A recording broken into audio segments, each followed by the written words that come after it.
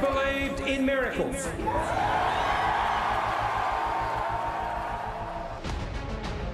Well, welcome back, everyone.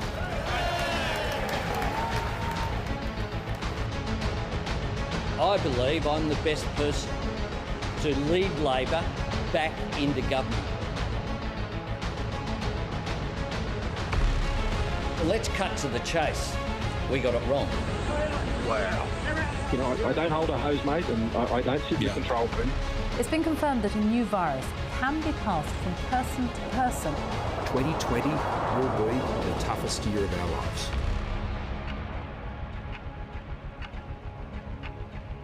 It is very serious. It is deadly serious. Every day that goes past from here gets more normal. It's not a race, right? It's not a competition. The grand slam of pandemic failure. We will get through this together. Every one of us has to hold a hose. Now it's a political problem. Every voice matters. I will not let you down. Today, we join our nations in the next generation partnership. I don't think I know. Now we want to put the past 2 years behind us. We need to put this government behind us. There's no one to help. Have a look at all the rubbish. It has taken everybody by surprise. Everyone has a role to play. This election is about you. I'm ready. We are ready.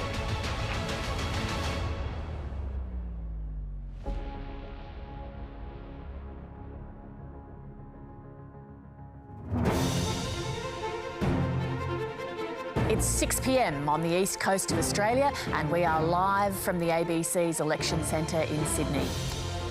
3 years ago, Scott Morrison declared a miracle when he delivered a third term in government for the Coalition. Since then, COVID, floods and fires have upended all our lives, and tonight we'll find out whether Australians have had enough upheaval or whether a change of government is next. Better days are now ahead. Labor leader Anthony Albanese has spent a lifetime in politics, but has he done enough at the end of this campaign to convince Australians he has what it takes to lead the country? I know Labor can do better, and I know Australians deserve better. Scott Morrison is behind in the polls. He has been all year. If he pulls off a victory, he'll be the first Prime Minister in 18 years to win back-to-back elections. I'm seeking a second term because I'm just warming up.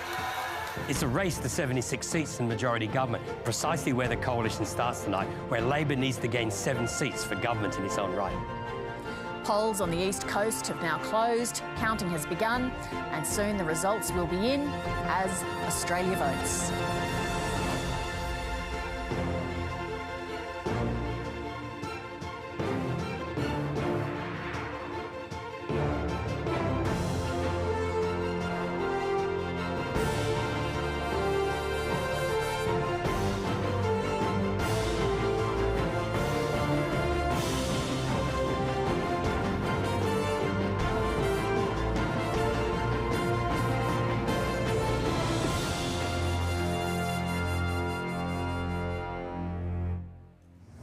Hello and welcome to Australia Votes. This is one of the most unusual elections ever in Australia. There are so many unprecedented elements and so many variables that it would be a bold person who'd make a firm prediction right now. The opinion polls have Labor very comfortably ahead, but they did in 2019 as well. So the question is whether they can be trusted this time around. We'll help you make sense of it all over the coming hours, of course, with the help of our indispensable ABC Chief Election Analyst, Antony Green. Antony, where do we start tonight? Well, I was going to start with a chamber, but I'll start with this. It's Norfolk Island. And the reason is Norfolk Island in the last decade has been added to Australia and is now part of the ACT electorate of Bean. And for the first time ever, we've gone to air at 6 p.m. and we've had election results. Now, I don't think the result from Norfolk Island is very indicative of Bean, let alone the whole country, but just it's always nice to know that we've got results coming in. But I'll go back to what I was going to do, which is to show the chamber the starting position for tonight's coverage. The House of Representatives. There's the chamber of the House of Representatives. We'll fill it in with our starting position for this election. We are starting with these numbers. 76 for the coalition. They've lost a seat in Western Australia, but we've included Hughes, which is Craig Kelly's seat, as a coalition seat. So 76, and that's the minimum you need for government to govern with a majority in the House of Representatives. Labor has 69, one up, again due to redistributions. There's one Green and 5 others. Labor needs 7 seats on a swing of about 3.5% for majority government. The Coalition need to hang on to everything they got. They need to win back Hughes for a start, hang on to what they hold, maybe cadge another seat from the Labor Party if they do lose some seats. We could see seats going both ways, or if you believe news poll this morning, most of the action will be towards the Labor Party. But that's what we're here tonight, is to actually see the numbers, to watch them unfold and find out what the result is. Thank you, Antony. Talk to you soon. With me here tonight are two of the most senior politicians in Parliament, Liberal Simon Birmingham and Labor's Tanya Plibersek, and we'll trust them to be frank and forthright with their opinions tonight, please. Let me start by asking each of you the same thing to start, which is just simply, what have you been hearing today from your colleagues, from volunteers, from just people out there? What are they telling you? Simon Birmingham. Well, Leigh, people have been overwhelmingly positive and polite, but that doesn't necessarily mean it's indicative of the result. I've seen and heard that on polling booths before. Australians engage, I think, with great responsibility in election day, and they do so, generally speaking, with a care and a regard for the booth workers and the volunteers who've been out there in sunshine in some parts of the country and torrential rain in other parts of the country. But overall, it certainly doesn't feel like they've been the quintessential baseball bats out there. It's been a case where the voters going through have often known their minds, but they've been friendly and polite in doing so. Tanya? Oh yeah, I agree with Simon that people have been friendly and polite. I have sensed a real it's time for a change feeling. I've been in my own electorate of Sydney today, going from booth to booth. Very long queues, people very keen to vote. Even with the big numbers in pre-poll, I was amazed at how long the queues were. And I mean, in my electorate at least, a very strong sense that it's time for a change. All right, we'll come back to you shortly. From the ABC, we have our top political journalists, Annabelle Crabb, Andrew Probyn and Laura Tingle, who's in Melbourne tonight. Annabelle, big picture question. What's your overall take on the campaign and what are you anticipating tonight? Well, it's been a sort of a mutual small target campaign, I think. A lot of the analysis is focused on Labor's small target, but the Coalition this time has presented a pretty small target too. Two of the great big issues that have habitually divided the two sides, climate being the major one, but also this question of economic management, debt and deficit. We're now in a campaign where the two parties have a nominally much similar position on net zero by 2050, and we are in an astounding amount of debt and deficit through circumstances beyond the incumbent's control, but it kind of removes those points of difference. So that's why it's kind of boiled down to a bit of a personality or character contest. Andrew? Look, I think it's going to be really fascinating and exciting tonight, but I suspect that this might be a historical election insofar as it heralds the ending of this two-party system, that for the first time we have the third-party vote really entrenching itself, possibly over 30%. Now, it is very, very possible that this becomes a permanent feature of the Australian system. The parties that Tanya and Simon represent, the sides of politics and parliament, used to command 90% of the popular vote, but it's very, very possible that they're reduced to little over 2/3. Hello, Laura Tingle in Melbourne. What's your take? Leigh, as Andrew says, we are going to see, I think, this testing of the landscape of Australian politics tonight. Now, it's not just going to be about those teal independents. I think a few things have happened during this campaign or have been revealed in the way the parties have campaigned. Labor's traditional bases in a lot of places have not come back to them as far as we can see. Seats like Capricornia and Herbert up in Queensland, which were once really solid Labor country, nobody's been talking about them sort of swinging back in any significant way. You've got this sort of implosion of the Liberal Party with the peeling off of teal candidates and moderate Liberals, and Lord knows what's going to happen after the election to the Parliamentary Party. But I think of considerable concern tonight is something that we haven't really been focusing on in the campaign, and that's what happens to Clive Palmer's vote.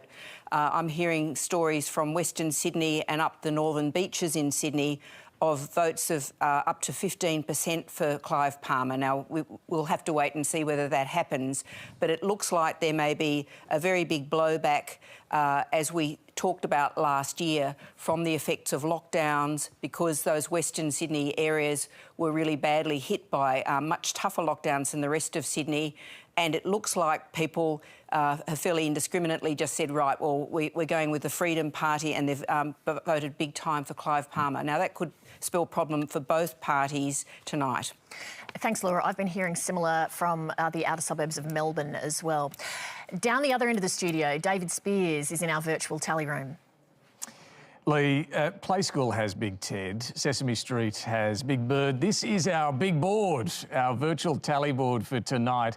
It's, I guess, a bit like the tally room in elections years gone by. Let me show you briefly how it's going to work. We have every 151 seats in the country listed behind me. Right now, they're in alphabetical order from Adelaide, up in that corner, right across to right. But alphabetical order doesn't really matter tonight, so let's just shuffle the deck, shall we, and have a look at what really matters, and that's how they stack up in terms of their margins. So this is how the table is set heading into tonight's count. Over here, the coalition seats in blue, from their safest seats over this side of the board right through to their most marginal in the centre, and likewise on the Labor side, their most marginal seats here stretching across to their safest seats, the ones that probably won't be in play tonight. We'll be very much concentrating on the middle of the board, and right down the middle we have the 6 crossbenchers. Will that number grow tonight?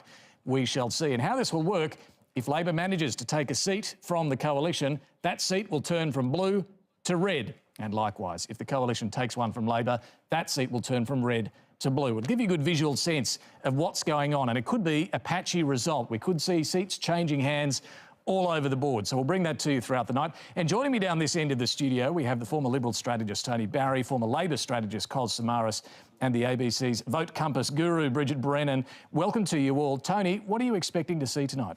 Well, I think the electoral math is going to be very, very difficult for the coalition. So they're fighting on multiple fronts, the teal seats, and it's becoming a very fragmented electorate. We know from all the primary votes that it's fragmenting everywhere. And on top of that, you've got Palmer cannibalising the votes. So it's going to be a very difficult task for the Libs to win tonight. And Cos, you were picking up this Palmer, talk at least of a Palmer vote being a problem in some outer suburbs as well. What happens to that tonight? Well, we would expect that impact to affect both major parties. Hence, tonight, I think we're going to see both major parties pursue a different path to victory. So for the Labor Party, Higgins, they're pursuing seats like Higgins, Brisbane, which historically have been on the Liberal side for a very long time. And at the same time, the Liberal Party targeting seats like McEwen and Blair, again, although marginal, not really target seats they've historically targeted. But let me quickly put you on the spot. Is Labor expecting a win tonight, right now? Yes. OK. Yes. Bridget, you've been tracking through the course of this campaign to how Australians feel about particular issues. What are you looking forward for tonight? Well, as Tony and Cos have said, we could be looking at a very changed parliament a little later tonight, David, and as a clearer picture emerges, we'll have exclusive data from Vote Compass, which is the largest survey of voter attitudes in the country, and we can really analyse where views diverge on location and demographics, and we'll have that analysis for you tonight. So, Leigh, we'll show you what's happening, we'll dive deep and try and explain why we're seeing what's happening as well. Thank you, David. Around the country, we have reporters fanned out at all the key locations, including Greg Jennett, who's at the Liberal Party function tonight. No Liberal Party members on site yet, Leigh, but the party hasn't quite started, but the room is already adorned with Liberal sloganeering and strong economy, stronger future, it reminds us. Of course, these Saturday nights make or break political futures, don't they? Who can forget that night 3 years ago in a location very similar to this one, which drifted into some form of democratic delirium for Liberal Party members. Quite unrecognisable they were at that stage in the night from the Magdalen mob that had first assembled here. So will spirits sink or soar in this room tonight? Well, it will be quite some time before Scott Morrison shows up or contemplates showing up. We'll try to keep a track of the mood of this room, Leigh, in our coverage tonight. Thank you very much, Greg. And Patricia Carvelis is with Anthony Albanese and the Labor function tonight in Sydney. Yes, Leigh, there is nervous anticipation that this is their night. All of the polls are suggesting that this is the night that Labor will seize power, but none of them are quite believing it. They are so burnt after the 2019 experience. There is actually a sort of collective trauma in the Labor Party. They say their tracking data shows that they're on track for a majority, but none of them will believe it. And until Antony Green calls it tonight, they'll be watching our coverage closely. They will be very careful. Later tonight, this room will be full of true believers who are hoping that Anthony Albanese can form majority government. Patricia, thank you. Before we move into our discussion, I want to take a moment to pay tribute to ABC legend Caroline Jones, who died yesterday, one of Australia's most accomplished journalists.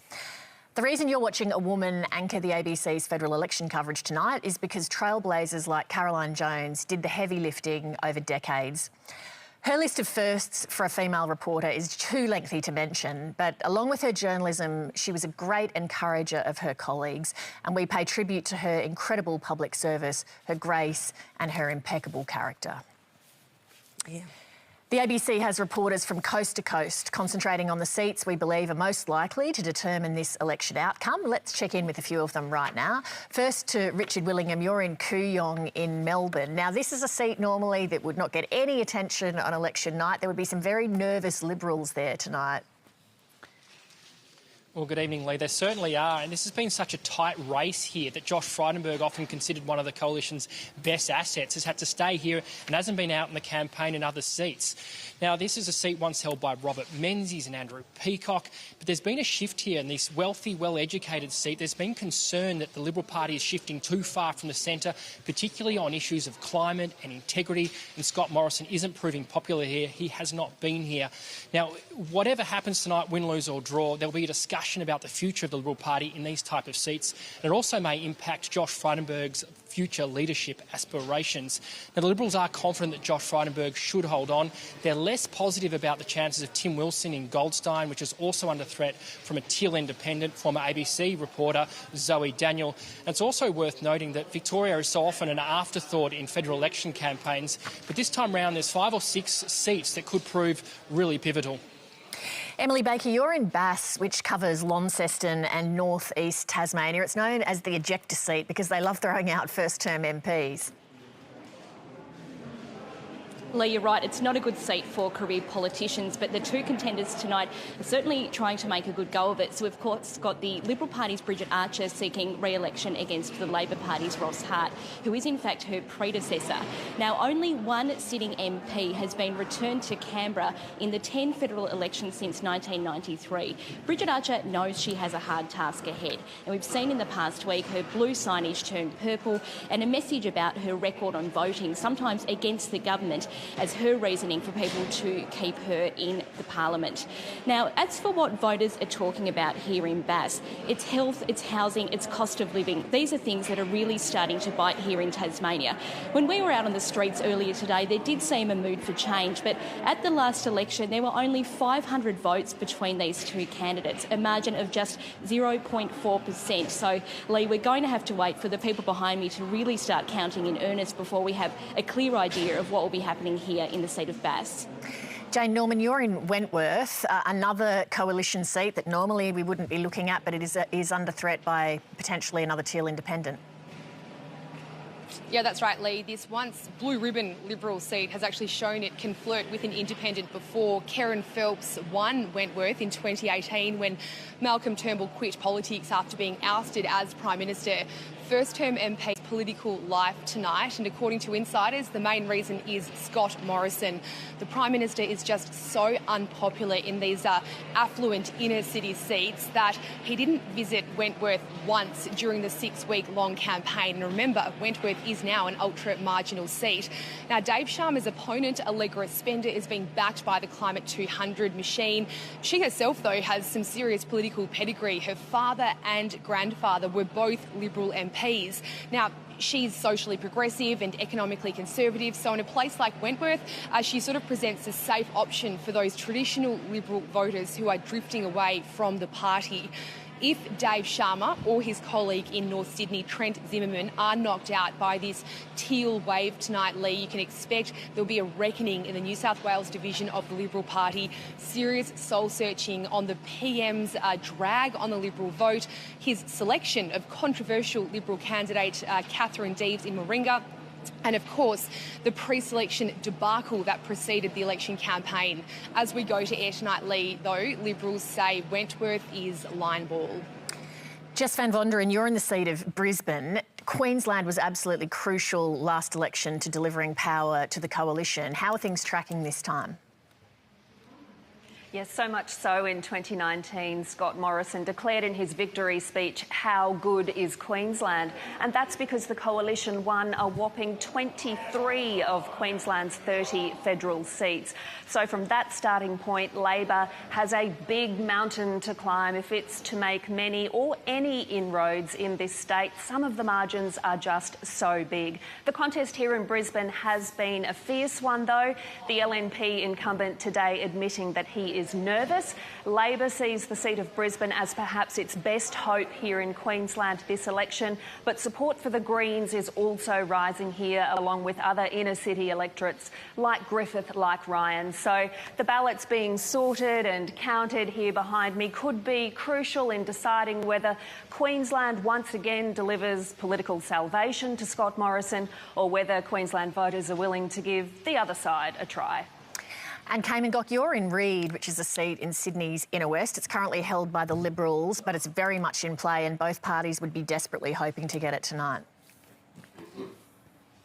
That's right, Leigh, and it's also a seat that Labor is quietly confident it can claim. The Liberals hold Reid by just 3.2%, and it's considered somewhat of a bellwether seat. It straddles the inner west of the city and Western Sydney, so there are a range of issues from climate change to cost of living. It is also a highly multicultural seat, so Labor is hopeful, the Liberals are nervous, and if this seat swings early, it could be telling for what to expect for the rest of the night. Leigh? All right, thank you to all of you. We'll no doubt be looking at all of those seats as the night progresses. For the moment, though, we're going to go to Antony Green, who has some early figures. Well, just to show that we do get figures and they start coming early. They're from Kennedy and Maranoa, which is the two big Western seats in Queensland. This is Lucinda from Kennedy. Bob Catter, I don't think anyone's expecting anything other than Bob Catter getting re-elected here. But those are the first figures in there. Nothing very significant. There's under 100 votes. And in Maranoa, this is from Mungandai. 111 for David Littleproud. Mike Kelly, One Nation, has run second in Maranoa at the last two elections in federal elections, and they're expected to finish second again tonight. But just to show that we are getting figures, but we're waiting for something slightly more significant than Kennedy and Maranoa. In terms of knowing the overall election result. Thank you very much, Anthony. Let me bring you in, Simon and Tanya, to just ask your thoughts about a few of the things that we've heard people saying there. The first thing I want to do is actually just put you on the spot like David did. Does Labor expect to win tonight, Tanya? We're hopeful, but it's way too early to tell. And is there that sense, as Patricia Karvelis said, of signs look good, but you don't want to get too hopeful because of last time? Well, you know, if you were believing the polling, you would say we had a good chance, but we were very much misled by the polling last time, so I don't think anybody's really accepting what the polls tell us just yet. And Simon, do you accept that, as people have been saying, the path for your side to victory is very problematic? Leigh, I think it's certainly a challenging path. To get a fourth term is never easy in Australian politics. It's only been done a handful of times before. And so in that sense, we have had to work very hard. We can see that there are pathways and there are potentially multiple pathways that are there, dependent upon which seats end up being a challenge. And equally, as you've heard from some of the pundits, there could be greater variability in seats that hadn't been predicted before. So we'll just have to see how that plays out. What about this situation where we could end up with a permanent arrangement in Australia where the two major parties are getting primary votes that are in the 30%? Do you think that could be a permanent state of affairs, and what effect is that going to have on politics? Simon first.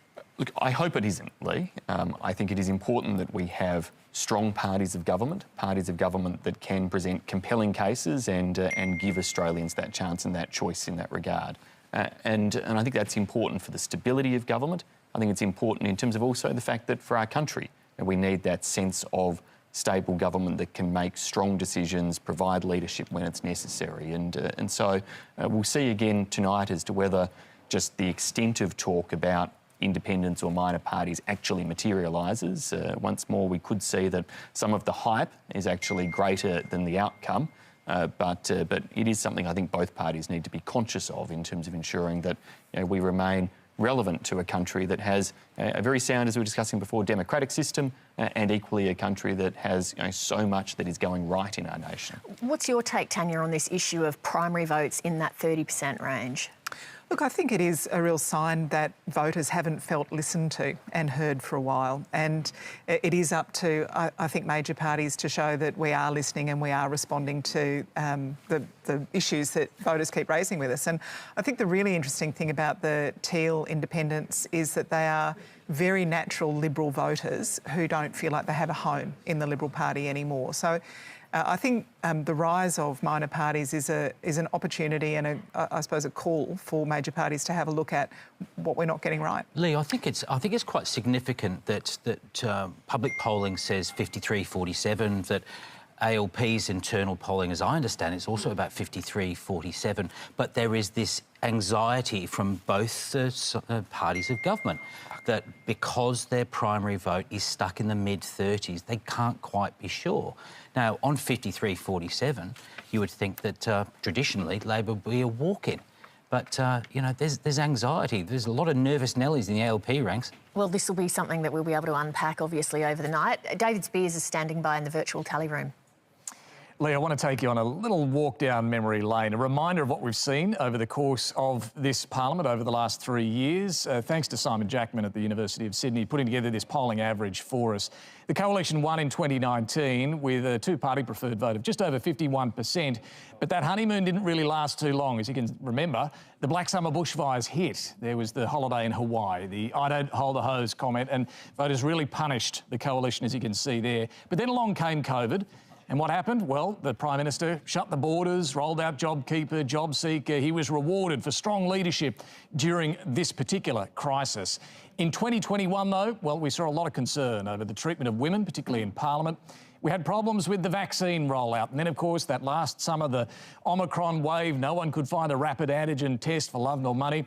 And then, of course, the most recent natural disaster, which were those terrible floods in New South Wales and Queensland, and perhaps reminding people as communities were stuck and some stranded of, well, those Black Summer fire issues and the way the Prime Minister handled them. So you can see Labor finished, on our polling average here at least, with this lead that Andrew was just talking about, 53.3% on an average across the polls to the Coalition's 46.7%. I think what's really interesting here is you can see it in these numbers, that Labor opens up that biggest lead right when it needs to at the very end, the closest point to the election. And even in this final 6 weeks of the contest, of this campaign, that lead didn't really budge much. All right, David, thank you very much. We're going to go to Antony Green now at the touch screen to have a look at some of the Bush independents. It's mainly just first figures. And what's interesting is that some of the independents are doing well. Kate Hook was one of the urban rural independents. It's the Orange Bathurst, Lithgow-based Sid Clare. Well, just look at the first preferences of these because they're quite tiny. But there are two polling places in, and Kate Hook, the independent, is currently second, and these are two quite small polling places, so that'll be interesting to watch if that continues through. Cowper is a North Coast seat. We've got one polling place, Hat Head, and the independent is running second there as well, ahead of the Labor Party. Again, very early figures, but just to show what's going on here. And in Indi, first polling place for Indi, Ross Lyman is ahead, Helena Haynes is in second. This is the seat the independent Helena Haynes is trying to retain, but this is just to show that some early figures are coming in. At this stage, these are three rural electorates where independents are well. So again, there are again electorates which aren't showing what the overall national picture will be. Thank you, Anthony. Annabelle, can I ask your thoughts on this issue of 30% of the electorate not being interested in voting for a major party? It's extraordinary, isn't it? After 6 weeks of really non-stop campaigning, there's a resolute 1/3 of Australians that really doesn't want to put the pencil tick in the column of either of the major parties. And I think that's what makes tonight so unpredictable and strange, that that 30% is made up of some very, very different demographics. I think there's professional women who feel cheesed off by the government, not necessarily moving to the ALP. You've got sort of anti-vaxxer and supporters potentially of the United Australia Party, people who have got kind of ongoing issues from the COVID era and the role of government in that time, feeling like governments have been telling us what to do over the last few years and just being cheesed off with that. That might account for some sticking power for that Clive Palmer freedom, freedom, freedom message. And then you've got people who just genuinely don't know, and there's sort of, about 7% of those according to the polls. So where do those people go when they're actually in the polling booth? Do they take a deep breath and pick a lane, or do they maybe vote Green? Do they vote one of the teal independents? Do they vote UAP? This is what's going to be confusing about tonight, and it's what really hampers the major parties in really being confident about what's going to happen. Laura, I get that people could feel annoyed at the government because the government's in power, the government does things, and so people might feel like they're not listened to by the government. But traditionally then that might cause you to look to the opposition party. So what is it that Labor is doing or not doing that's meaning people aren't going there? Well, I think there are a few issues here. One of them is that back in the olden days, you tended to be born Liberal or Labor and stay that way, and that doesn't happen now.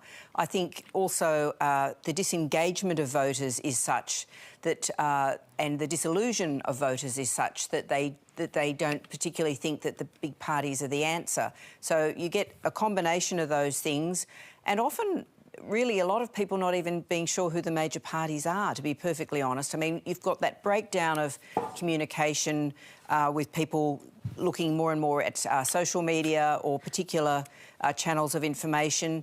So they may not be all that aware of what's actually going on. Plus, you've got the confusion during the COVID era of state governments and the sort of relatively minor presence of the federal opposition when you had the premiers and the federal government fighting it out. So I think COVID has really emphasised some trends that were there already and have been really, I think, probably in some form or another for about 20 years. But they're all just coming together in this perfect storm in this election.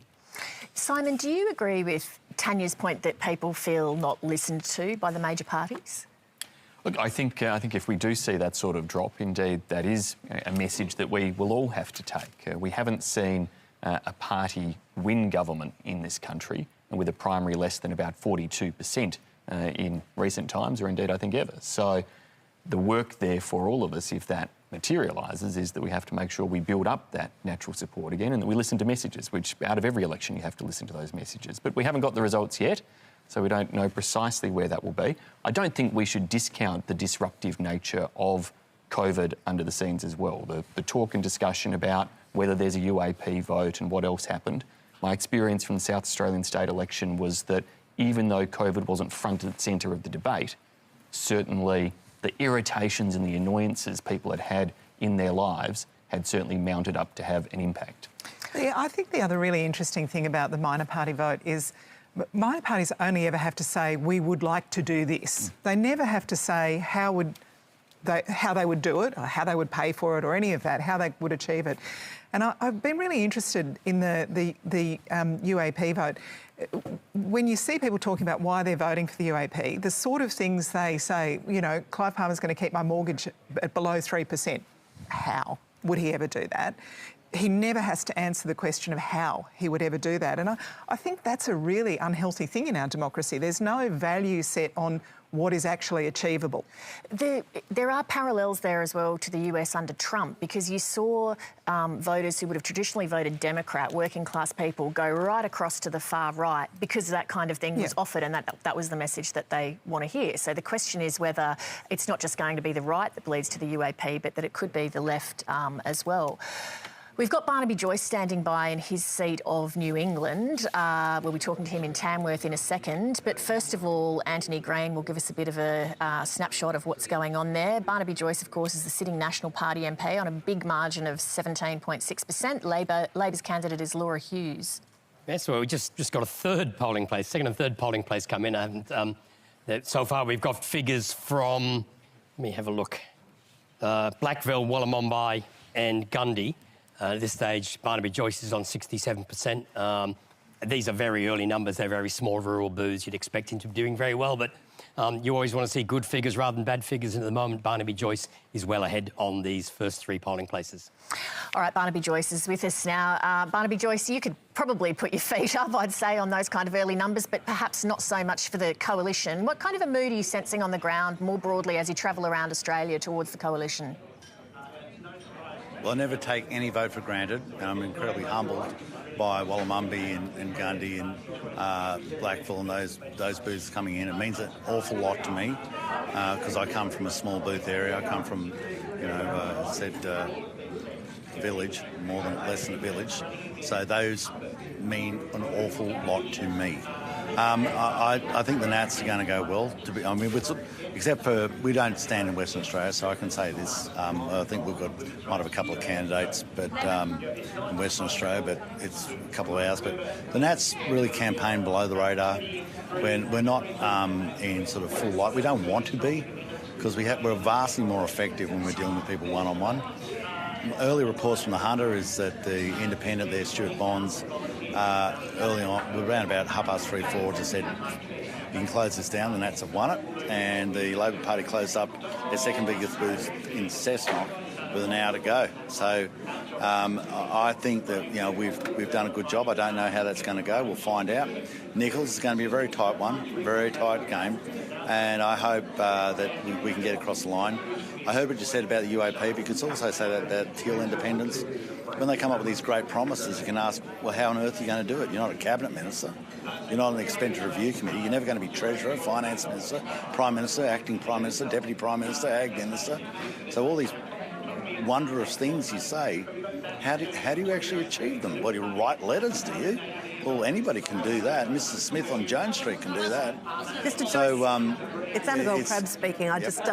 We've had a lot of conversations during the course of this campaign, and you've made your views pretty pungently known about the wisdom of voting for teal independence. That's a grouping that's kind of nibbling away at the constituency of the Liberal Party in inner city areas. But what is the scale of the threat on the other side from UAP and One Nation, do you think, for the coalition at this election? Yeah, they're strong, and certainly they have an effect. But I suppose they did bind into a party, and that's the big thing.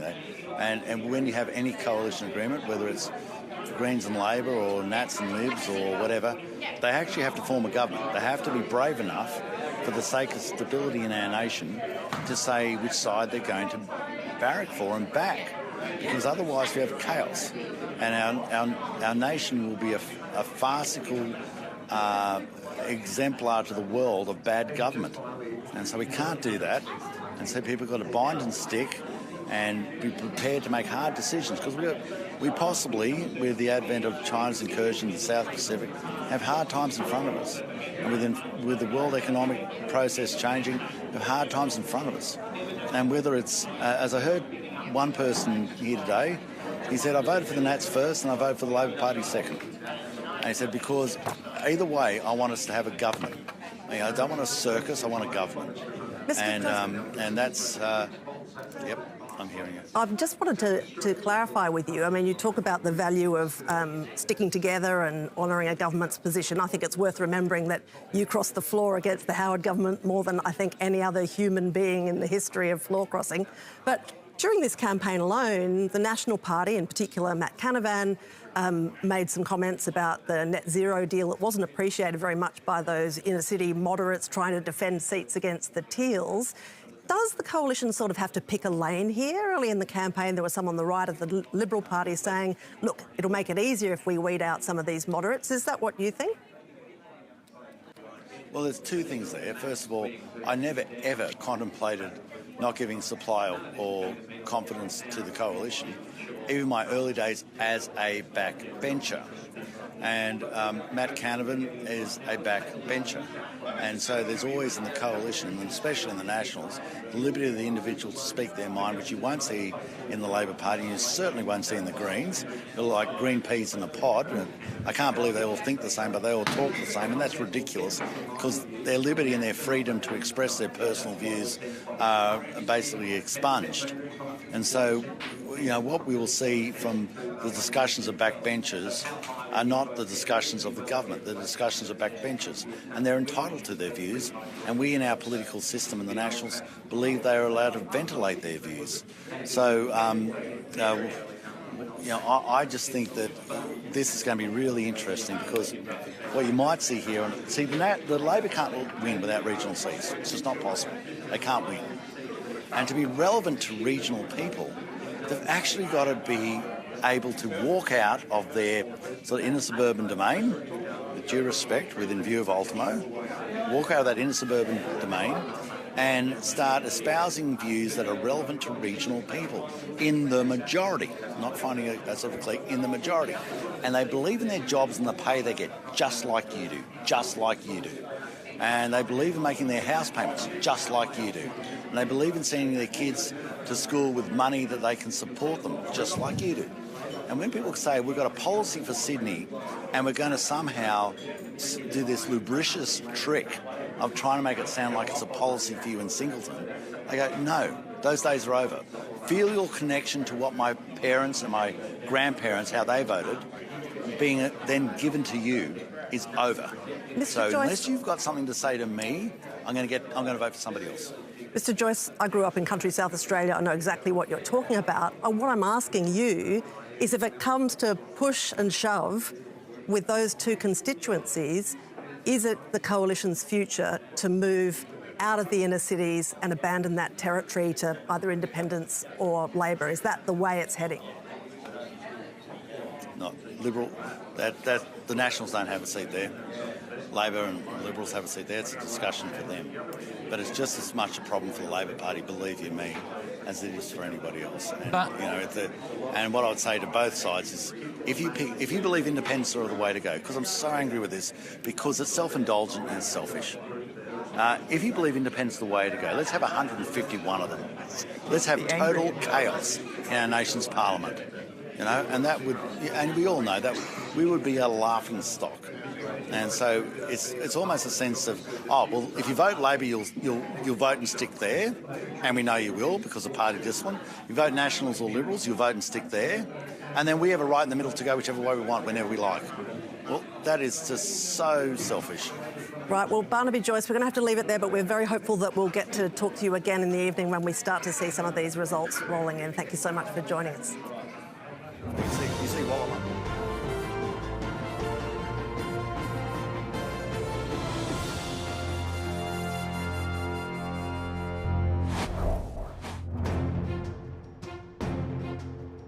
Launceston, Palanawina, Mabia, Kanamaluka is in the electorate of Bath. Binanyalua, Laikila, Ripatumila, Kanamaluka, Taipani Lumi, Gorge Ta, Takari Lia, Tayari Nutapana, Litari Mirana, Panina, Taipani Lumi. It is 6:41 p.m. with a tiny 0.2% of the vote counted. This is Australia Votes. You've got some more figures for us, Antony. Yeah, we've got some figures from the electorate of Eden Monaro, which, of course, Christy McBain holds. She won at the Dubai election 2 years ago when Mike Kelly retired. The only very small numbers at this stage, 0.2%, it's 2 polling places. We're estimating a two-party preferred swing of 7.4% to Labor. I would point out the Liberal Party got a candidate in the field very late here, and there is now a sitting member courtesy of the by-election, so I wouldn't necessarily hang on that, especially with only 2 polling places. Gilmore, which is down on the south coast, Fiona Phillips won it for the Labor Party last election. Andrew Constance, former Transport Minister in the New South Wales government, he's ahead on first preferences. Got an advantage this time because there was a national candidate getting about 10% of the vote last time. And that shows up, I think, The two-party preferred swing we're seeing is 8.4% to the Liberal Party. That's 4 first preference booths, no polling places. So, again, as with Eden Monaro, that's a very early figure, so I wouldn't necessarily rely on exactly, but just to show the way that you're getting the numbers. This is Lions, the big big Tasmanian electorate, central Tasmanian electorate, 35-22. The Greens, 17. A feature at the moment is quite a large vote for all the minor parties. One Nation is doing well, the Jackie Lambie network in this electorate. So whether that flows through to the bigger townships or whether this is a feature of the small communities we're getting in at this stage, we're getting much earlier figures this time from some of these communities simply because there's fewer votes to count because so many of people have voted beforehand. So there seems to be a very early count coming in. Now, this was interesting in Mackellar, the first polling place in, I think it's Coleroy Beach, Coleroy Plateau North. The Liberal vote is taking a big hit on first preferences. It's down about 18% on first preferences. It is only one polling place, but Sophie Scomps, this is a GP on the northern beaches of Sydney. This is one of those teal independents that we'll be watching through the evening. We'll see how that unfolds later in the evening, but that's just to keep a track of the early figures coming in. OK, thank you very much. Tanya, I just wanted to ask, because Barnaby Joyce mentioned it, have you had any word today about how things were in Hunter? Look, I haven't had a look at the results for Hunter yet, but I was really listening to Barnaby talking about this sort of city-country divide that really isn't represented by those figures that Antony's going through then. Like, I've been looking at the early figures for Eden Monaro, which look very good. I mean, we've got a fantastic candidate in Christy McBain then. It's only 2 booths, but very early. Richmond, Gilmore, I mean, these are seats that are Labor seats because they've got really great local women representing them. And I think that's that local champion, I think that's a really important element of this election. Simon? Actually, another seat I've just been glancing at is Dawson, which of course was George Christensen's electorate, and decent number of votes coming in there, some 1,200 plus. And I think it's really encouraging to see Andrew Wilcox, the new candidate there, who has had a very straight-down-the-line election campaign with Sunday's mayor, campaigned passionately as a local, but hasn't courted the type of controversy we've seen in the past. And his primary vote appears to be up by about 5%. Now, if we see that type of endorsement of new candidates who don't court that type of controversy we've seen in the past from the likes of George Christensen, I think that's a very strong signal and message that I hope it sends in the future. Depends, though, if the controversy they're courting is appealing to the people who are in their seat. Well, it doesn't look like it was, in the sense if the vote has gone up by more than 5% now. Again, early figures, but it's a more substantial number to date. It's good news for us as well to see that Dawson, with a change of MP, looks like it's holding solidly with the LNP, but also change of style of candidate, and I think that's a very positive endorsement too. OK, David Speers is standing by in his virtual tally room. Leigh, a reminder, we've got behind me here on the tally board every seat in the country and ranked really in terms of their margins. So the safer seats on the edges, the ones that are least likely to change hands tonight, the safer seat for the coalition is Maranoa. David Littleproud, the Deputy Nationals leader, holds it with a whopping margin of over 25%. You can see there in outback Queensland. The safest Labor seat in the country, Scullin, held by Andrew Giles in Victoria. The margin there nearly 22%. So Labor, as Antony's been explaining, goes into tonight with 69 seats in their column. They need to get to that magic number of 76 to form a majority, and that's where the coalition starts, 76. So coalition on the defensive, but I want to show you something too. In the middle, the teals, well, the crossbench seats at the moment, we'll see if more teals are added to that list. 6 of them there right now. Will we see that number grow? And I'll come to those teal seats in particular. But to show you why Labor's path to victory is not an easy one tonight, have a look at the seats that are held on margins of less than 1%. There are only 2 of them on the coalition side, Chisholm and Bass. Yet there are 4 Labor seats on margins of less than 1%. What about margins of less than 2%? Well, a similar story. You've got 8 seats on the Labor side that are on margins of less than 2%, only 4 on the coalition side. Let's look at margins of 3% or less. And again, you see a whole lot more on the Labor side, just 5 on the Liberal side of margins less than 3%. And 4%, let's have a look at those. You get the picture. Labor's got a lot more territory, a lot more marginal territory to defend than the coalition does, which visually shows you the task they have. Now, Labor's not only targeting these most marginal seats, it's also targeting a few further up the tree from the coalition. I want to show you a few of them. Pearce in the northern suburbs of Perth, Brisbane in central Brisbane, of course, and Bennelong in northwest Sydney. There are a few others as well. Deakin might be interesting to watch tonight if they pick that one up. Well, Labor sources saying to me that means they're in line for a strong majority. The government, well, they're looking beyond these most marginal. They're in fact looking at the outer suburban suburbs. That's where the Prime Minister spent a lot of time in this campaign, in particular Lyons in Tasmania, McEwen on the fringe of Melbourne and Lingiari in the Northern Territory. We've seen Scott Morrison in those few seats a lot over the past 6 weeks. So that is the target. The problem for the government, for the coalition, is not just defending these most marginal seats, but those teal seats that you've been talking about. And this is where they are. And you can see them on the map as well. Most of them are centred around the inner suburbs of Sydney and Melbourne. Wentworth, Kooyong, Josh Frydenberg's seat in Melbourne, North Sydney, Goldstein, Tim Wilson's seat in Melbourne, Mackellar on the northern beaches of Sydney, where Antony just had a few early results. Curtin out west, though, there it is in Perth, is another one to watch tonight, being contested by a so-called teal independent. We've put Nichols on this list as well, technically not a teal independent, but the independent Rob Priestley is a strong contender in that regional Victorian seat as well. So you can see there the challenge for the government's defending not just the most marginal, but all these others in its traditional heartland as well. Cos, let me ask you firstly, though, about the difficulty Labor faces tonight, because it is on the defensive in a lot more territory when you see the size of those margins. Yeah, I think Labor's learnt its lessons from 2019.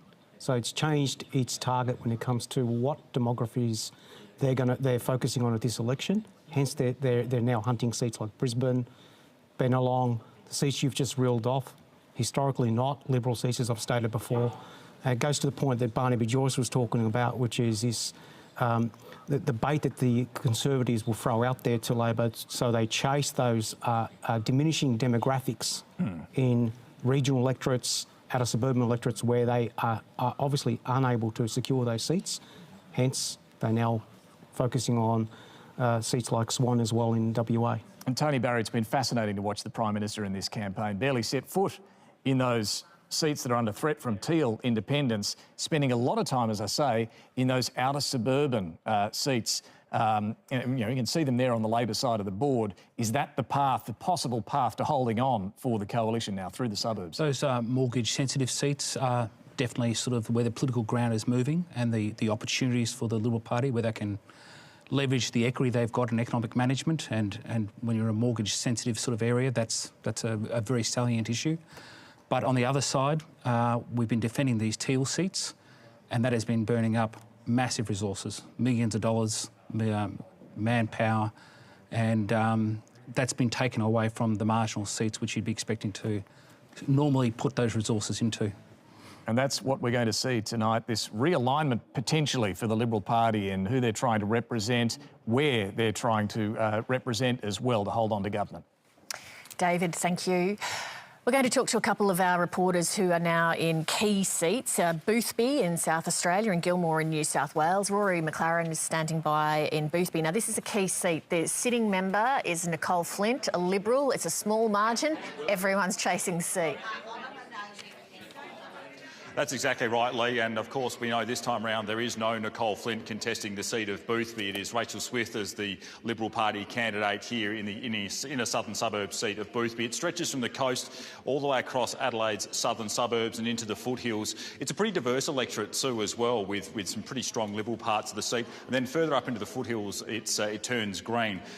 Labor, speaking to their campaign people today, they are feeling pretty confident about their chances here in Boothby this evening. And the big thing here, which is another factor, is the inclusion of Jo Dyer into the mix. She is a Climate 200 backed independent, and she will be directing her preferences in the direction of the Labor Party. We also have the Green vote here, which can be in the sort of around 8 to 10% mark as well. So Labor feeling quite good about their chances here in Boothby as the night unfolds. And if it does happen to fall to Labor, that would be the first time that the ALP has held this particular electorate since 1949. It has been Liberal Liberal Party turf for such a very long period of time. And of course, the Labor Party candidate here is Louise Miller-Frost. She is the former boss of St Vincent de Paul here in South Australia, also has many years of experience in the health sector as well. So it's very much a seat to watch, and the Labor Party in South Australia are feeling good about their chances. Rory, thanks very much. Dan Conifer, you're in Gilmore. That's on the New South Wales south coast. It was badly affected by bushfires. One of the candidates there is Andrew Constance, a very high-profile former New South Wales Liberal minister. What's the mood on the ground there? Yeah, and that's whose event we're starting tonight here at the Bomaderry Bowling Club. This is in the north of quite a long electorate, which extends about 200 kilometres from top to toe. Bomaderry, Nowra and Kiama, big population centres, which is really where this electorate will be won or lost, down to Batemans Bay, Moruya in the south. But that area is much more familiar with Andrew Constance. He was the local state member for 18 years. He was the state transport minister, as well as the state treasurer for a brief time there. And the Liberals hoping that brand name recognition, the Constance brand name recognition, is going to bring it home for them. But that'll be particularly strong, you assume, in the southern part of the electorate. Fiona Phillips has been stronger in the northern part of this electorate, but also, as you mentioned there, has proven herself to a lot of the smaller coastal communities that were hit hard by bushfires, those black summer bushfires. A lot of people in those places saying that she's been with them ever since, and Labor certainly hoping that a hard-working local member over the past 3 years, remembering that she's only held this seat for 3 years. It is a traditionally coalition area, but that local campaign that she's been running that whole time will pay off, and they'll retain this seat, and it won't just switch back into the Liberal column, which is the fear of Labor hardheads, that it will just revert to normal after a very abnormal 2019 campaign locally here. All right, Dan, Rory, thank you very much. We're going to talk now to Stan Grant, who's the ABC's international affairs analyst. Foreign policy, Stan, has come up quite a bit during this campaign, particularly around that deal, the security deal between China and the Solomon Islands. For whoever wins government, what do you think are going to be the major challenges in foreign policy? Leigh, it is China, China and China. And, of course, if Anthony Albanese wins office tonight, becomes Prime Minister, first on his list is to attend the Quad meeting with Penny Wong, if she's Foreign Minister, to sit down with partners like the United States, India and Japan, which is all about trying to deal with the impact of China's rise throughout the region, its increasing assertiveness, aggression. You know, throughout the campaign, of course, we've heard warnings of the drumbeats of war, and Peter Dutton saying we need to prepare for war. Labor has locked itself very much in with the government when it comes to our defence posture, our defence spending, a commitment to keep defence spending higher in the first term of a Labor government as well. And that Solomon Islands Security Pact really was a wake-up call, wasn't it? Suddenly, China was in what Australia and the United States considers its own sphere of influence. We heard the Prime Minister talk about red lines and very unsure about what that means or how they would be enforced. But clearly China is looking to increase its presence throughout the Pacific, and that is going to be the big foreign policy challenge of whoever leads into this next term of Parliament. Of course, you have the war with Ukraine, China and Russia in a closer relationship, signing their own no-limits pact, but China being Australia's single biggest trading partner as we head into rough headwinds economically throughout the world, increasing inflation. It's going to drive up interest rates. We know that 1 in 5 jobs in Australia relies on export industry, and China being our biggest trading partner and our relationship with them in the deep freeze. That is going to be absolutely front and centre. Well, Stan, how do you get that relationship out of the deep freeze? It's tough, isn't it, Leigh, when you know our political leaders can't pick up the phone and speak to their counterparts in Beijing, and to a large extent we are caught in the crossfire of the big power rivalry. The 21st century was always going to be defined by the rivalry between the United States and China. And that ultimately is going to drive our relationship as well. You'd remember it wasn't that long ago that Australia was trying to maintain that you could walk both sides of the street. We didn't have to choose between our strategic relationship and our alliance with the United States, our friendship with the United States, and our trade relationship with China. Well, no one pretends that's the case anymore, that those choices are absolutely being made. But what happens between the big powers? What happens in Ukraine? How does that impact Xi Jinping's thinking? What does he do with Taiwan, where he has threatened to take back Taiwan by force? All of those things are going to determine our relationship. Look for what Joe Biden and Xi Jinping do, whether they can reach some form of rapprochement or even try to reset the relationship, because that is what's going to determine us in the short term. But outside of that, of course, we do have a role to play in the Pacific. We are going to have to try to build those ties and build what may have been damaged relationships with countries in the Pacific in recent years. We are going to have to double down and build those strong relationships with the Quad, with countries like India and Japan as well. But that big power rivalry, that is largely going to determine our fate as well. Stan, I'll pick up on some of those themes with you later in the night, particularly around foreign aid, because, you know, we're in a situation with debt and deficit, but if we want to have influence again in the region, we're going to have to look at our foreign aid. Thank you for now. We're going to have a look at a few seats in Tasmania, starting with the seat of Bass. It is held currently by Bridget Archer, the Liberal MP, on a tiny margin of 0.4%. As we mentioned earlier, it's known as the ejector seat. The ALP is standing Ross Hart, Antony.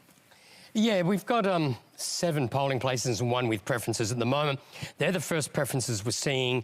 And we'll look at the change. You can see Jackie Lambie Network's candidate's got 7%. The Labor vote's well down, One Nation vote up, others up, which includes the Jackie Lambie Network candidate, and the Liberal vote static. So at the moment, and we haven't got a preference count for those polling places, so we're not sure how the preferences are running. But we're seeing that we're seeing a lot of regional votes, a lot of country votes at the moment, and we're seeing funny trends like that where the Labor vote's well down in regional areas. But we want to see some more figures. But that's Bass at the moment with 1% counted. OK, let's have a look at Braddon. The sitting MP is Gavin Pearce, a Liberal, on 3.1%. The ALP candidate's Chris Lynch. Yeah, look here, you can see the third candidate's Craig Garland. He's got 11% of the vote. Jackie Lambie Network candidate's got 9%.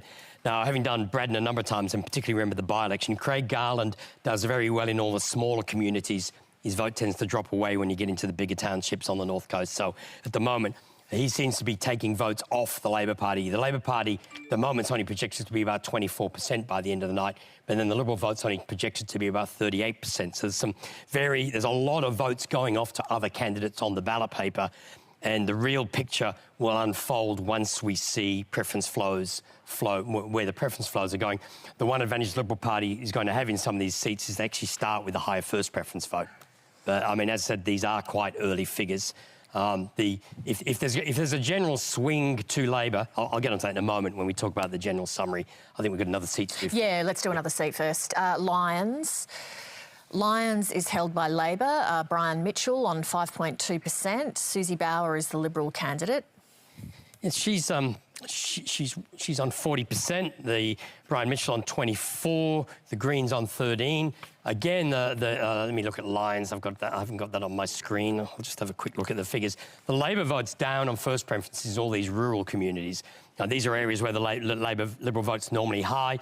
The Liberal vote, if you look at the swing on this one, the Liberal vote is down slightly. I should just explain that there was a national candidate the last time, and the Liberals had to disendourse their candidate. We've added the Liberal and National vote together from last time, and it's indicating a small drop in the Liberal vote, but a bigger drop in the Labor vote. And the vote to other is again, it's Jackie Lambie Network mainly, but there's some other independents on the ballot paper as well. OK, we're an hour into counting, Antony, so what's the state of play? Well, the state of play is we're not getting a clear picture at the moment. What I meant by that was the poll this morning was 53% two-party preferred. That is a 4.5% swing. If that was the national picture reflected in every electorate, you'd be seeing it now, and you're not seeing it now. But I suspect it's because of the patchy nature of the results we're getting at the moment. That's the numbers we're seeing, 37, 30. It's better to look at this change in vote here. What's happening at the moment is the coalition vote down 4.6, Labor vote down 2.8, the Green vote is up One Nation vote is up. I will point out that the One Nation vote is down in the electorates they contested last time. Their vote is up because they're standing in 3 times as many electorates. So the rise in One Nation vote is because they're standing more candidates.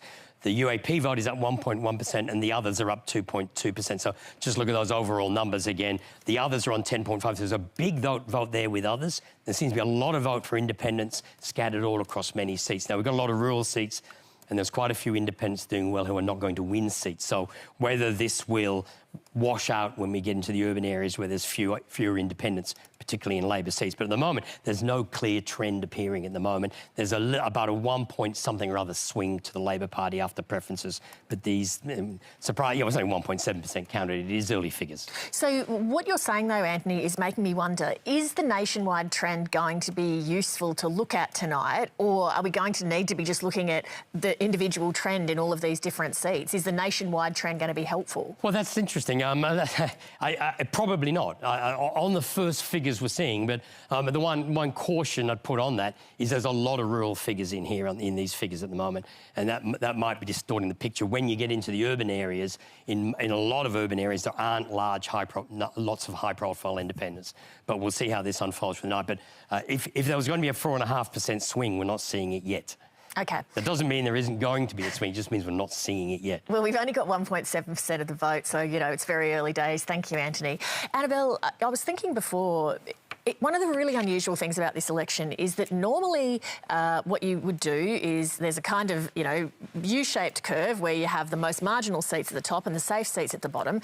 And for the purposes of trying to figure it out, you ignore the safe seats. So, for example, you wouldn't even talk about seats like Hunter and Fowler on the Labor side or Wentworth, Kooyong, North Sydney on the Coalition side, and you would concentrate all of your attention on all of those marginal seats in the middle. This time around, we're talking constantly about all of the seats at the edges, and so it makes it a very different kind of calculation. Well, that's because the changes are going on inside demographics that are unevenly represented across what have traditionally been marginal seats. So I think we'll see shifts inside safe seats that make them less safe or more interesting for our purposes. We've got, I think, 90 cameras standing by to cross into electorates that we would never have dreamed of hassling on election night before, right? And even from what Antony was just saying then, we're not seeing, even at this early stage, and with the caveat, obviously, that a lot of these booths being counted are regional ones and so on and so forth, but you're not seeing kind of a big chunk at this stage taking it out of one major party and plopping onto another. What you're seeing is both major parties losing a bit of skin, and it's being picked up by this disparate group of United Australia Party, One Nation, Greens and others, you know. So, and part of the reason for that is you've got all these different demographics working in different directions. So you've got professional women, you've got tradies, you've got people who are in regional areas with specific issues that have arisen over the last couple of years, principally around COVID and the lockdowns. So, look, it could be a late one, I guess. Andrew, any thoughts on that? Well, I think if you looked at the graphic that we just saw from Antony Green, you had 2/3 of the vote with Labor and the Coalition, and that massive parking of the vote with the other. And I think the question for tonight will be how strong is that other? Does it remain over 30%, which would be alarming to both Tanya and to Simon? Simon, I wanted to ask you about a point that Tony Barry raised before, which was the amount of money that the Liberals have had to spend on seats where you've faced a threat from teal independents. What effect has that had then overall on your campaign? No doubt, Leigh, that just as the ABC has got lots of cameras in lots of locations tonight, we have had to fight a campaign across a broader range of electorates than customarily the case. Not just the teal challenges, but also noting that there's been a defence of our own seats, but probably a broader range of offensive measures in terms of seats that we could see potentially in the Labor Party range, those outer suburban, peri-urban, semi-regional electorates that we have run intensive campaigns to potentially take seats off of the Labor Party. So that has spread it thin, but I think we have overall still managed to carry a pretty focused national message, as well as ensure that on the ground, those seats where we need those campaigns have been running an intensive effort. But you do see quite an aggregation of people who would have been Labor volunteers, would have been Greens volunteers, suddenly coalescing around those teal independents or the like, which creates a visible army of activists doesn't, again, necessarily translate into voter outcomes. Simon, that's what we'll see. In your home state, though, I was hearing that some of the resources that were being thrown at Boothby were actually being directed into Sturt. What can you tell us there? I can tell you that both ran hard campaigns. I was on the ground in both those seats this morning before coming over to Sydney, and no effort was spared in Boothby, but James Stephens in Sturt, I think, has picked up the old Christopher Pyne approach of leaving no stone unturned in the campaign, unsurprisingly. But Rachel Swift in Boothby has run a very intensive campaign, and at a ground level, I got feedback just the other weekend from John Howard, who had visited Boothby, and said that it was one of the most impressive recognitions for a non-incumbent MP he'd seen.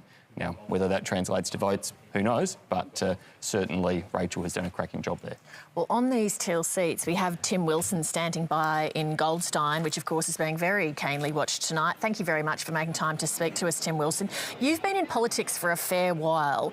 Whose fault is it that you've found yourself so vulnerable to a campaign from a politically inexperienced independent?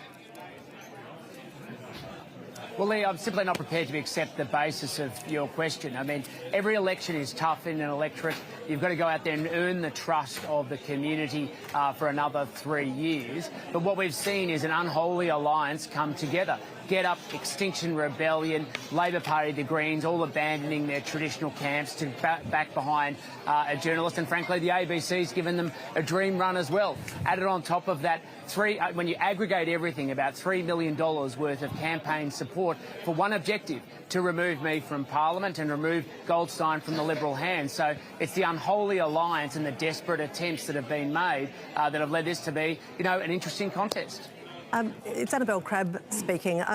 Tim, I just wondered, is it necessarily all about you? I wonder if this is an attack personally on you, or whether it's a vulnerability that has come about because of broader government factors and treatments of various issues over the years. Well, there are lots of compounding factors that lead people to become politically active. But, at every point there's been a clear message right from the start when the so-called Voices of Goldstein campaign was formed. There was a very deliberate revenge campaign run against me because of the role I played in the last election to stop Labor's retiree tax, which would have stopped 1 million Australians being pushed down the financial stairs. And so they coalesced around that. They brought in people from Labor and the Greens, people who donated $250,000 to Get Up were involved, and they all came together for one objective, which is to take Goldstein out of the Liberal hands. We fought very hard to keep it in that camp, and we're not backing down. But, Mr Wilson, I'm not suggesting that there aren't various people chucking a few pence in that would love to see you go down. But, it's not just Goldstein that's in the targets here. There's a range of teal seats. On the whole, they're being contested by professional women against sitting male members of the coalition. Now, the broader question is, why are these seats vulnerable no matter the amount of advertising spend that is being deployed? Why is that vulnerability there? Do you think there is a reason why women in particular are moving or voting against the government? Well, what we know is that they campaigned on a platform of 3 things. Now, obviously, those things broadly resonate with the community, but it was also a campaign based, frankly, on deception. I literally the other day approved the establishment of Australia's offshore wind industry, yet they ran a constant smear campaign saying we weren't taking any action on climate change. When you presented them with the facts, they just said that doesn't count or it's irrelevant because it doesn't suit their narrative. Now, it's always disappointing when people run those types of campaigns, but that's the nature of politics. And they've pushed very hard on it, but it doesn't stack up to reality. Well, Tim Wilson, you're evidently in a fighting mood, and there's a long night ahead of us, and perhaps we'll check back in with you. Thanks for your time. Look forward to it.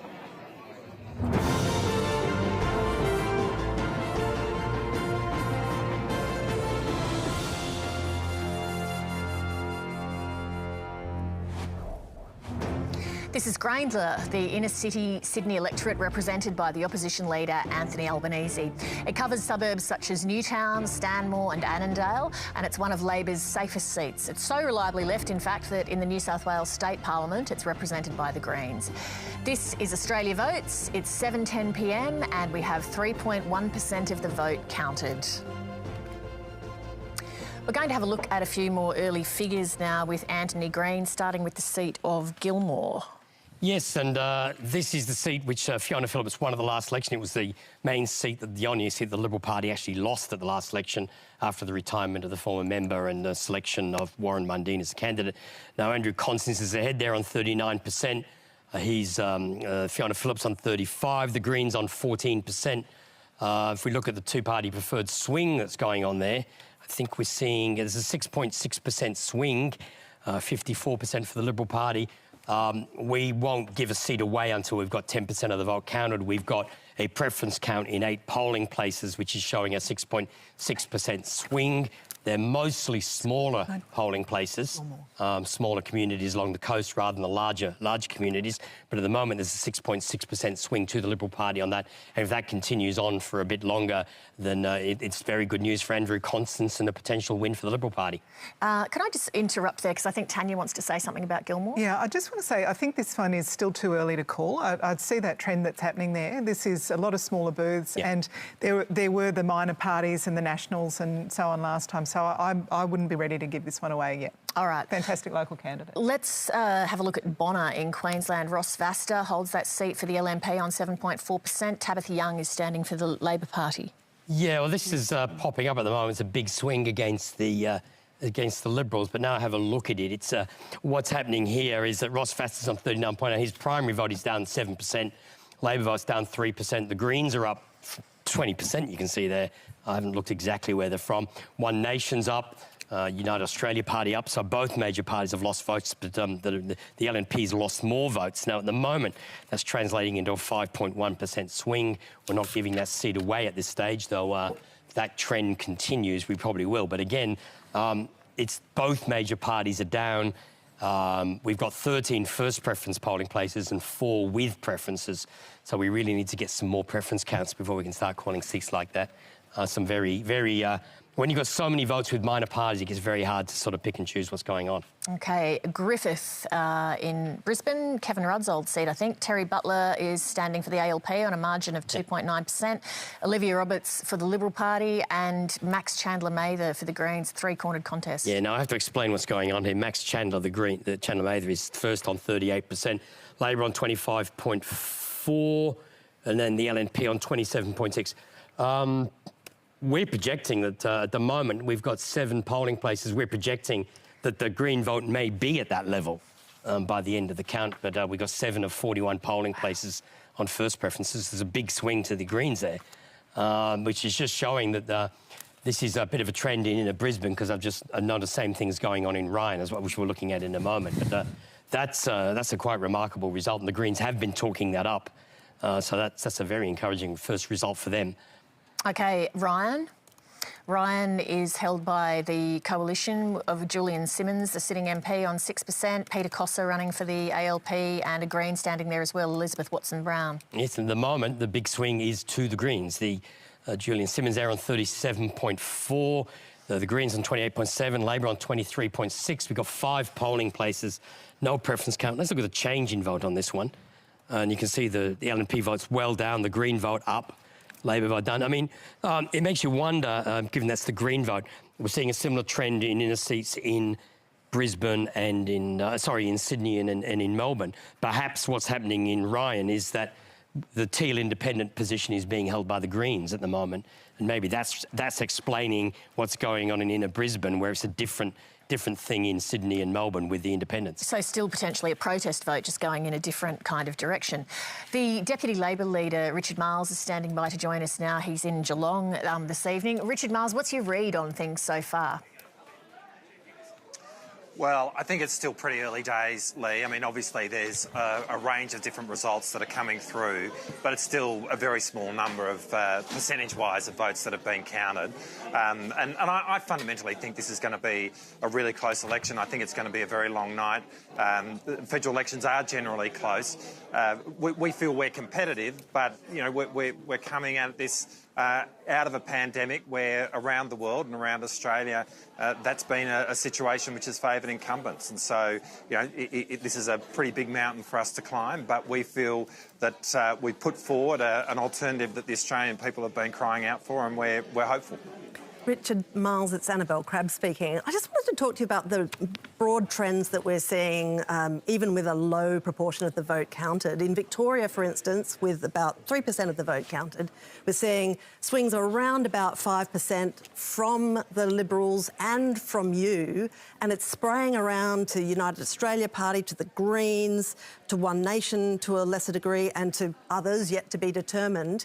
Is it possible that what we're going to see here is a potentially very confusing result that isn't really a judgment either way on either the government or the opposition? I mean, you're right that they're so far with the votes that have been counted, they are going to minor parties are getting a larger part than they have in the past. But let's see how that plays out over the course of the night. And obviously preferences then are very critical. But I don't think we escape judgment, either the government or ourselves at the end of the day. So one way or another, I think the Australian people will make their judgment about both the government and ourselves, sure. and we'll see how that goes. That's fair enough. And keep in mind, we are speaking at 7:16 Eastern Time, so we're not going to get overexcited about any trends. But what have you been hearing over the course of the day? Because, I mean, I've heard some reports of a surprisingly enthusiastic United Australia Party turnout in outer areas of Melbourne. I'm wondering whether you have concerns about seats like McEwen and Hawke, for instance, and obviously the seat of Casey, which is in the government's column, could be affected by that as well. Yeah, look, I mean, it's a good point, Annabelle. We've taken nothing for granted, and so we've been really mindful of obviously the huge amount of money which has been spent by the United Australia Party. And I think you're right that the message has resonated more in outer suburbs than in the inner city suburbs. I mean, I'm never a good judge in terms of being on polling booths and people come through. I generally think that people are pretty polite in the way in which they deal with you. The one thing I would say is that really from the beginning of pre-poll right through, and certainly today, there's been a feeling of intent and purpose in the way in which people have voted. I think people have come to the polling booth with a much clearer sense of what they want to do than perhaps I've seen in the past. Exactly what that means, we'll obviously find out as the night goes on. But if I've noticed anything, it's really that. Look, I'm sure you are a better judge than you give yourself credit for, Mr. Marles. I wonder... Look, I'm not, I assure you. This is Melbourne, right, where people had longer lockdowns and had it really tough during COVID to a greater degree than almost anywhere else in the world. To what extent is the bubbling anger against government a reaction to state Labor government and federal Liberal government? What are you picking up by way of attitude to the local government, and to what extent it's spilling over into federal voting intention?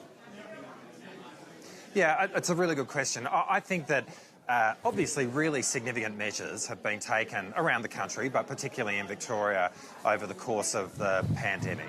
And that has, I think, by and large received overwhelming support of the people of Victoria and Australia in terms of what needed to be done to keep Australians safe. But there's clearly been also, at the other end, a sense of resentment to the authority of government, and I do think that you are seeing that. I think it's a minority, but I think it's there.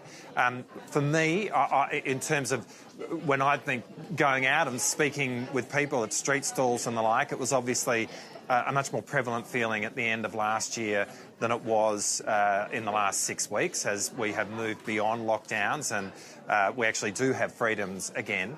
And also, I think it is a minority. I mean, people get that those measures needed to be taken in order to keep Australia and Victoria safe, but that there has been aware, if you like, in the way in which people see government in the context of all the decisions that have been made. I think that is being reflected, and how that plays out tonight, we'll wait and see.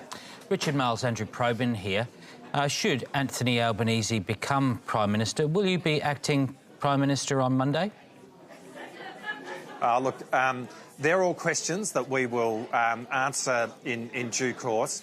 I think Right now, I'm struggling, Andrew, to get my head past the results that are coming in. So I feel like that's very much a question that we will have plenty of time to address tomorrow morning if we find ourselves in that situation. Right, well, it's only 2 days away, but I think there's a lot of action to be accomplished and observed between now and then. Thank you very much for joining us this evening, and we'll keep an eye on the state of Victoria. Thanks, Richard Marles. Let me just ask our panel, just broadly, what are you hearing? How are you reading things so far, Simon? Leigh, I think an early prediction I might make is that I think initial discussions about whether we might see seats changing hands in both directions are looking like that could well be the case tonight. And that when we look at results in seats like Gilmore and Lyons, that's looking encouraging for us. And I was just having a look at some very early figures in Lingiari that show there could be movement there in the territory too, but they're very early. Obviously, there are some other seats where we look like we may face some challenges, and also that early forecast around the peak in votes for minor parties. We're clearly seeing the Greens having very strong votes in some of those inner city electorates, and so that will potentially present challenges for both parties. Tanya, what's your read? Yeah, seats with quite narrow margins like Macquarie and Dobell in the Labor column, the early results are looking very good for us to hold those seats. We're also looking good in seats like Banks, Bennelong, Reid, maybe both Chisholm and Deakin in Victoria. As Simon says, we're talking very early results at this stage, but that gives me a little bit of hope. Very good. All right, we're going to have a look at some more seats now. This time the so-called seats where the Teals are having a run. We'll start with Wentworth. Dave Sharma is the sitting Liberal MP on a margin of 1.3%. He's being challenged by the independent Allegra Spender. And at the moment, Allegra Spender's in the lead with 43.7. We're projecting from where those figures are from that she will end up with about 36%.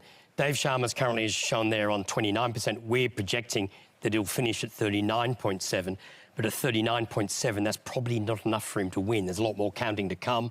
At the moment, we haven't got any preference counts on that, but our preference estimates would indicate that Allegra Spender would win. But the problem in that seat for the Liberal Party is their primary vote is down 7.7%, and it's going to be very difficult for them to win if, as our current projections suggest, they're going to end up with about 40%. There's a lot more counting to come in Wentworth, but at the moment, they're looking good figures for the independent, but I would caution they are early figures. Let's take a look at Mackellar, which, of course, was famously held by Bronwyn Bishop for many, many years. Jason Falinski's the sitting Liberal on a margin of 13.2%, being challenged by the independent Sophie Scomps. And we're seeing a very similar situation going on here. We've got 8 polling places. We've got 6.6% counted. Jason Falinski's on 42.6, Sophie Scamps 33.8. Our current projections is Jason Falinski will end up with about 40% of the vote. And that's a difficult position to win from. We're certainly not calling that seat. It's because of the difficulty of not having a good history. But again, the Liberal primary vote is down 13.2% in that electorate, and that's making it. That's what's making Jason Falinski's task difficult. There's a lot more counting to come, and of course, as I should point out, you'll hear a lot about postal trends and pre-poll trends. The one area where independents are not good at is postal votes. The parties have access to the rolls before the close of nominations and get a lot more postal vote applications out. So if the projected trend I'm getting there for the Liberal Party may not be as bad because of the way the postal votes are organised. But at the moment, again, that's the second of those seats in Sydney where the independent is or the Liberal Party is not doing well. North Sydney, the sitting MP there is Trent Zimmerman on 9.3%, being challenged by Kylie Tink, the Teal Independent, and Catherine Renshaw for the Labor Party. Well, we've got 9 polling places in here. Trent Zimmerman's on 32.6. We're projecting him to finish in about 38%. Kylie Tink's on 24. We can't do a project 25.5 there. We can't do a projection on her number because there's no history for us. Labor Party's on 24. There at the 25, we're projecting that vote will fall. I mean, the difficulty is if Labor finishes second, Trent Zimmerman's got a much better chance of winning because preferences from the independent to Labor will be weaker than from Labor to the independent. If the independent gets into second spot there, Trent Zimmerman is in difficulty. We're certainly not calling it at this stage, just 9 of 52 polling places, but it's just an indication of what's going on in some of these so-called teal seats in Sydney. Bradfield used to be held by the opposition leader Brendan Nelson. The MP now is Paul Fletcher, the Communications Minister, on 16.6%, with Nicolette Buller. Well, it's pretty unusual for the Liberal Party to fall under 50% in Bradfield. It's one of the safest seats in the country. Paul Fletcher's currently on 43.5. We're projecting him to reach about 45%. We've got 12 polling places in. Nicolette Bula, I think the pronunciation is. She's on, it is Bula. She's on 24%. Labor's in third place, which is where you'd expect them to see like this. The Electoral Commission is doing a Labor-Liberal count on this one, so if the Independent finishes second, we'll get no preference count on this seat tonight. But again, the Liberal vote is down 15% in that seat. So that's a run of 4 seats, safe Conservative seats in Sydney, where the Liberal vote has been down between 12 and 15% in every one of them, and they're at threat from an Independent as a result. Kooyong, the seat of the Treasurer, Josh Frydenberg, normally a very safe seat on a margin of 6.4%. He's under threat from the Independent Monique Ryan. And this will be an interesting contest. Well, there's very early numbers. He's only got 2 polling places. I suspect there's some pretty fierce scrutineering going on in this polling. Josh Frydenberg's on 48%. We're projecting him to 44%. Only 2 polling places, so this is a low count. But the Independent's on 37%. It's a very high vote for the Independent, which means Josh Frydenberg has to keep his vote higher. His primary vote is down 5% at this stage, which, as I said, at the moment projects it to be under 45. It's currently on 44, so he's in a better position than those seats we just listed in Sydney. But again, that's another one of those seats. It's not as progressed as the Sydney seats. OK, let's go to David Speers in the virtual tally room. Well, Leigh, just to pick up on what Antony's saying there, that's really worrying for the Liberals in those seats in Sydney in particular, Mackellar, North Sydney, Wentworth as well. But better news clearly for Josh Frydenberg, and enormous resources pulled in there and a lot of luminaries that have been speaking up in his favour. Let's remind you, this was the starting position for tonight. This is how the 2 sides looked. But I want to go now to the projected seats. Now, I should point out they will be a little different to what you're seeing on the bottom of your screen, which is using Antony Green's analytics at the bottom of the screen that are using some extra data. But these are the ones we've locked in now. And as Simon Birmingham was pointing out earlier, the story so far is about some change on both sides. Now, at the moment, you can see the ones that have been called by the ABC, and they're all basically staying on the same sides. I know Gilmore was looking likely for the Liberals, but that is not yet locked in on that side. So at the moment you're seeing Braddon and Bass, the 2 northern Tasmanian seats, are confirmed as Liberal holds there, which is going to be a relief for the government. Some concern for Labor, I suppose, that they haven't been able to pick up those 2 northern Tasmanian seats. And then you're looking a lot further up the pendulum, essentially. Monash, Flynn being held as well will be a relief for the coalition. A lot of focus in that seat in central Queensland around Gladstone as well. So to hold on to that will be a relief for the coalition. And then, of course, there's safer seats that have also now been called Maranoa and Groom, the safest of the lot. And over on the Labor side, well, holding Dobell on the New South Wales Central Coast would be obviously a relief. And Macquarie, where we did see the Prime Minister spend a fair bit of attention, a fair bit of time during the election, particularly early in the campaign, for Labor to hold that one. And then, of course, the safer seats they're expected to hold. A lot more to be filled in as the results come through, as we see more data, more numbers. We should point out, too, that because of the enormous pre-poll at this election in particular, it won't be for probably another hour and a half at least that we see some of that count come into the mix. And that's perhaps why we're seeing such a patchiness in the results so far, difficulty in knowing exactly what's happening. It won't be until after 9 o'clock on the East Coast that we really start to see a lot of those pre-poll numbers start to come into the mix as well. Bridget Brennan, as I mentioned earlier, you've been steering the Vote Compass through the course of the campaign. Just remind us what the big issues were that came through that enormous survey, the issues of most importance to Australians. Certainly was enormous. We've had more than 1.5 million Australians now fill out Vote Compass, so it gives us a really accurate picture of what the top issues were for voters heading to the polls or even earlier. And what we know is about a quarter of Australians said climate change. Climate change is their #1 concern at this election. Of course, since 2019, we've had devastating natural disasters across Australia and focus on our emissions reductions target after the Glasgow Climate Summit. At number 2 was the economy and finance. No surprises there. That's been a focal point of this campaign, hasn't it, with both leaders talking about their strengths on economic management. And then we also heard from people about the cost of living. living. Now, David, at 2019, this didn't even make the top 10. So it just goes to show that the cost of living is really biting for a lot of Australian families right now. So this is now in the top 5. After that, we had government integrity, accountability, more debate about a National Integrity Commission, especially in a lot of those teal seats, and the healthcare as well. Healthcare came into our top 5, and we know that this also takes in concern about Medicare, dental, mental health services. So healthcare also in sharp focus this election. Yeah, and cost of living, Bridget, thank you. Leigh, we know we've talked about it a lot over the course of this campaign. It'll be fascinating to see how that plays out in those suburban, outer metropolitan seats in particular. A lot of seats of mortgage stress, rental stress as well, where that cost of living issue has really been biting. David, have you ever seen anything like this in an election before, with this level of, as you described it, patchiness? I haven't seen anything quite as complicated at this point on election night, and I think a lot of that does have to do with the record pre-poll and postal votes that we're talking about here. It does make it difficult to draw firm conclusions about what's going on. But the other point that you've all been discussing, and that's the spraying in where the vote's going, away from the major parties to parties like, yes, Palmer and Hanson on the right, but the Greens and these teal independents on the left. And where that ends up, I mean, we might see some seats go to the Greens. In fact, they might increase their numbers in the lower house. But if not, where these preferences end up, you expect those ones to end up in the Labor column. But a lot of these other ones, where do they go, does make it very difficult, at least at this point in the night, to be too certain. Indeed. Let me bring in Laura Tingle at this point. Laura, what's your read on how things are going so far? Very messy, Leigh, as the panel's been discussing. I was just having a look, for example, and I'm not suggesting there's any likely to be any change here, but if you look at a seat like the Prime Minister's seat of Cook, he was sort of with a few of the booths in his seat counted. He was suffering quite a significant primary vote swing away from him, but once again it was sort of splattering all over the place to a lot of minor parties. And it's also happening on the Labor side as well. Chifley, which is a very, very safe seat for Labor, held by Ed Husick.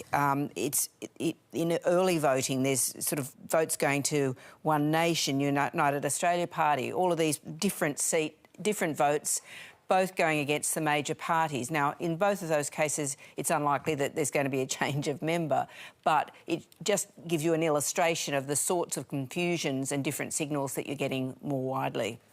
Laura, thank you. I'll come back to you in a little while. Zali Steggall, the member for Warringah in Sydney, is standing by, and we'll speak to her in a second. Before we do, Anthony, can you give us the state of play there? Yes, Zali Steggall's on track to retain the seat up against Catherine Deeves, who's courted quite a bit of controversy during the election campaign. If you look at the first preferences there, Zali Steggall's on 42.8, which is slightly up on the last election. Catherine Deeves on 33, which is down on the last election by about 7% points at this stage. Labor at a distant third on 9.5. We can go on to look at the two-party preferred swing that's occurring, or two-candidate preferred. Zali Steggall has got a 4.7% swing in her favour. So at this stage, we're quite comfortable to declare that Zali Steggall will be re-elected as the member for Warringah. Zali Steggall, you would have heard that. Antony Green has called it for you. Congratulations. Do you owe your first... Well, look, I think it's early days, but... Sorry, you go.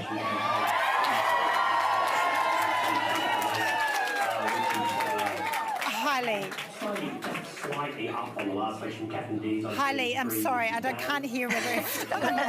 That's fine, sorry. I was just going to suggest, do you owe your first vote of thanks to the Liberal Party for helping deliver you this seat? I'm sorry, Leigh, there's a delay in here. But look, thank you. I have to thank the team, my volunteers, and the community of Warringah. They are incredibly enthusiastic. They have taken back their democracy and they want their vote to count. It is early days tonight, so look, we want to wait and see, obviously, but it does look good for Warringah to stay independent. Ms Steggall, it's Annabelle Crabb here. I hope you can hear me. I'm no good at semaphore, so let's do our best. One of the interesting things that seems on early figures to be happening in your seat is something that's happening all around Australia from what we can see. You've received an improvement in your margin that seems to have come substantially off the Liberal Party, which has lost about 7%. But then other groups in your electorate have received a percentage uptick as well. The Greens, the United Australia Party, One Nation rather, and Labor as well. Is there a bigger story happening in this election about the failure of both major parties to recognise whole constituencies of people?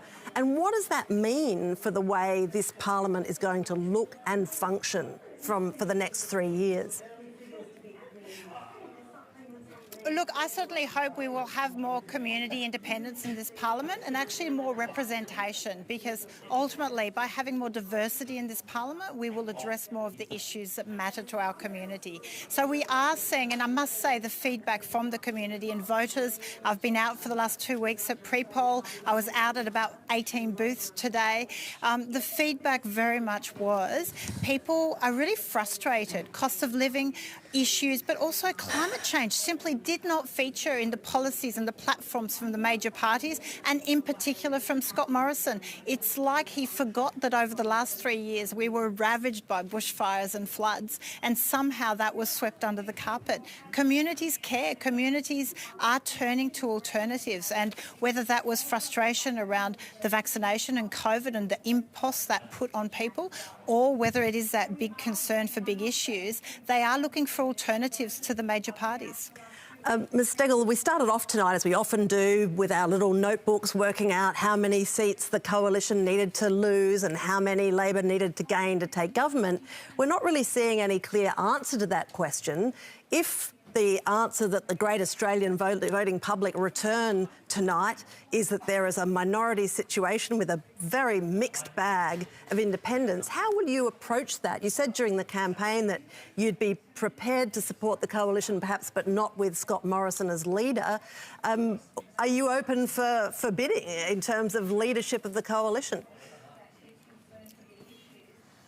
Well, look, I will absolutely speak to both sides when it comes to forming government. I think the Australian people will determine who they trust, I guess, the most in terms of where the numbers are. We need stable government, but we need to address the issues. I am here to represent the issues the people of Warringah want to see answers on, and that is climate policy. That is a Federal Integrity Commission that has teeth, that deals with corruption. It is respect for women and workplace. It is fiscal discipline. We need to stop the rorts and start spending taxpayers' money carefully. And so there are so many issues, especially young people are so focused on their future and what kind of policies the government is putting in place. So I would argue a parliament that is more representative is actually better. There's no point on having lots of MPs locked up with major parties where they go and vote because their pager tells them to vote that way without engaging on the legislation. Well, Zali Steggall, yours is the second seat. I think we've given away in person. The first was to Barnaby Joyce, which was probably a little less line ball than yours, but congratulations nonetheless. Thanks for joining us tonight. Thanks, Annabelle. Get the latest election news with the ABC News app. Results as they come in, what's happening in every electorate, plus live blogs and notifications. For election news that matters to you, download the ABC News app.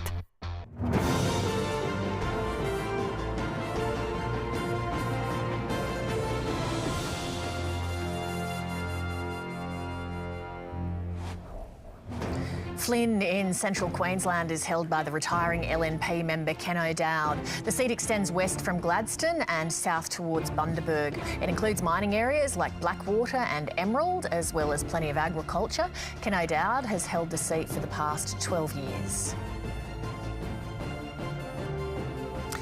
7:39pm, about 10% of the vote has been counted. Simon Birmingham wanted to just add something off the back of the cross to Warringah.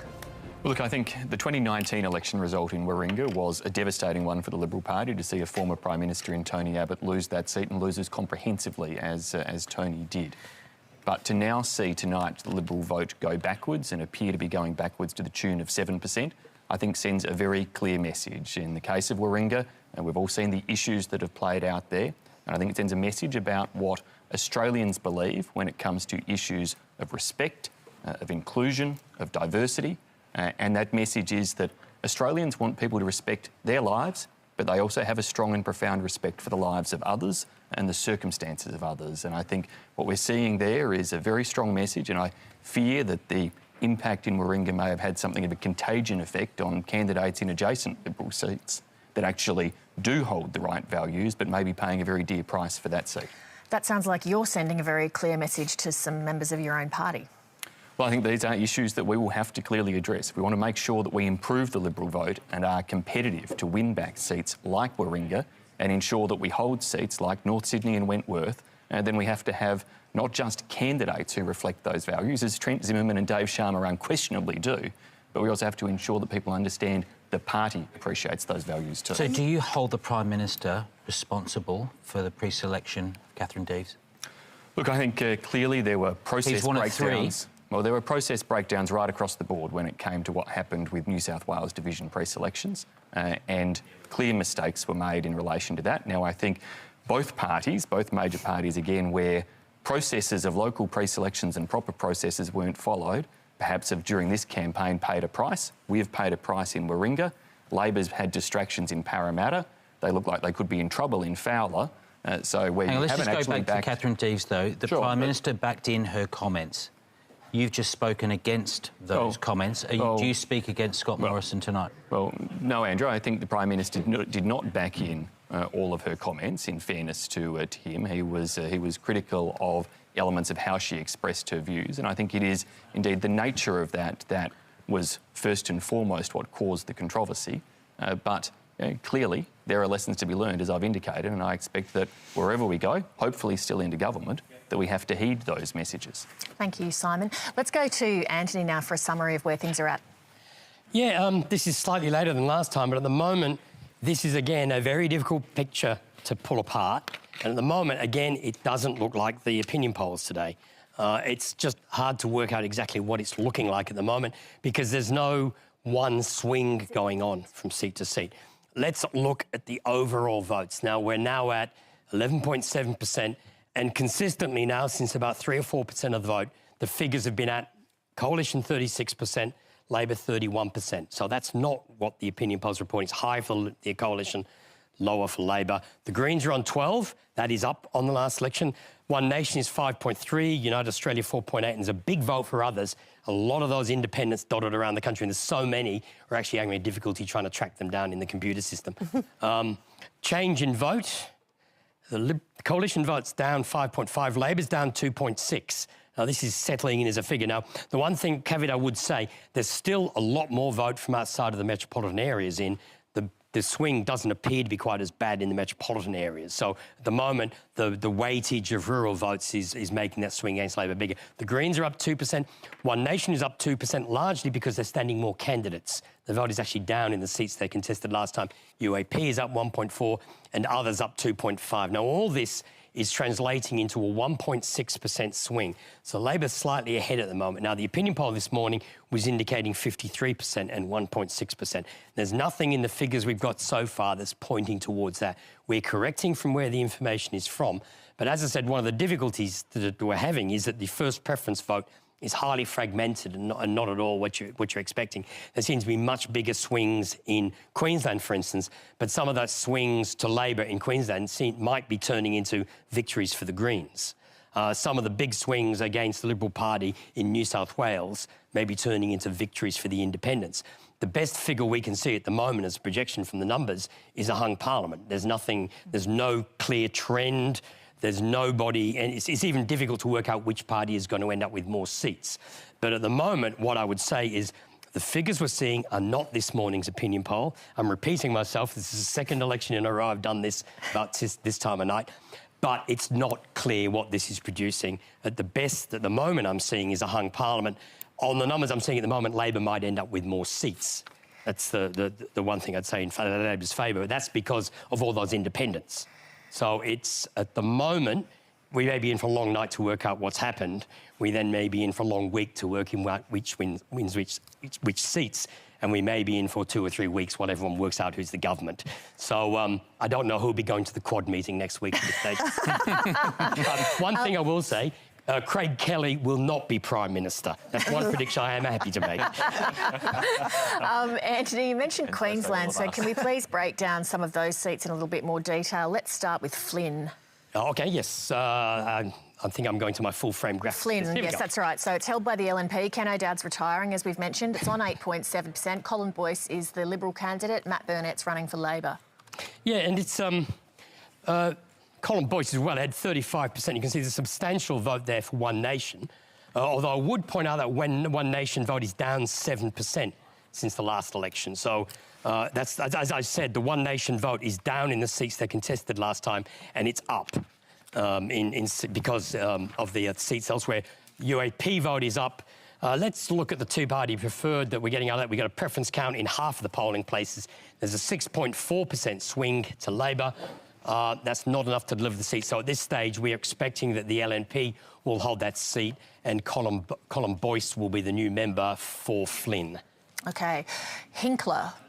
Hinkler is held by Keith Pitt for the LNP on 14.5%. Jack Dempsey is running as the Independent and Jason Skanes for Labor. Yeah, and talk of Dempsey coming second have disappeared.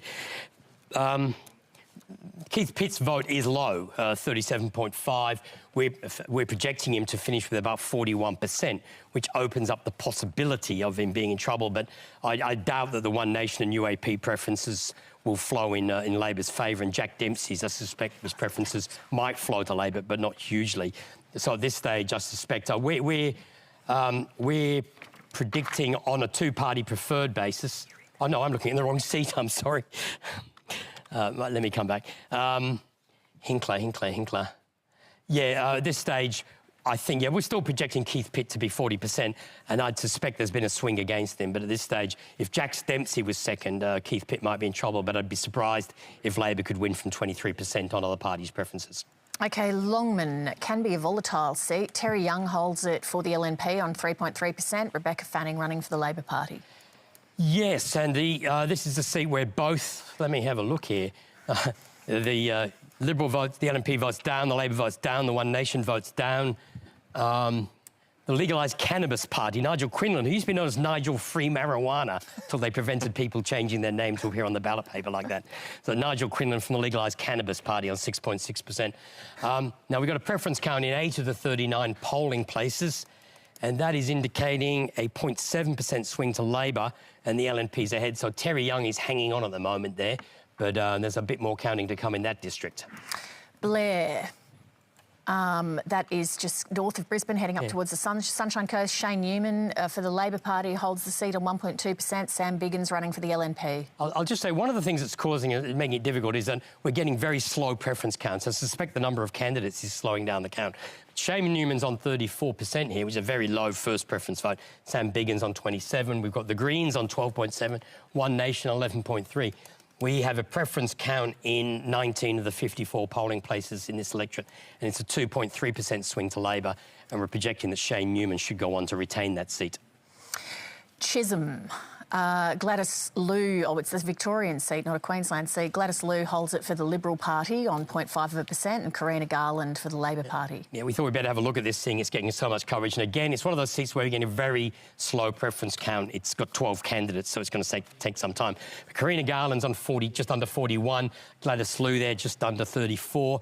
We're projecting on the first preferences is going to be 38 to 36, and with a significant vote there for the Greens. There'll be strong preferences to Labor. And we're projecting at this stage a 2.2% swing to Labor, and that would be, we've got Labor ahead, we just need more vote counting to come in on that. But at this stage, they're very comforting figures for the Labor Party in Chisholm, which is one of the most marginal seats in the country.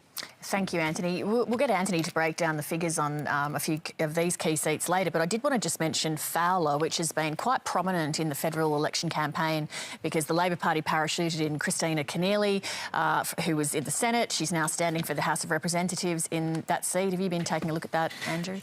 Yes, looks like Christina Keneally is in a bit of strife there, that we have... Di Lee, she's got a 28% swing to her. Christina Keneally enduring a 17% swing. She's got a primary there of just under 37%. And just to remind people, Leigh is the local independent candidate. Former Liberal, though. Former Liberal. And that's what's significant about this. I mean, we got a primary of just over 10%. So Leigh, she was expelled from the Liberal Party because she ran against a sitting Liberal in the local council. So she was expelled from the Liberal Party.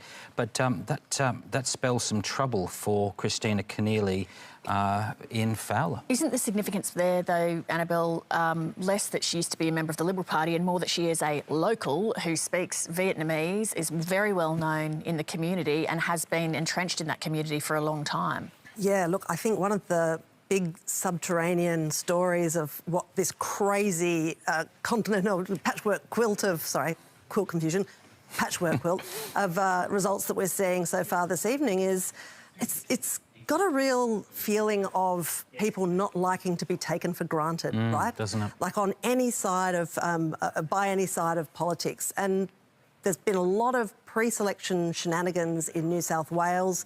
I mean, it was completely rude of the Liberal Party to start just shoveling in these candidates with 5 minutes to go. I mean, people get angry about that, but the Labor Party did it in Fowler by airdropping in a candidate, a very significant candidate, who wasn't from the seat. And obviously, I mean, the only interpretation, because as you point out, it's not about a sort of vestigial Liberal Party allegiance, the only viable explanation is that this is a local community saying, hey, don't like you doing There's also something going on in Dickson as well, so I'd be very enthusiastic to hear Antony Green. Antony Green. Oh, he is. Anthony, take us there. He's been waving his hands. We've been ignoring him. Antony Green, fire away. It wasn't in our seat run, but we decided to bring it up here. Yes, I'm glad you raised that. thank you. Yeah. Peter Dutton, the Defence Minister, of course, Ali France, who ran last time. If you look at the first preference votes, Peter Dutton is ahead. We've got 24, but he's only on 39%. The Labor on 31. The Greens, again, another strong vote for the Greens. They're on 16%, 5.7 for One Nation, a smaller number. If you look at the change in vote, what's going on again, we're seeing this a bit in urban areas, the Liberal vote down. It's going to the Greens in Brisbane. As I was saying, it seems to be going to independents in Sydney and Melbourne. And at the moment, our prediction is a 5.2% swing and Labor is ahead. That's a preference count in 8 polling places, certainly not calling it. I think it popped up in our bottom of frame a bit earlier as decided, and we pulled it back. We thought we better be cautious and have a double look at this. As I said, some of our first preference counts are well ahead of our after preferences counts, and we're trying to catch some of those. I mean, Simon Birmingham, that's very interesting because Peter Dutton has held that seat even when there have been big swings against the coalition. So what is going on there? Well, it is interesting. I mean, we've seen clearly that previous elections, very intense campaigns in Dickson, and it's probably gone a little bit under the radar in this election campaign. It hasn't with Peter, though, and I certainly understand there is quite a large pre-poll, and so there's the biggest booth to come and very big booths. There's quite a large postal vote there too. I would still expect on those numbers that Peter will probably claw it back, but it'll be a fairly narrow result. And once again, we're seeing that the drop in major party vote confusing then kind of as to where the preference flows actually go. I'll pick up in a minute some of the points Annabelle Crabb raised about whether or not voters are taken for granted in particular seats. But firstly, we'll do a seat run, having a look at some seats where Greens are running. Antony, let's start with Brisbane. Trevor Evans holds that seat for the LNP on a margin of 4.9%. Madonna Jarrett's the Labor candidate, Stephen Bates running for the Greens. The problem for Trevor Evans is his first preference vote is on 36. Labor's on 29, the Greens are on 28. Now, who's going to finish second, we're not sure. We're getting a preference count at this election between Labor and the LNP, and on those numbers, we're seeing, let's look at the change in vote here, 10% down for the LNP vote. Now, as that's all gone to Labor and the Greens, that's just a bad result. That is a matched polling place first preference vote. Our prediction at the moment is an 8.4% swing, and Madonna Jarrett will win that for Labor.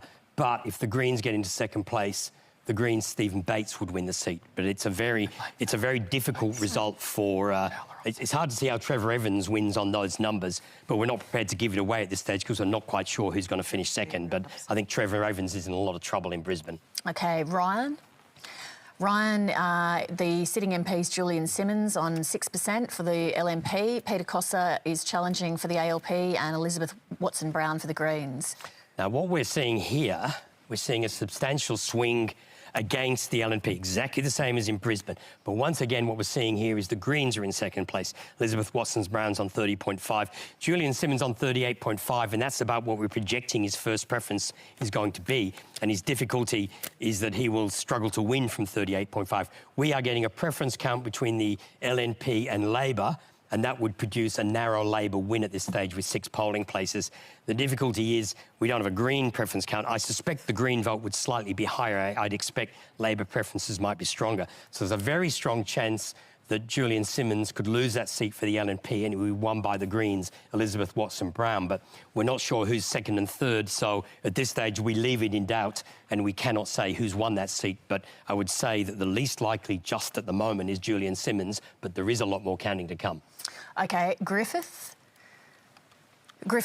we mentioned earlier, Terry Butler's the sitting MP for Labor, Olivia Roberts for the LNP, Max Chandler-Mather for the Greens. And Terry Butler is in a huge amount of trouble. She's on 36%. She's on 28%. Olivia Roberts, the National, is on 29. The LNP is on 29. And Max Chandler-Mather is on 34.4. So I don't think Terry Butler can win from there. On a preference count, she's getting 61% of the two-party preferred, but she won't be in the final count. So in that seat, I would say Max Chandler-Mather is the best place to win. Olivia Roberts is not going to win it for the LNP, but I would say we've just looked at 3 seats there. 2 of them the Greens are ahead in, and the third one they still have a chance of winning. So they are quite remarkable results in Brisbane.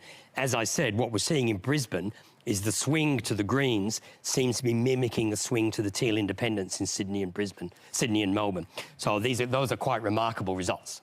All right, let's have a look then at Macnamara. We'll move down to Victoria. Macnamara, held by Josh Burns from the Labor Party. Colleen Harkin for the Libs is running with Steph Hodgins-May for the Greens. Now, on these numbers at the moment, and I'll use those numbers, then say what we're projecting that will come. The Greens are on 35%, so they lead on first preferences. Josh Burns on 32%, the Liberals on 23.5%. Now, on those numbers, let's just have a double look at this. The Liberals are going to get excluded if those numbers continue. Actually, they're not going to get excluded. My projected numbers are the Greens will be on 30%, Josh Burns on 29%, and the Liberals on 31% by the end of the count. You will need to see every polling place reported before you get any sense out of those numbers in Macnamara. So what we're seeing is Labor... both parties are losing seats to the Greens. The Liberals are losing seats to the Independents, and we're not seeing a lot of swapping going on between Labor and the coalition at the moment. So, as I was saying earlier, and I'll just give myself a quick refresher, the numbers are still looking at 36-31 on first preference votes. The Greens are up, and at the moment we're still predicting a hung parliament. So it's going to be a long night and maybe a long couple of weeks. OK, let's have one look at a final seat in Melbourne, which is the seat of Melbourne, Adam Bandt's own seat. He holds that on 21.8%. The Liberals are contesting it. How are they going? Melbourne. The Greens, the Liberals have slipped back into third place. So it's a couple of elections since Labor finished second, but Adam Bandt's got 55.6% of the vote. We're projecting he might fall just short of 50 by the end of the count. But either way, from 50% of the vote, he will win easily. Liberal preferences, his margin will be cut because if Labor finishes second, Labor will get preferences. So in terms of that margin after preferences, he will have his margin cut. But that's just because of the change of the candidates. But Adam Bandt will be easily re-elected in the electorate of Melbourne. And Adam Bandt, the Greens leader, joins me now. Congratulations, Adam Bandt, on retaining his seat. Thanks very much. I hope you can hear me there. There's an awful lot of noise behind you. You might have some company as well from the member for Griffith in Brisbane. Yes, look, we've been campaigning really strongly in seats in inner city Brisbane, as well as seats like Richmond in northern New South Wales, and the seats like Macnamara that have been mentioned here. We've been campaigning strongly now there for a couple of years, and we've been offering a real alternative to the current government. I think we're waiting to see the pre-poll results that will come in for a number of those other seats. The pre-poll across the country, but especially in those seats, was pretty big. So we look, I guess, cautious optimism. Wait and see the results of the pre-poll, though. Adam Bandt, it's Annabelle Crabb here. Look, this is, at this stage, it's not an election. It looks more like a key party. You know, there's votes going everywhere to minor parties at the expense of the major parties. I'm interested in your observations about what's happening in Queensland in particular. It's only 3 years since the Stop Adani campaign got a bit of a clip around the ears from Queensland, and now you're winning lower house seats, having huge swings even in the seat of Dickson. How do you make sense of all of this? Yeah, well, a couple of years ago, we laid out a pretty clear strategy, and we've been following it since then. First is those campaigns, in particular in Queensland, have been really strong people-powered campaigns. In the seat of Griffith, for example, they've knocked on every door and had over 30,000 conversations with voters in that seat, and that's been our strategy across those inner-city Brisbane seats, but also elsewhere. This is secondly on some key questions, economic questions, cost of living questions. We've offered a real alternative. We've been really clear during the course of this parliament, but also as we've been running those campaigns. Look, don't give Clive Palmer a $9,000 tax cut while people are living in poverty and can't afford to get their teeth fixed. And unlike the others in Parliament, we've taken it up to the government and said there's a better way of doing things. And thirdly, on climate, you've seen on the ABC Vote Compass and elsewhere how much of an issue it was for people, and I think there was a real attempt from Liberal and Labor to bury it as an election issue, and we were really clear about the need to tackle climate by tackling coal and gas. But I spent a lot of time together with some of my colleagues in places in regional Queensland and in regional New South Wales to take a really comprehensive approach this time that said we need to get out of coal and gas, but do it in a way that supports workers and communities that are going to be part of the transition. And that's something that I think is important not just to people in those areas, but also to people who are in the inner city as well, who want to see that we're making the transition but doing it fairly. And those key elements, we've been campaigning strongly on those for 3 years in the Parliament and outside the Parliament, and I think we're seeing the results of that tonight.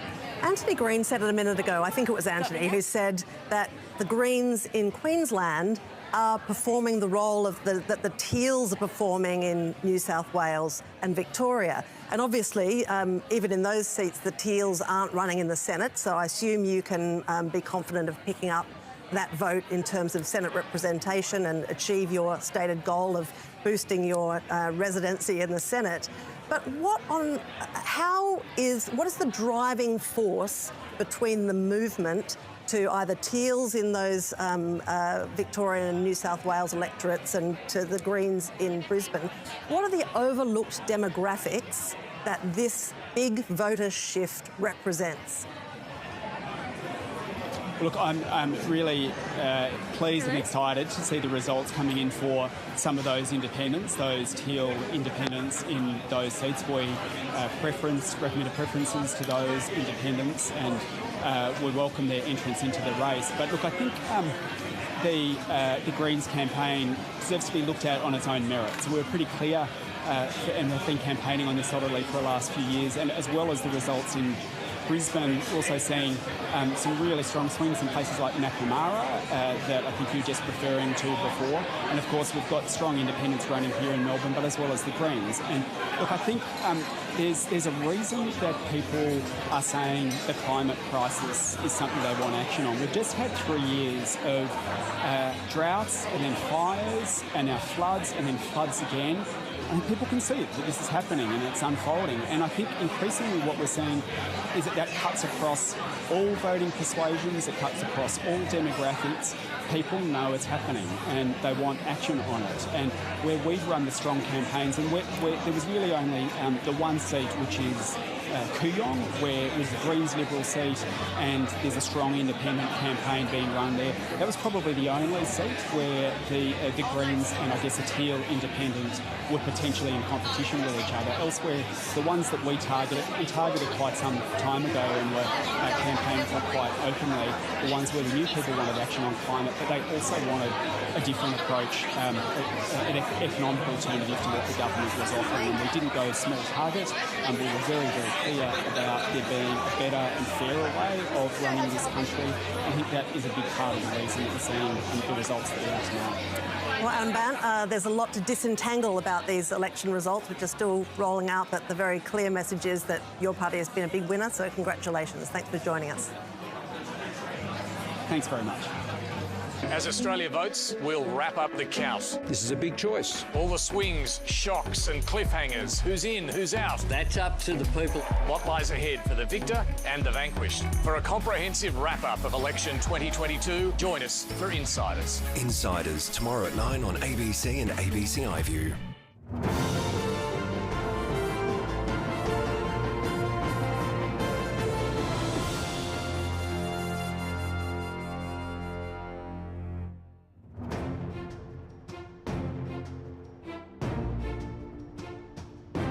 Kemangulba Kargunga, Kemaida Nalamanga, Gamringa Darwalanga. This is the seat of Cook. Our people have many language names of places within Cook, but it sits on the southern shores of Gamay, Botany Bay. Welcome to Gamay. It's 8:05 p.m. on the East Coast and we have just over 19% of the vote counted. This is Australia Votes. Antony Green, can you give us a summary of where things are up to, please? Well, the first thing I say, I just want to deal with those independent seats in Sydney.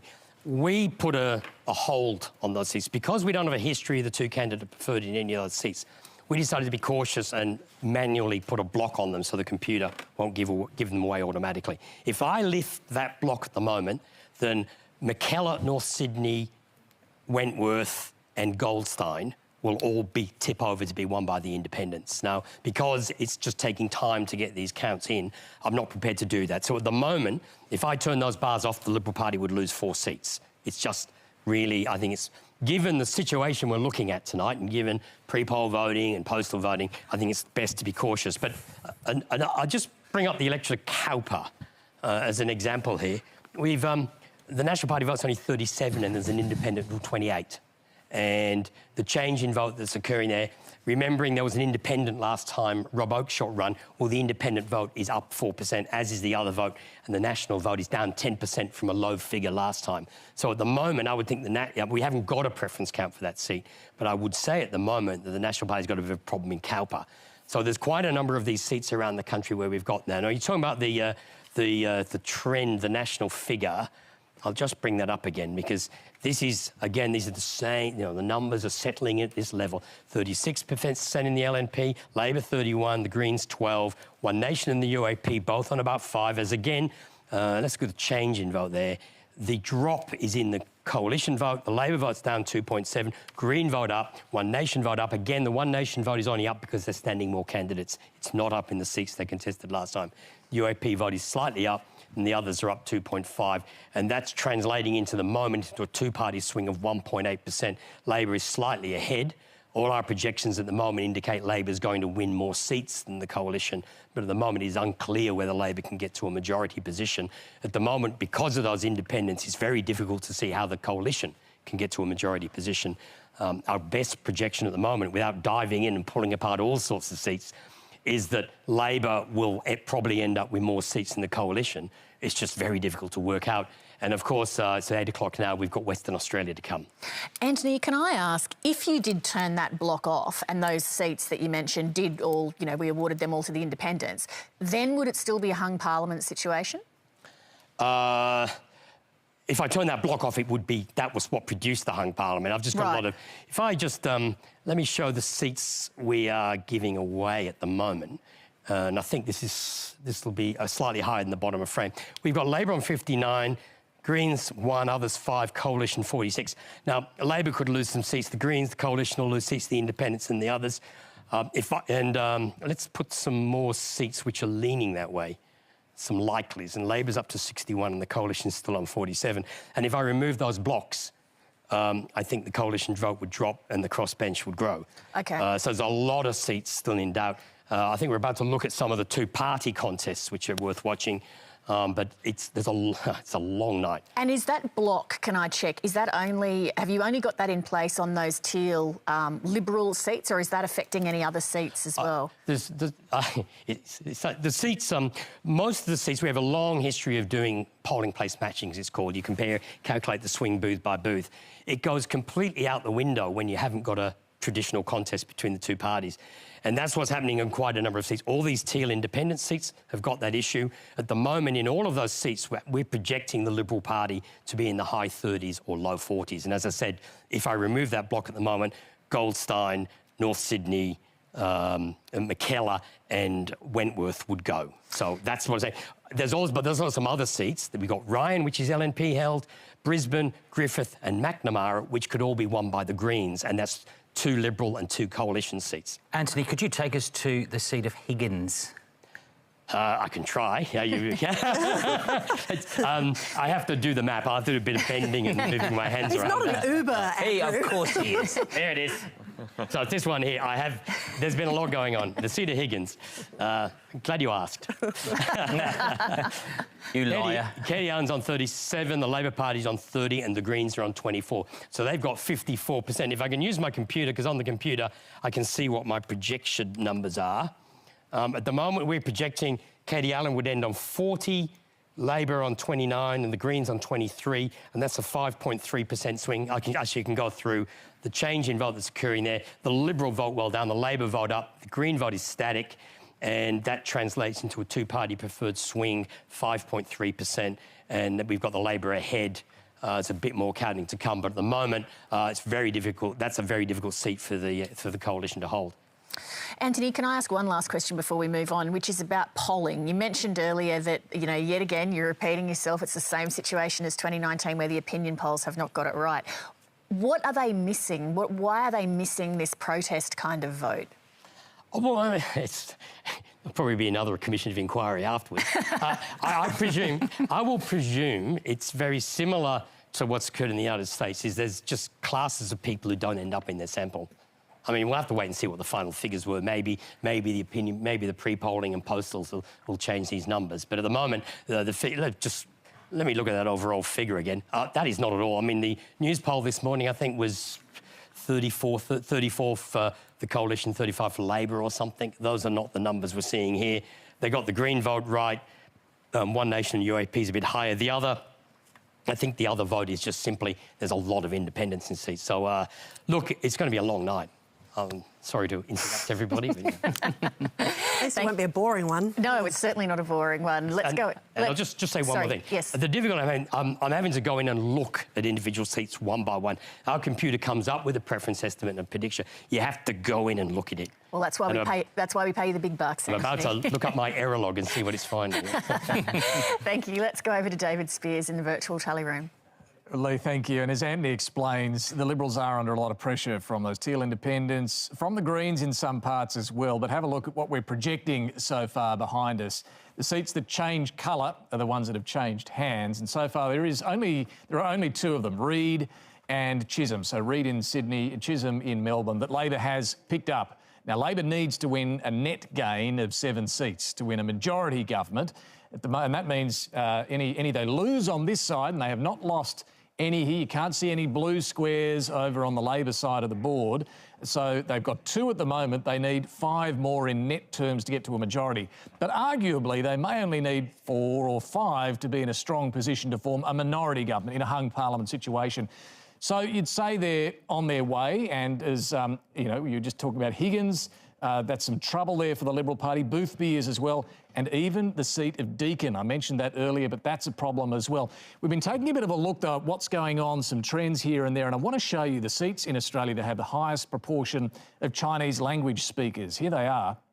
So you've got 1 on the Labor side, which is Parramatta, and then you've got 4 over here, Reid, Chisholm, we just spoke about, Banks and Deakin. And you can see on the map where they are. We're talking about Sydney and Melbourne seats here, and 2 of them have already changed hands. How do the swings in these Chinese language seats, or seats with the highest proportion of Chinese language speakers, how do the swings in these seats compare to what we're seeing nationally? We'll take a look. Down the bottom is the national swing at the moment, 1.9% towards Labor on a 2-party preferred basis. Now have a look at what's going on in these seats of the highest proportion of Chinese language speakers. So in Chisholm, it's 5.5%. In Reid and Banks, let's have a look at those seats, Parramatta and Deakin as well.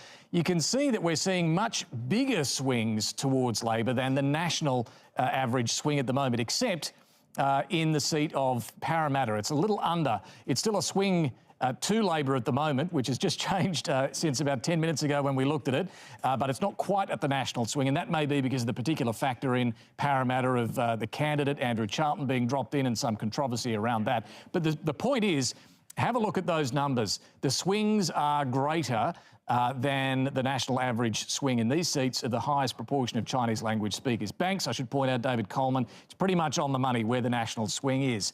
So what does that tell us? Is this part of the story of why we're seeing the shift tonight? Tony Barry, what does that tell you? Well, it's consistent with the theme that we discussed earlier. This is a series of by-elections all around Australia in different segments. You know, the teal seats, obviously, coal-sensitive seats, but also the seats where there's a stronger Chinese community. And what we're seeing here is it's totally over-indexed compared to the national average. And the primary vote for the Liberal Party is losing altitude, and losing altitude fast. So the political fault line, of course, is housing affordability. There could be some crossover there, but I think these numbers are... Does it have anything to do, do you think, with the Prime Minister's position and the government's position on China? I think undoubtedly national security comes into it. Perhaps the language was a bit too hairy-chested, and we're now seeing, you know, some dramatic swings against the government in those parts of Australia. Coles, let me ask you generally though, how are you feeling about where Labor's at this point in the night? Well, in the state of Victoria, we're seeing an economic dimension develop, which we discussed earlier tonight. We're seeing at least 5 safe Labor seats that are currently under 45% primary. And that's quite a significant shift, because when you see where Labor is actually travelling really well in Victoria, it's in these economically better electorates, which you were just talking about in seats like Dickson, for example. But it's obviously a continuation of what we're seeing in the state of Tasmania and some other parts of this country where poorer electorates seem to be giving Labor a hard run tonight. So that's interesting. You're talking about the outer suburban seats that have been safest Labor territory. Yep. That's where the Labor vote is coming down. It may not cost them those seats. That's right. But the Labor vote is coming down, and this may explain why we're seeing the national Labor vote where it is. It's coming down in those safe Labor seats, where Morrison spent a lot of time, the Prime Minister. Right. Yep. Right. Well, Leigh, that tells you a little bit of the story of what's going on in some of these seats. David, thank you very much. Tanya, what do you make of that analysis there that it's the poorer electorates giving Labor a harder go? Oh, well, I think in a couple of them it's still too early to see. And by and large, I'd say that there's some very encouraging results for Labor tonight. So I'm looking at seats that we're hopeful of picking up. I'd be focusing on those results. Simon, what did you make of the analysis that, you know, the Greens in Brisbane taken from the ALP is kind of like the Teals taken from the Liberal Party, that it's kind of mimicking? Well, I think we can see some, at least, correlation of patterns happening there, and that there's a reaction happening in the inner cities closer to CBDs that is certainly favouring the Greens and causing a disruptive pattern then for both parties in terms of where we hold those seats closer to CBDs. In the outer suburbs, you're seeing those protest elements going more to the fringe minor parties, if I can put them that way, and that really what's lacking at present is probably a really strong picture on how the preference flows are actually going, as well as just whether the same trends are going to exist when we get the very big booths come in. So while it's a couple of hours into the night, there are still very big booths, and especially those big pre-poll booths that are going to be crucial.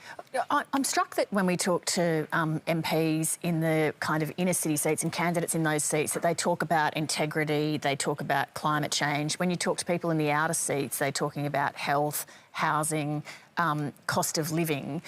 Is there a problem perhaps for Labor, Tanya, that you're associated with the former, you know, with the big city kind of issues, rather than those issues that you traditionally were associated with, that people are feeling like, well, you're not hearing me on housing affordability, you're not hearing me on health services and so on? Look, I think this election has been absolutely solidly about cost of living and wages. I think Anthony would have spoken more about cost of living pressures and you know, a wage rise for low-income earners in particular, probably more than anything else during this campaign. I do think it's interesting that there is obviously a very strong signal coming from a lot of electorates that climate and integrity commission and equality between men and women, the issues that the Teals are running on, have really struck a chord with a lot of voters, though. But Tanya, why isn't the Labor Party picking up those votes? I mean, you've... Well, they're people who've always voted Liberal in the past. It's a big jump to go from being a lifelong Liberal voter, and some of these candidates, you know, they're Liberal pedigrees. They're fathers, usually grandfathers, uncles have been members of the Liberal Party in Parliament. It is a big jump for someone who has always voted Liberal, who comes from a Liberal family, to make the jump straight to Labor. But in Queensland, they're jumping to the Greens. That's a bigger jump than the jump to Labor, surely. Why is that? I don't think it is necessarily, because I think those voters are trying to send a message. They don't think that they're going to have a Green government on Monday. They're trying to send a message that climate change is important to them, a National Integrity Commission with teeth is important to them, and equality between men and women. I think it's really instructive that a lot of these candidates are very articulate professional women. But if you two were to form a coalition, you've just suffered, or if you were part of a coalition, you've just suffered an 8.1% swing according to the count so far.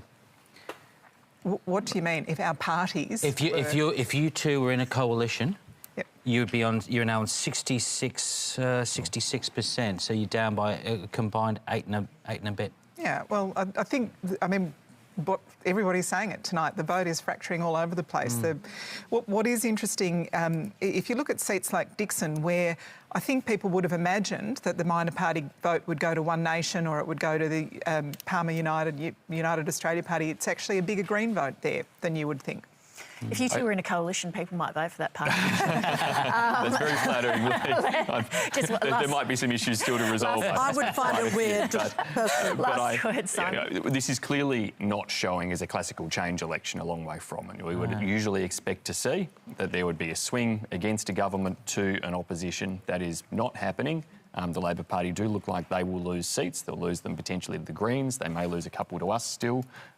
That is clearly creating a lot of confusion in the results. But it means there's messages for all of us here, not just for the government. OK, we're going to take a look at some more seats. These ones are in Sydney, starting with the seat of Fowler. That's held by the Labor Party on 14%, but the sitting MP, Chris Hayes, is retiring. As I mentioned before, that's the seat where Labor's parachuted in Christina Keneally, who doesn't live anywhere nearby, and she's facing strong competition from the independent Leigh. Yes, and at the moment in this seat, you can see Christina Keneally's on 35, Leigh on 28. Now, our projection is that the Labor Party vote will rise a bit from there, but I think Christina Keneally might be in a bit of trouble at the moment. We have a preference count. Let me see preference count. We have a preference count from 14 polling places between Christina Keneally and Leigh. We do not have a history to compare that with, and the two-party preferred that we're seeing there is 51.2, 48.8. It's a 15%, 16% of the vote, 14 of the 42 polling places. So we're not going to get a result in that one on those numbers for quite some time. So there's a lot more counting to come there. But at the moment, as with those teal seats, the Labor first preference vote is too low to win that seat. So there's a possibility that Leigh could win that seat as an independent. OK, Reid, in the inner west of Sydney, the sitting MP is Fiona Martin for the Liberal Party on 3.2%, being challenged by Sally Situ for the Labor Party. I think this might be the first time in an hour we've done a traditional contest between Labor and the Liberal Party. Sally Situ's on 40.4%, and Fiona Martin on 38%, and Sally Situ's projected to stay ahead on first preferences through the count. We have a preference count in 17 of the 50 polling places, showing a 6.6% swing. So we're pretty confident that the Labor Party will gain Reid, and that Sally Situ will be the new member for Reid.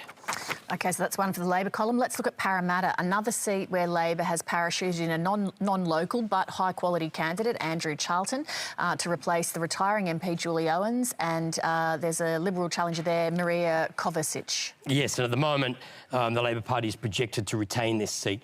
We've got a first preference count in 22 polling places. Labor's on just under 41, the Liberal Party on about 37. And then we're projecting the Liberal Party will finish further. Steve Christou, who's an independent and was campaigning against Labor, has only polled 3%. So the Green preferences there with 8.5% help Labor immensely. We have a preference count in 16 polling places showing a 1% swing to Labor. And at the moment, we're projecting that Labor will retain Parramatta. Robertson, let's take a look. Central Coast, having a chance to look at this. Lucy Wicks is the sitting MP for the Liberal Party on 4.2%, Gordon Reid for the Labor Party. She's ahead on first preferences, Gordon Reid second.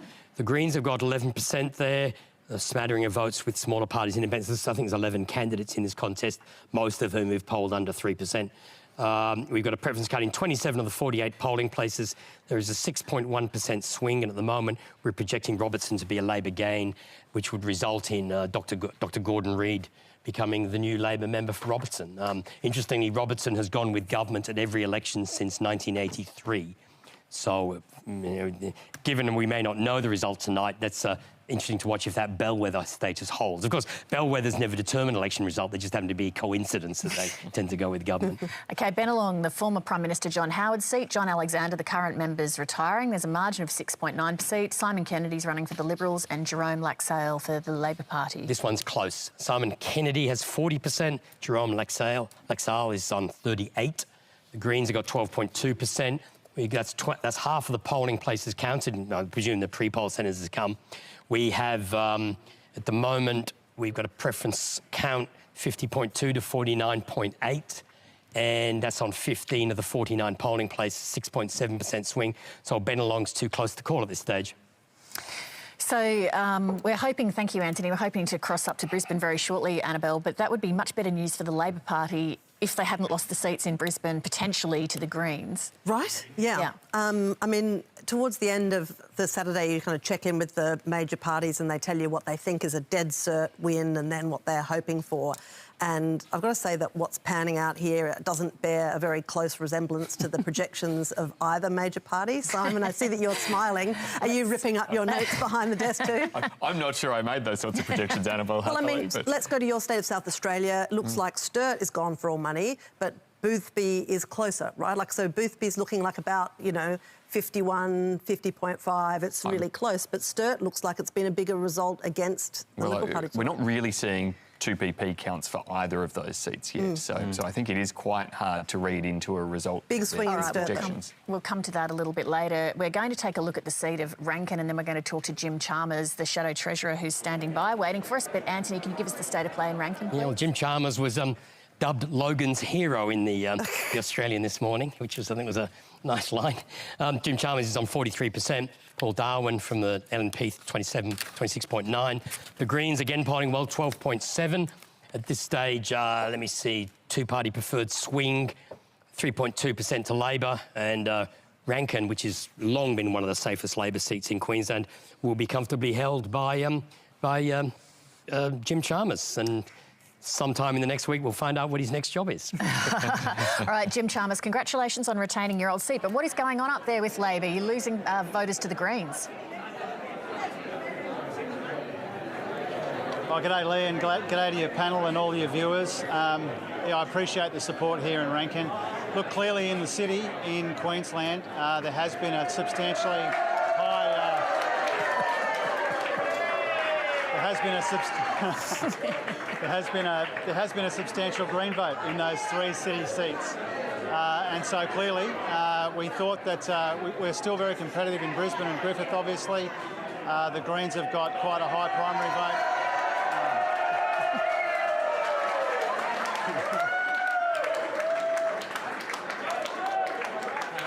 And so I suspect in all three of those seats where the Greens have performed well, we'll be keeping a close eye on that for some hours yet. Jim Chalmers, it's Annabelle Crabb. I hope you can hear something of what I'm saying. In Queensland, there seems to have been a movement that's generated by climate-conscious people. I guess that's absolutely influenced by the flooding crisis and extreme weather that you've seen in that state. Professional women, young people, very much overrepresented in Brisbane and in Griffiths. Why isn't the ALP picking up the benefit of that sentiment?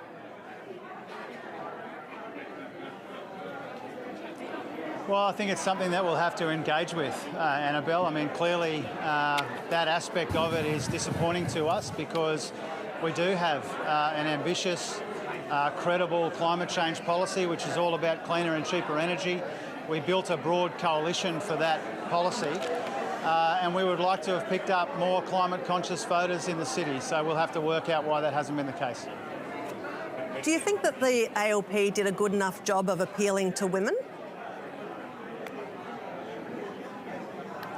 Well, I'm not sure how it's breaking down, but I mean, clearly the big movement in this election has been the abandonment of Scott Morrison. You know, clearly the Liberal primary around Australia is in all sorts of trouble, but we've not been immune from this third-party challenge. And depending on where you are in Australia, that challenge it manifests itself differently, whether it's teal challenges, green challenges in Brisbane, whether it's some combination of Palmer and Hanson in seats like the one that I represent in the outer suburbs and provincial towns.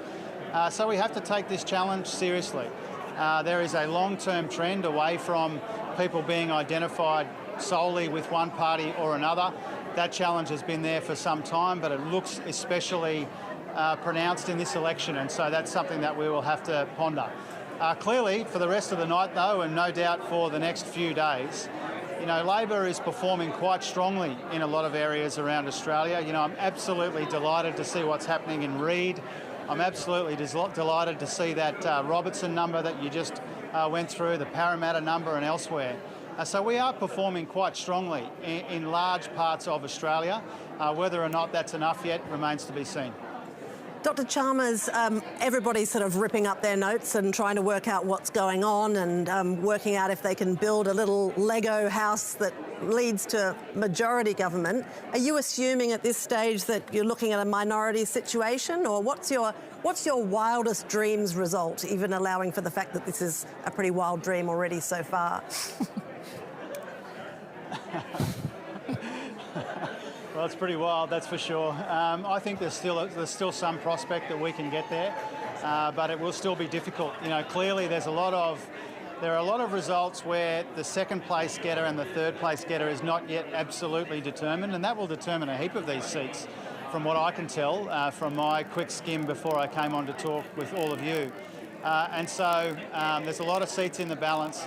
I think a majority Labor government is still possible. A minority is still possible. I don't think the Liberals can get to a majority in their own right, of course, which I suspect is a point that others have made before me. But I think it'll be a long night. I think there's a long night ahead of us. Great, another incredible all-nighter. Thanks very much for joining us, Dr. Chalmers. Thanks, everyone.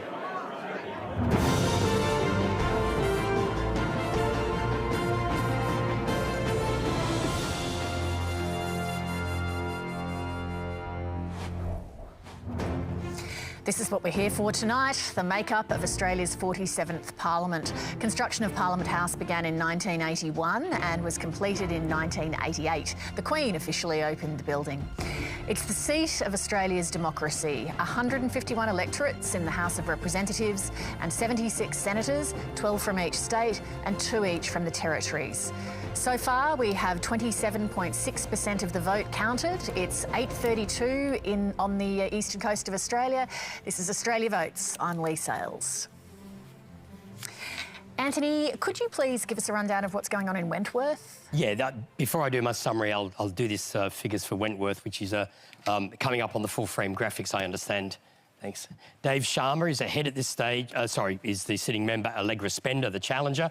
Now, we've got, as you can see there, Allegra Spender's on 38, so he's ahead. She's ahead on first preferences, and she will do strongly on preferences from Labor and the Greens. The preference count we're getting currently has Allegra Spender up. Let's look at this is a change in first preference vote. You can see the Liberal vote's well down, and that's the problem for the Liberal Party in this seat. If we look at the two-party preferred that's occurring here, is that we're projecting that the Independent's on 52.9. Now, she's in fact much further ahead, and that projection on 52.9 is based on including the postals and including the pre-polls. Now, Independents traditionally don't do well on independents and pre-poll. That projection is also against the Dave Sharma vote versus Karen Phelps as an independent in the last election. Now, at 52.9, I would normally call a seat like that, but I'm not doing it here. And the reason is I did the Wentworth by-election in 2018, and the result in that by-election closed by nearly 4% after polling day. So in other words, when you've got an independent versus a major party, you can't always go on that postal vote trend, especially in a seat like Wentworth, because there's a very significant Jewish, I think it's got the highest Jewish population in the country. They tend to vote postal and pre-poll, and they're not counted yet. So that projection of 52.9, I'm being cautious of because of that vote which could come in, and that was a very significant vote at the two previous elections. So that's why we're not calling Wentworth. At the moment, on the numbers we have, we would normally call it, but we're holding it. But I think we've got to look at the current numbers, 36.1, 30.6. These numbers, we're now at 28%. I think that was the numbers at about 10%, so it hasn't changed. That's settling in as the numbers. We've still got some WA figures to come, a lot more in WA, South Australia and the Northern Territory. The change in vote is, again, it's the same figures. The Liberal vote's down 2.7, 2.1. Let's go to the chamber, because there's something I want to talk about at the chamber. The seats we're definitely giving away. If I mark the seats 1, we've got Labor on 62, the Coalition 46, the Greens 1, 5 others. We're going to add a few seats leaning one way or the other, and we get Labor up to 64, the Coalition's still on 46. Now, the Coalition will pick up some seats when Western Australia comes in. Labor will pick up seats when Western Australia come in. They've got 5 seats in Western Australia they're expected to hold, which gets Labor to 69, and they may pick up 1 or 2 seats. So that gets Labor above 70. I can't get, with those independents doing well, I can't get the Coalition to 70. At the moment, I can't see the Coalition getting to majority government on these numbers, unless the postal and pre-poll trends are completely different previously. But at the moment, the Coalition, I can't get a path for them to get to 70 seats. Maybe in the mid to high 60s, but I can't get them to 70. I can get Labor over 70. Now, there's a lot more counting to come. We've only got 28% of the vote counted. And I'll make one other note. I'm getting lots and lots of emails at the moment saying, your count's wrong, your count's wrong, your count's wrong, particularly in seats like Brisbane, Ryan, Griffith, McNamara. For people at home listening, they've got to understand the counting process. The Electoral Commission nominates 2 candidates beforehand, and they count a preference count. And the preference count is the most accurate count you can get. And they continue with it until it is absolutely clear that the 2 candidates they're counting to are not the final 2. And in Brisbane, McNamara, Ryan, it's not clear who's going to come second and third. So they're continuing that count. And to me, for instance, in Brisbane, we've changed our position on it. So the LNP, we've said they cannot hold that seat. We're just not sure whether it's the Greens or Labor who've won it. We think the Greens will win Griffith. But again, that's not the preference count we're getting, so we're holding. So people are sending me emails saying the preference count's coming is wrong. Well, we're sticking with the counts we've got. And where we've turned off the count, our system is going to flip-flop backwards and forwards about who's in the lead because the first preference order is changing. So we live in a preferential voting system. You have to determine the order of the candidates to determine the knockout. But on election night, you can't determine the order of the candidates until all the votes are counted. So we will continue with the counts that's going there. And so people are sending me the emails saying the counts are wrong. Who are these people? Sending him emails. I love you're checking them, though. Yeah. That's amazing. They keep popping up on my screen. Like if I close my email, I wouldn't get the pop-up. Anya and I are both very used to these sorts of emails. It's the same people who email you guys. Simon, are you persuaded by the logic there that the Coalition cannot get to 70 seats? You're looking at the very best at minority government? Well, it's clearly a tough pathway towards a majority from the way the count's unfolding. Now, there's lots to come in, so I'm not willing to trade that away completely yet, but it is a difficult pathway, and if those so-called teal seats do fall in the types of directions that Antony's talking about, well, then that makes it essentially an impossible pathway. So we really need to see improvement in those to make sure we hold that base, and that then potentially presents a viable option. All right, let me bring Laura Tingle in. Laura, we haven't spoken to you for a little while. What do you think is going on? Well, I think clearly it's messy, but I think the focus on the losses or gains, depending on which way you look at it, to independents and Greens is hiding the underlying story here, which we've talked about a bit on the panel, which is essentially that the Coalition can't form a majority government by all the projections that are coming in now. It's not even clear that they're likely to form it's more likely that we're looking at a Labor minority government and a doubling of the size of the crossbench. Now, how that falls, and I'm not making, seat by seat things, but if you look at the number of seats that are being won and lost, Labor has been winning seats. The Coalition, I think, may have won Gilmore, and it is losing seats to Labor and to the Greens and to the Independents. Josh Frydenberg looks like he's still in quite a lot of trouble. So there's a lot of noise going on, Leigh, but the bottom line is that the scenario before Western Australia opens is, I think, for a Labor minority government at least, and as I think Jim Chalmers mentioned, there is still possibly the scope for them to creak over the line, but that's much harder to say. OK, Laura, thank you. WA will be coming online in the not-too-distant future, but we have reporter Jake Sturmer standing by in the seat of Swan. Jake, what are the issues at play there?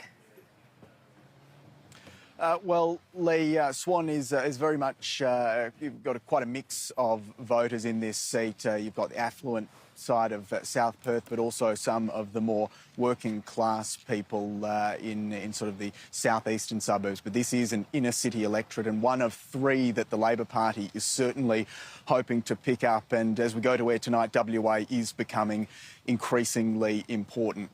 The Labor Party has spent a lot of time and a lot of its focus on WA as part of its election narrative. The campaign of the Labor Party was launched here in Western Australia, and the party is hoping that some of the popularity that Premier Mark McGowan has, the high levels of support that he has, will rub off on Anthony Albanese.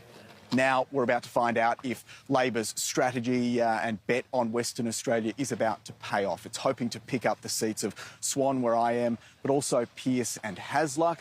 Those Swan and Pearce seats are considered to be more in play because they have retiring Liberal MPs, and it's a fresh contest between two new faces on both sides of the spectrum.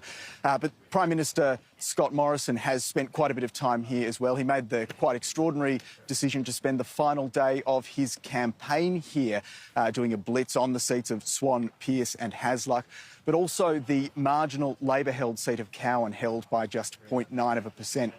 Now, that's something that the Liberals will need to pick up if they're to offset any of the losses that are seen, certainly potentially here in Western Australia, but that we've already seen on the East Coast. Jake, thank you very much. Let's go now to David Speers in the virtual tally room. Leigh, thank you. Here's the state of play at the moment. More seats being coloured in as more projections are made. Now, just come with me. I want to show you this one because one of our panellists tonight will be pretty keen to see it, and that's the seat of Sydney. Very safe Labor territory, but Tanya Plibersek holds on in the seat of Sydney. No great surprise there. What we're seeing, though, and remember, we're looking to see which of the seats change colour. At the moment, on the Labor side, none have changed colour. Now, you've been talking about Gilmore, which certainly the Liberals are still hopeful they can pick up, and we're yet to see some of the West Australian seats filled in either way. But have a look over this side of the board, and this is where we're starting to see the story told. Labor now have picked up 4 from the Liberals. Robertson on the New South Wales Central Coast, Reid in Sydney, Higgins, Katie Allen's seat in Melbourne, and Chisholm in Melbourne as well. They're doing well in a few of the other seats as well, but they're the ones so far projected. Remember, Labor needs 7. They need a net gain of 7 seats to get to a majority. There are 4 in their column so far. Those West Australian seats like Swan, Pearce, Hasluck, we'll see some early results coming in soon from the West. So they may build on those 4. 7 gets them to a majority. But as everyone's been saying now over the last half hour or so, Labor certainly on track for, at the very least, a minority government tonight. But the other big stories you've been talking about is what's happening in these with these teal independents taking on moderate Liberals. Because I want to show you, this will demonstrate, while we've got to be cautious, and for the reasons Antony's explained, we need to be cautious about calling them. We're not yet.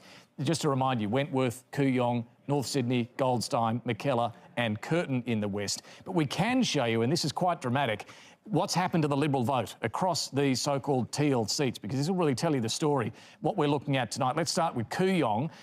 Let's have a look at how much that Liberal vote has dropped. And it's down nearly 6% in Josh Frydenberg's seat of Kooyong. What about Goldstein, Tim Wilson's seat? It's down a whopping 12.1%, the Liberal primary vote. In North Sydney, Trent Zimmerman's seat, again, a whopping 13.4% plunge in the Liberal vote. In Wentworth, not as bad, but still a 7% drop for Dave Sharma there. Mackellar, Jason Falinski's vote down 12.6%. And in Curtin, we're yet to see results come through from the West in that seat in Perth. But that really demonstrates for you just how dramatically the Liberal primary vote has plunged across these so-called teal seats. Not calling them yet, but you can see the story being told there. Tony Barry, let me ask you, how would you describe what you're seeing there in this once Liberal heartland? Well, it's a teal bath. And I've got a feeling it's going to get worse before it gets worse. So what it says to me is the Liberals have lost their base. And we're seeing in the other sort of segments we're looking at, such as the mortgage belt seats, we don't seem to have a natural constituency anymore. That's my big take out of the results. You don't see the Liberal Party having a natural constituency anymore? Well, the teal seats are our base. They're basically, you know, if not lost, inevitably lost eventually. And we haven't performed particularly well in the outer suburbs. Is this an existential question now for the Liberal Party then, as to who the party is trying to represent? Well, it needs to repitch itself. It needs to sort of redefine, go back to its original roots, and the aspirational class, the outer suburbs. Housing affordability is the political fault line in Australia right now, and I think we've overlooked that. And the great thing about housing affordability, which I think is impacting enormously, is you can't create conservatives if they've got nothing to conserve. So if you don't have a house, own a house, you know, you've got nothing to conserve. And that's, I think, something that we've missed, and Labor, but that is our natural constituency. We need to get back to that. Richard Brennan, let me bring you in here. Tell us about these teal seats and the issues that we saw through Vote Compass that were really playing strongly in those parts of Australia. We spoke to a lot of voters in these seats, and the number one issue, climate change, global warming. That's what we heard over and over again. Now, let's take a look at this, David. This is some of those teal seats. Now, I'm sure none of us want to hear the word teal ever again after this campaign. But here are these seats, and you can see the yellow dot there is the national average for concern about climate change, which is around about 25%. In Kooyong and Goldstein, up around 40%, David. So we know that so many voters in those seats were going to the booths, going to the polls today and earlier, concerned about climate change. Far more than the national average. What other issues were at play there? Well, it was a very simple campaign run by a lot of the independent candidates on climate change, accountability and transparency. And when we look at this graph just behind you, the yellow dot there, the national average, so not hugely above the national average, although you can see in Mackellar quite a bit there ahead on government accountability, so also a key concern for voters in the teal seats. All right, Bridget, thank you. So, Leigh, that does tell us about why those teal seats are going the way they are. Climate change, obviously, we all knew it, but you can see it in the data there, a far greater concern in those parts of Australia than the national average. Thank you, David. I just wanted to let everyone know Tanya Plibersek's left us briefly so that she can go and address constituents in her seat, which she has retained this election. While she's gone, Richard Marles, the Deputy Labor leader, is standing by in Geelong, so we can go to him with any questions we might have. So thank you very much, Richard, for hanging about when you could be standing there having a beer, I can see, with everyone behind you. Yes, be nice to have a beer. Well, I've got my water. Just get one anyway. Just get one anyway. I wanted to talk about, with the panel, issues that have perhaps been under the radar that could explain maybe some of what we're seeing. I got a text message. I'm from Queensland. I got a text message from a friend who lives in Brisbane, and I just want to read it out to illustrate something. He says, "Re Griffith going green. It's my seat here in Brisbane. It's not about climate change. It's about the candidate Max Chandler Mather running a really strong anti-aircraft noise campaign. Since the last election, a new runway opened, exposing many more well-heeled constituents to aircraft noise. Neither major party candidate would commit to a curfew. The Greens candidate did." Now, I wonder if this goes to an issue which is micro issues which fly underneath the radar of the things that are on the big picture, you know, sort of scope, such as climate change, cost of living, housing affordability, that when you're seeing an election that's coming down to a lot of by-elections, if it's actually about individual local issues that are not apparent to people who don't live in those areas. And this is, safe seats are incredibly vulnerable to this, right? Because you've got a kind of an orthodoxy between the two major parties with, well, I won't promise that and you won't promise that because it's too hard, i.e., you know, controlling or shutting down aircraft movements over Griffith, you know, would be one of those issues. You've got an independent candidate that says, well, I promise I'll do something about that. Now, are the Greens going to be able to shut down aircraft movements over Griffith? I'd be extremely surprised unless, you know, minority government negotiations get extremely specific. But this is what's going on the whole of tonight, everywhere we look.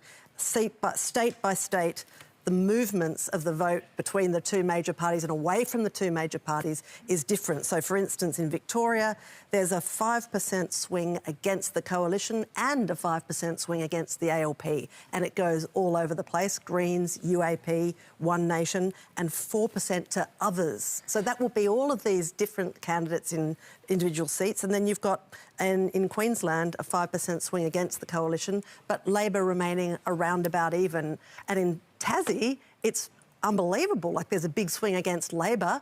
It looks like the coalition is going to hang on to Bass and Braddon and maybe even get Lyons. Now, you know, maybe the PM should have tackled a few more school kids. It just seems to be working.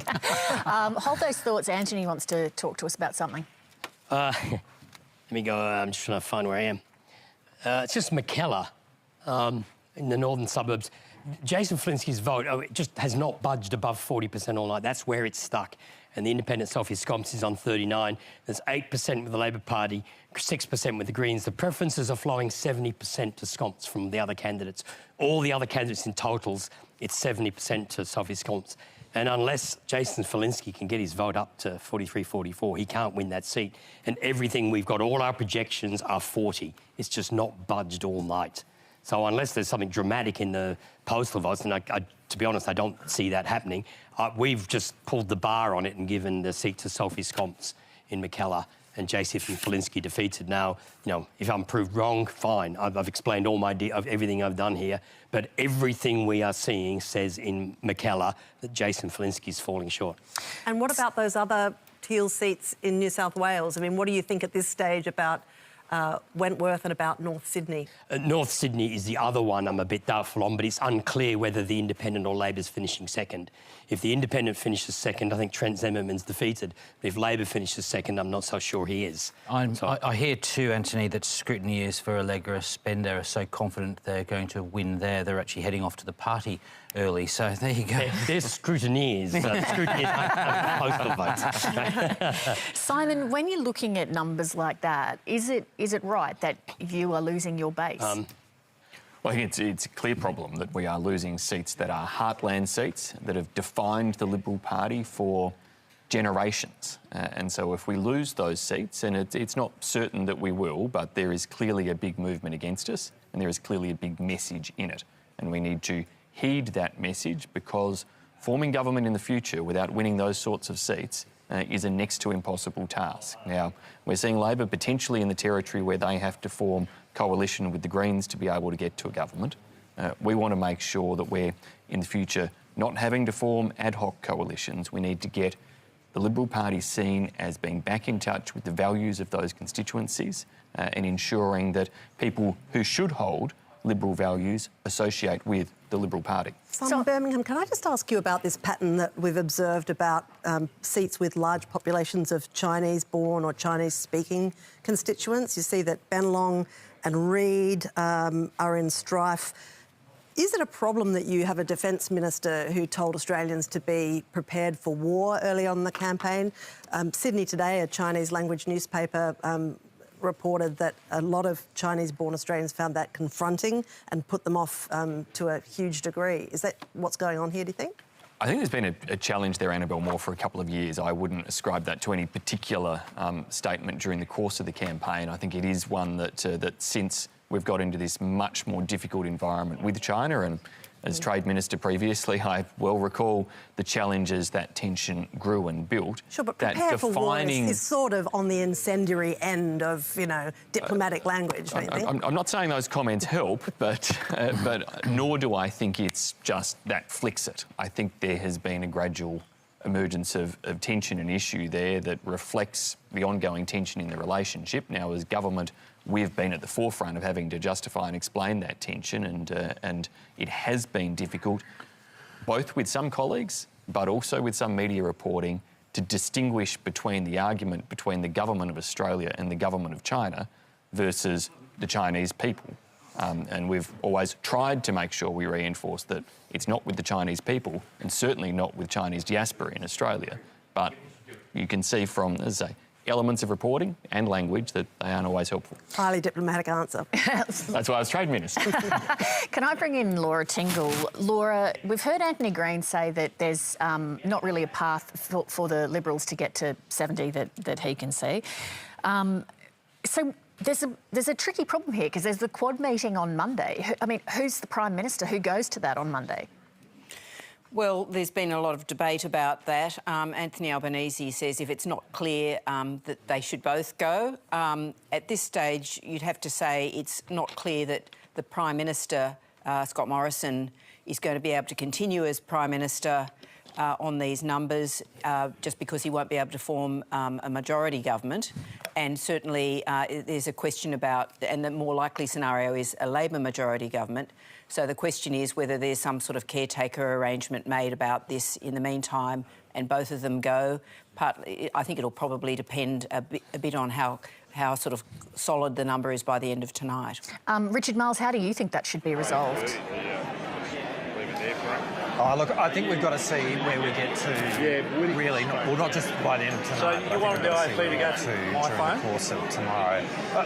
We were really clear that this was going to be a long night and a complicated night by virtue of the number of people who voted pre-poll. And so I think a lot of the results that we're seeing at the moment are going to get clarified tomorrow. And so I reckon we're going to be in a clearer position by lunchtime tomorrow. So I think there's a way to go before we need to worry about that. But clearly, we do need to be thinking that through. OK, thank you very much. What we're going to do now is run through some seats in South Australia and the Northern Territory and also Tasmania. Anthony, let's start with Boothby. Yes, we're busy scrambling together some figures here at the moment because it's a bit of a movable feast at the moment. Nicole Fentz retiring, Rachel Swift is the new Liberal candidate, international medical consultant. And Louise Muller-Frost is the former Chief Executive Officer of the St Vincent de Paul in South Australia. Joe Dyer is the head of the Adelaide Riders Week, a very highly qualified collection of women candidates in a marginal seat. So I think whichever of Rachel Swift or Louise Muller-Frost wins will be an addition to the House of Representatives, in my view. But at the moment, let's see who's winning. We've got Labor ahead at 2.9% swing. We're not calling that at the moment. We've got 33 of the 55 polling places. We've got the Liberal Party's projected to be slightly better on first preferences than that. And at the moment, let me see, we've got 20 polling places with a count, 2.9% swing. That remains rightly in doubt at this stage, but that's a better position for the Labor Party than the Liberal Party. OK, Sturt, Christopher Pyne's old seat. The Liberal there is James Stephens on a margin of 6.9%, and he was being challenged by Sonia, I think it's Barham? Barham, she's... James Stephens is well ahead there on first preferences, but look at the Green vote there, 18%. So that's boosting Labor's numbers. And at the moment, when you look at the two-party preferred in that contest, what we're producing is 50.1% and a 6.9% swing. So there'll be a lot of counting to come. That's 13 of the 52 polling places with preferences. So Sturt remains in doubt. Lingiari in the Northern Territory. Warren Snowden, the very long-standing MP there, is retiring. Marion Scrimge is contesting it for the Labor Party with Damien Ryan for the CLP. Just before I mention this, I will mention the other seat, Solomon, has been safely retained by Labor. So Lingiari is the one in doubt now. I'm keeping this one blocked in, and a simple reason is at the moment Damien Ryan's ahead, Marion Scrimge on 34.9%, the Greens on 13.2%. We'll show our projected number at the moment. There's a key difference between Lingiari and every other electorate in the country, and that is that 40% of its population is Indigenous and most of them live in traditional homelands. The vote you get, we've got the vote from Alice Springs, Katherine, Litchfield Shire, the edges of Palmerston. Warren Snowden polled much better there than the Labor Party would traditionally do in those areas because he was very well known. He's represented the Northern Territory since 1987. And what's happened is that his retirement means they may not do as well in those polling places, but the remote polling places heavily favour Labor, and depending on the amount of turnout and how much work is done, that may turn around the vote in the other communities. So Lingiari the polling place matching is not very useful in that district. You tend to have to wait for all the votes to be counted. So we've got a lock on that seat. It's down to 55.5 for the Labor Party. If I lifted that lock at the moment, that would give it to the Labor Party. But I distrust using that method of matched polling places in the Northern Territory because, I mean, for a start, the remote mobile booths don't always go to the same places every time. So for Lingiari, I want to see all the votes in before I will lift that bar on that seat. OK, Bass. Bass is in Tasmania. We've spoken about it a little bit tonight. Bridget Archer, the sitting Liberal MP, Ross Hart running for the ALP. Well, at the moment, it looks like Bridget Archer has dodged the ejector seat, that she's broken the curse of Bass. There's only one other member that's been re-elected in that seat since 1993. And at the moment, I'd say Bridget Archer, who's built quite a considerable profile over the last year by standing against her own government on several issues, has been rewarded in the electorate of Bass. Bass has been becoming, is quite a conservative electorate in state politics. And it seems that it may be shifting that way in federal politics. But Bridget Archer, she's well ahead there, and we believe that she will go on to retain that seat and she will become the first member in 20 years to be re-elected in Bass. And as you say, showing that independence from the government probably helped. Braddon, also in Tasmania, Gavin Pearce, the sitting Liberal MP, being challenged by Chris Lynch from the ALP. He's had a very good result, Gavin Pearce. No, Chris Lynch had some past history dragged up during the election campaign, which didn't work well for him. Jackie Lambie Network's got 9.6, Craig Garland 8.7. I should say Jackie Lambie Network's directed preferences to Labor in some of these seats. In both of those northern seats, but we've got preference counts and the swing is still flowing through. So on those numbers, we're seeing a 4.7% swing and Gavin Pearce will retain Braddon. Lions, let's take a look. OK, Brian Mitchell, the sitting Labor MP on 5.2%, being challenged by Susie Bauer. Yeah, well, we've got here, I was getting a couple of messages to some seats I haven't looked at for a moment. Lions, this is a very close contest. Susie Bauer is ahead. Brian Mitchell there on just under 30%. Jackie Lambie Network and the Greens both on about 10. One Nation, UAP. What we're seeing there is, let's look at the two-party preferred. 50.6 for Labor, a 4.6% swing to the coalition. Labor's ahead, that remains in doubt. We've got 53 of the 78 polling places, the centres coming in tonight counted, and that's what's happening. I've got a couple of emails, SMSs from the Electoral Commission. A couple of these seats we've dealt with. They've stopped their preference count in Cowper, Killare, because the Independent's second, Griffith, Ryan and McNamara, because it's unclear who's finished second. And if I can just open my phone, because I just got a message, they have also stopped the preference count in Richmond, which I haven't looked at, in Wannon, and in Hinkler. Hinkler, they were counting to an independent who's clearly not going to finish second. So that's quite an amazing result. But I'll have a go and look at Richmond and Wannon at this stage. So what does that mean, Antony, that they've stopped doing that? That they picked the wrong candidates to count preferences to, or it's completely unclear. In some of these seats, it's so unclear who's finished second and third, they just stop doing the preference count because it's just misleading. I see what's happened in Richmond. Currently, the Greens are on track to win Richmond. No, that's not correct. Actually, let me bring up Richmond, and people will immediately see what I'm talking about. Richmond. Now, Richmond's, it's up in the north of the state. Now, this is, it's on the edge. Parts of it were affected by the floods recently. Now, let's look at the first preference votes, and you'll see what I mean. The Greens are on 28, Labor's on 27, the Nationals on 21. We've got 7 for the LDP now. National preferences, I expect, will favour Labor, and that will help Labor win the seat. So I would say at the moment, I think our formulas are working out. The Greens win. I can understand why the Electoral Commission stopped preference counting. They've clearly got the wrong pairing. I am going on the basis that probably 60% of at least national preferences will flow to Labor. I haven't seen their how to vote card, but I'm presuming that. If that's the case, Justine Elliott will hold on. But that's a remarkable result. Nobody over 30%. Antony, thank you. Let's go back to David Speers at the other end of the studio in the virtual tally room.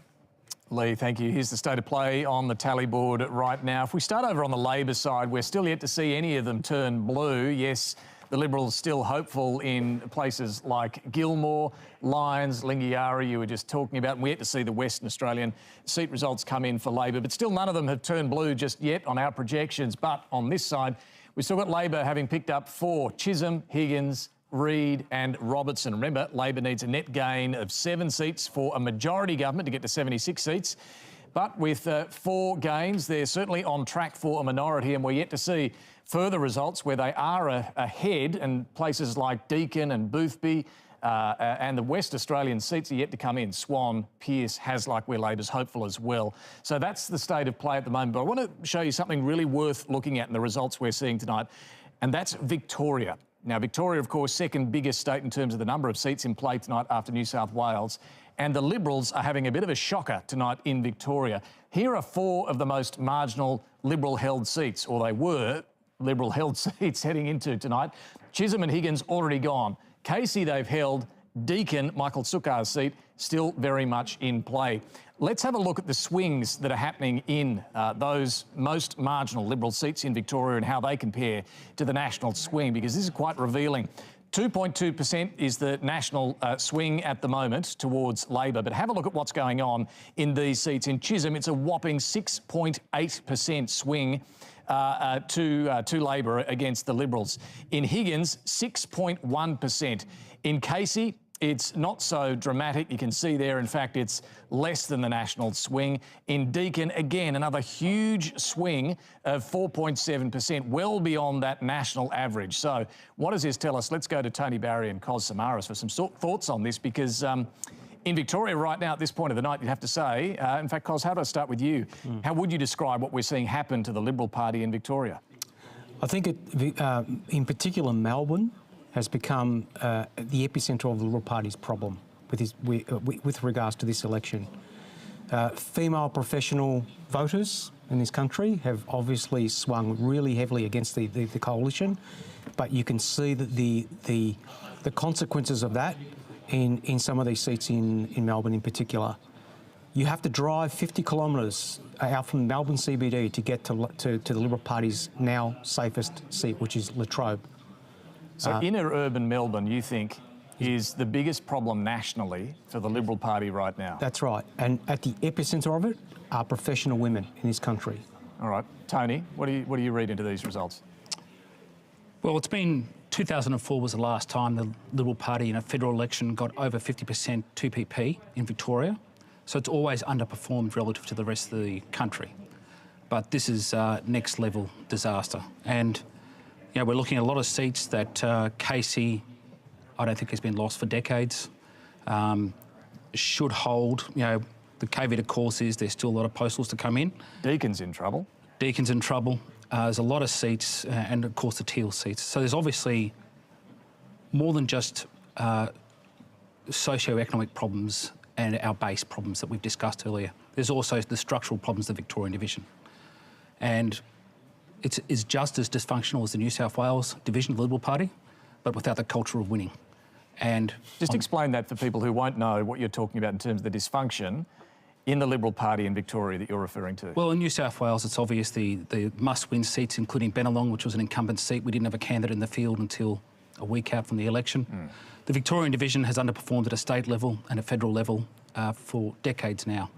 And it simply does not have the professionalism, the values-based communications that it requires, and it's going to get worse before it gets worse. Well, Leigh, that tells you a bit of the story there in Victoria. It does appear to be one of the worst performing states for the Liberals tonight. David, while I've got you, what is your overall read of the big picture and what we're seeing?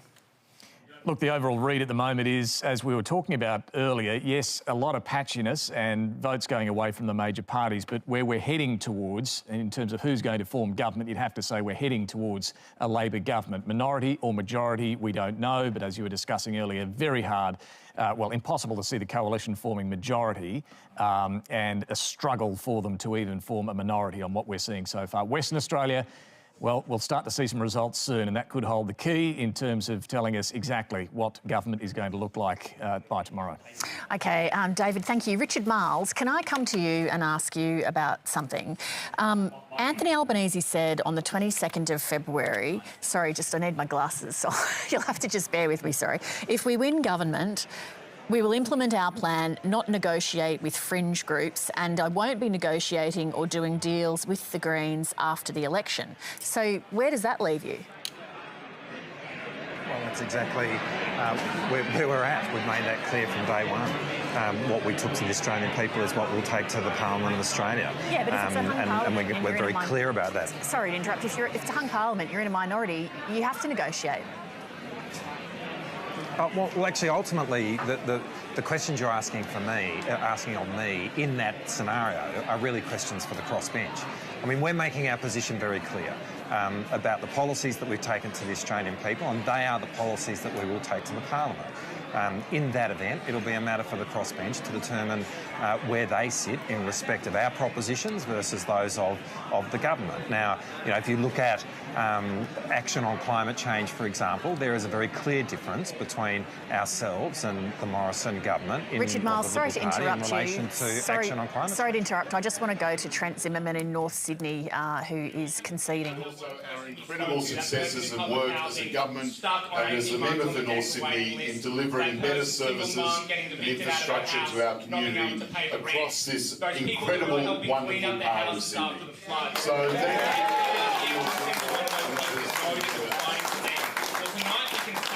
like many elections, as we've seen, politics that said they, a refugee on Manus, is just as important.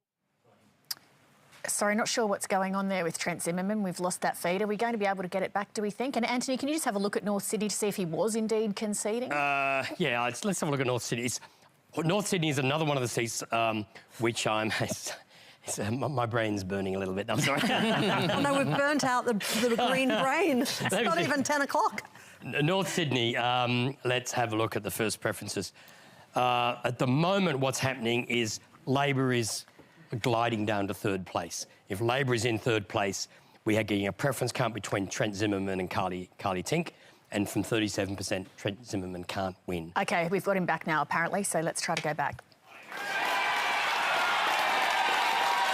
But we'll see in the next few days what the outcome is likely to be. And can I say, though, that when we look at these results across electorates like mine and across Sydney and across other states and Brisbane and Victoria, there will be clearly lessons for the Liberal Party that we need to learn.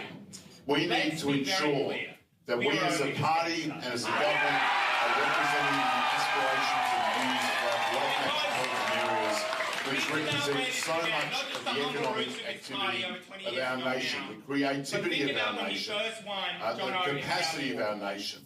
And we have Unfortunately, we're having a very bad audio issue there with Trent Zimmerman, so we can't hear what he was saying. But as Antony said, that is unwinnable for him from there. That is a very big blow for the coalition. It is a devastating blow on the discussion we were having earlier about Liberals whose values, I believe, is what their electorates are looking for, but are being punished because the party and they are being punished by association with candidates in adjacent seats. And in Trent's case, there is no more adjacent seat than North Sydney and Warringah.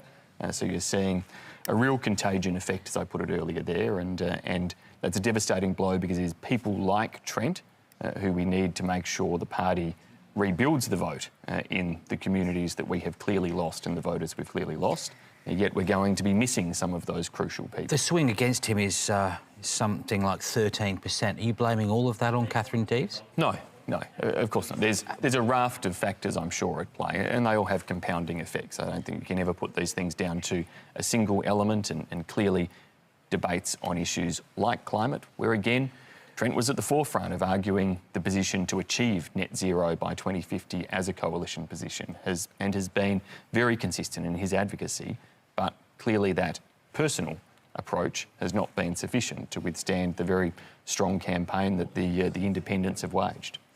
Senator Birmingham, like what you're seeing, though, as a pattern tonight is you're seeing Liberal men who, in many cases, are ideologically not that different from the women who are replacing them in these traditionally safe Liberal seats. How much does this have to do with the issue that the government has had with women going back years, but intensely so in the last 12 months? Annabelle, I think gender clearly is a factor in this, and it's a factor you could see if you went back to the South Australian state election. Every seat the Liberal Party lost was lost to a female candidate, and so there's a real challenge there for us to make sure we have... Time to start pre-selecting some more women? Absolutely. That is a very clear message that the electorate is sending us, But we can't just say that pre-selecting more women is sufficient. And we're seeing that Katie Allen, for example, is in trouble, and Fiona Martin, for example, is in trouble. These are two outstanding women who, again, are crucial to where the Liberal Party stands and sits as a party. And so without them, the rebuild task becomes harder. But they are exactly the type of people that we need to make sure we're winning back as candidates and as voters. How helpful was the Prime Minister's blokey style of campaigning? You know, he even defined himself as a bulldozer. In the period, like the first month of the campaign, he heavily visited manufacturing facilities and so on. I mean, the campaign had a very tradies... Annabelle, sorry, can you hold that thought? We need to go to Antony Green, who has some breaking news.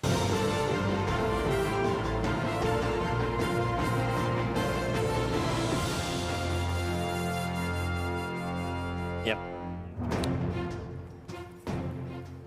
Well, I think there's been some confusion here. What I'm going to start talking about is Goldstein first. Tim Wilson up against Zoe Daniels. Someone thought I was about to say someone's been elected Premier. I don't know what he was. I'll get onto that in a moment, but I need to do two things first. Tim Wilson, 38%. Zoe Daniels, 36%, 11% with the Labor Party, 8% with the Greens. Tim Wilson's vote is going to at most be 40%. He's well short of getting there. We have the change in votes occurred. The Liberal vote's down 12%, the Labor vote down 19%, and the Independents got 36%. We have a preference count in. There's a 14% swing. The Independents on 56.6 on 27 of the 42 counting centres.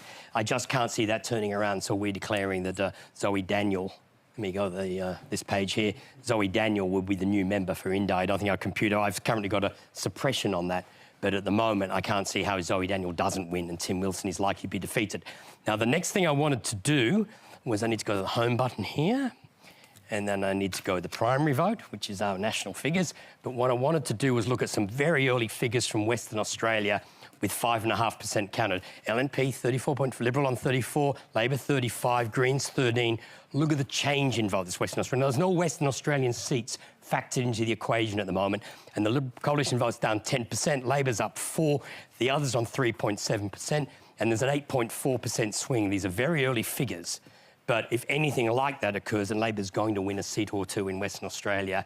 And if I draw the chamber at the moment, what's our bottom of... I can't see our bottom of frame at the moment, so I'll have to go back to the chamber. The House of Representatives, let's fill in the seats which we're giving away at the moment. We've got Labor on 69, because some of those WA figures have started to come in and pop through. The Coalition on 47, 1 Green, 7 others. We'll factor in a few more... Sorry, I hit the wrong button. It's the first time all night I've hit the wrong button, but there you go. We'll do it right at this moment. If we're looking at the seats which are likely, so adding some extras, we've now got Labor to 70. Now, that doesn't factor in, there's several seats there which the Greens could well win. It hasn't factored any changes from Western Australia yet. So I think Labor is very close to getting a majority or falling short if they govern with the Greens, if they talk to the Greens or the other crossbenchers. But the coalition's still only got 48 seats. Now, sure, they may pick up some WA seats, but they're just not going to get to 65, let alone 75. So at the moment, I would say the coalition can't form government on the results we're seeing. Now, that's not necessarily that Labor's going to form government. It's not clear that Labor will reach a majority. It's clear the coalition won't reach a majority, and I'm not sure what they can cobble together to try and govern. So I would say the coalition government has been defeated, but at this stage, it's not clear what sort of Labor government we will get. And I think there's more counting to come. But at the moment, with Labor having reached 70, and some of those seats involving the Greens and Labor may fall to one or the other, then the coalition can't win from this position. And partly it's because of the number of seats they've lost to the crossbench and a number of key marginal seats. The key marginal seats everyone was watching, some of them have gone with. And just looking at Victoria, McEwen and Corangamite, we heard an awful lot about. Labor's got swings to them in both of those seats. Deakin, there's a big swing to Labor. It's in doubt. Chisholm looks like a Labor victory. Higgins is a Labor victory. Kooyong is in doubt. There's nothing there to happen. And just also, the Nationals have held Nichols. The Liberals will probably hold Wannon, but an Independent's finished second there. And as I said, Kaupo is a little unclear whether the Nationals can hold that seat. So it's going to be a a potpourri. It's going to be a menagerie. Well, I won't call it a menagerie because most of these people are quite reasonable. Menageries are animals, but it's going to be a very. Well, actually, most of that crossbench that's coming in are actually quite qualified and intelligent people. So it's going to be a very interesting parliament. I will say one other thing. If I go to the primary vote now, the coalition's on 36. They will have a lower vote in the Senate. Labor on 30%. Labor will pick up 2 seats in every state. The coalition will pick up 2 in most states, but struggle to 3 in more than half the states. The Greens will get 1 seat in every state and reach 12. And I've got some very early, let me go to the chamber, some very early, go away. I've got to do this. Some very early Senate figures. This is always a bit dangerous to do, but the ACT, I haven't got the percentage count, but the Liberal Party on the current count is below David Pocock. So on those numbers, there's a potential that Zed Seselja would be defeated in the Senate. Long way to go in the counting, but that affects the balance of power. But on those first preference votes in the lower house, I have no idea what the composition of the Senate will be. And it may well be that both chambers are actually going to be quite difficult to govern with. OK, thank you, Anthony. We've been talking about the seat of Fowler, where Christina Keneally, the member, well, not currently the member, but running for the Labor Party, has been in trouble. She's been addressing the party faithful. Let's have a listen.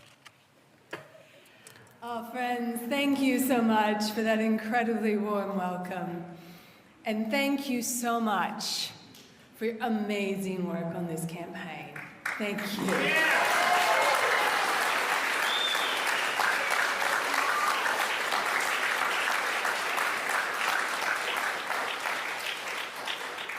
Now, I know that we are here tonight to have a celebration, and yet, as we are here, gathered this evening, it's not entirely clear yet the result in Fowler. And I do want to congratulate Di Lee and Courtney Nguyen on the campaigns that they ran. Friends, we're all here tonight because we believe that Australia deserves, indeed, that Australia deserves and needs a better future. And that better future is a Labor government.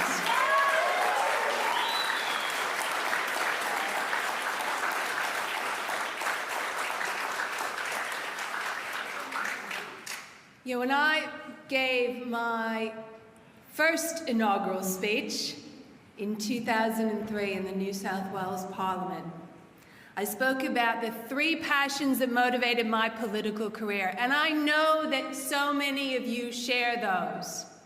A passion for social justice, the importance of community, and never wasting a moment or a day to live life with energy and enthusiasm to make a difference in this world.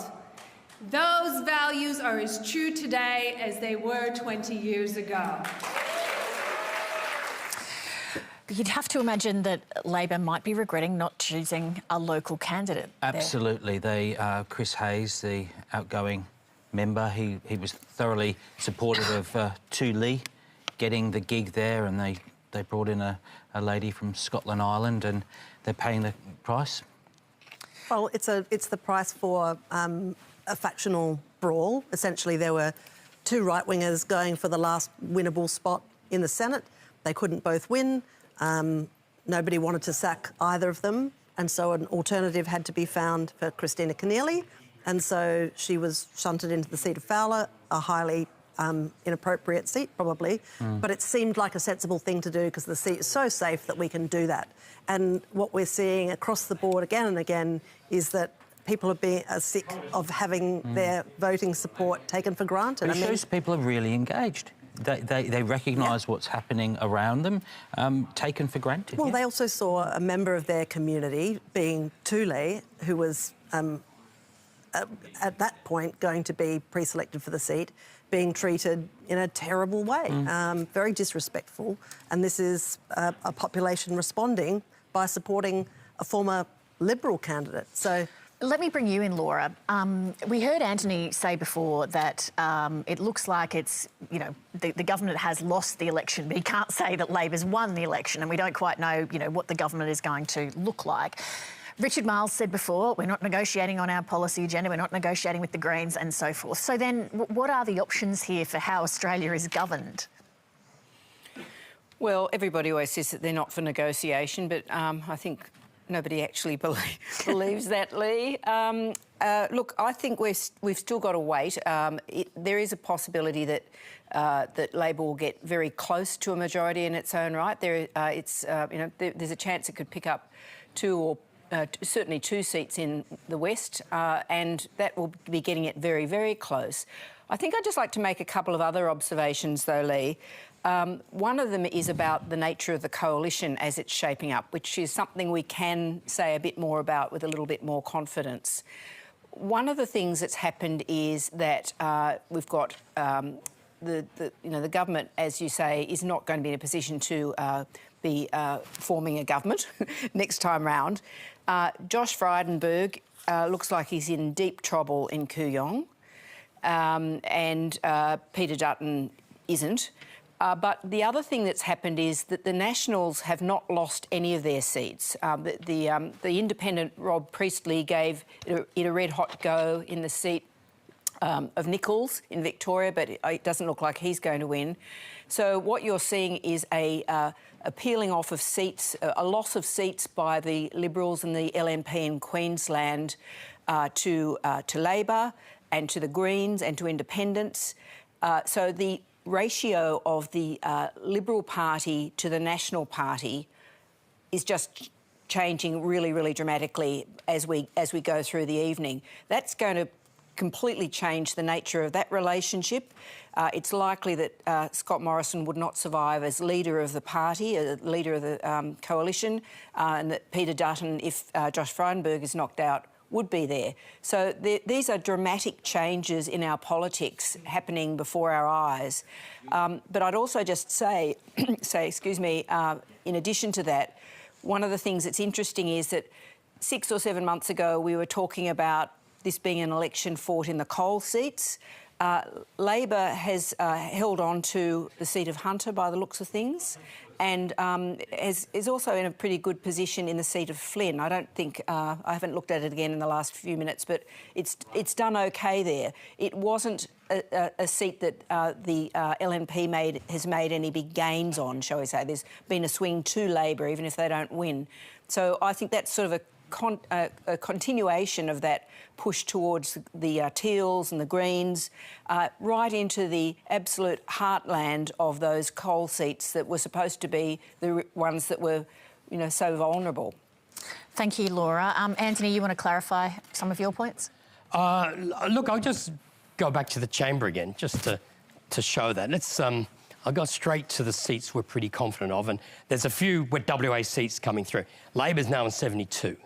The Coalition's on 49, the Greens 2. We just gave Ryan to the Greens. So Greens are on 2. Labor is 72. You need 76 seats to govern. There are 11 members of the crossbench, most of whom support action on climate change. If Labor falls short and it wants to form government, it can talk to the Greens or it can talk to the crossbench. If Labor does fall short, they'll be pleased about one thing. There is 2 blocks on the crossbench to talk to. They don't have to just talk to the Greens. Now, the Senate will be a different position, but the Labor Party, if it does fall short, will be comfortable to have a very large crossbench. But it's very difficult. I've got the Coalition can get to about 60 seats at the moment, and the WA figures are coming. Antony, just to be clear, Labor's 72 there doesn't include Swan? Look, I'd have to sit and go through all those numbers. The WA figures are coming in, which is why it's just started to go up. OK. But that's just to clarify that the Coalition cannot get into government. They are too far away from majority government. They would need to get all of the crossbench on side, and the National Party just wouldn't have a bar. It reminds me of, I think, when Jeff Kennett lost his majority. In the end, Jeff Kennett could have tried to negotiate with the crossbench, but the National Party just wanted to walk away. So I think that may be one of the things that prevents the Coalition trying to form government. Well, the Greens obviously are not going to agree to form government with the Coalition. So, OK, Zoe Daniels is claiming victory in Goldstein. Let's have a listen. Team Zoe. Thank you so much. what we have achieved here is extraordinary. Safe Liberal seat, two-term incumbent, independent.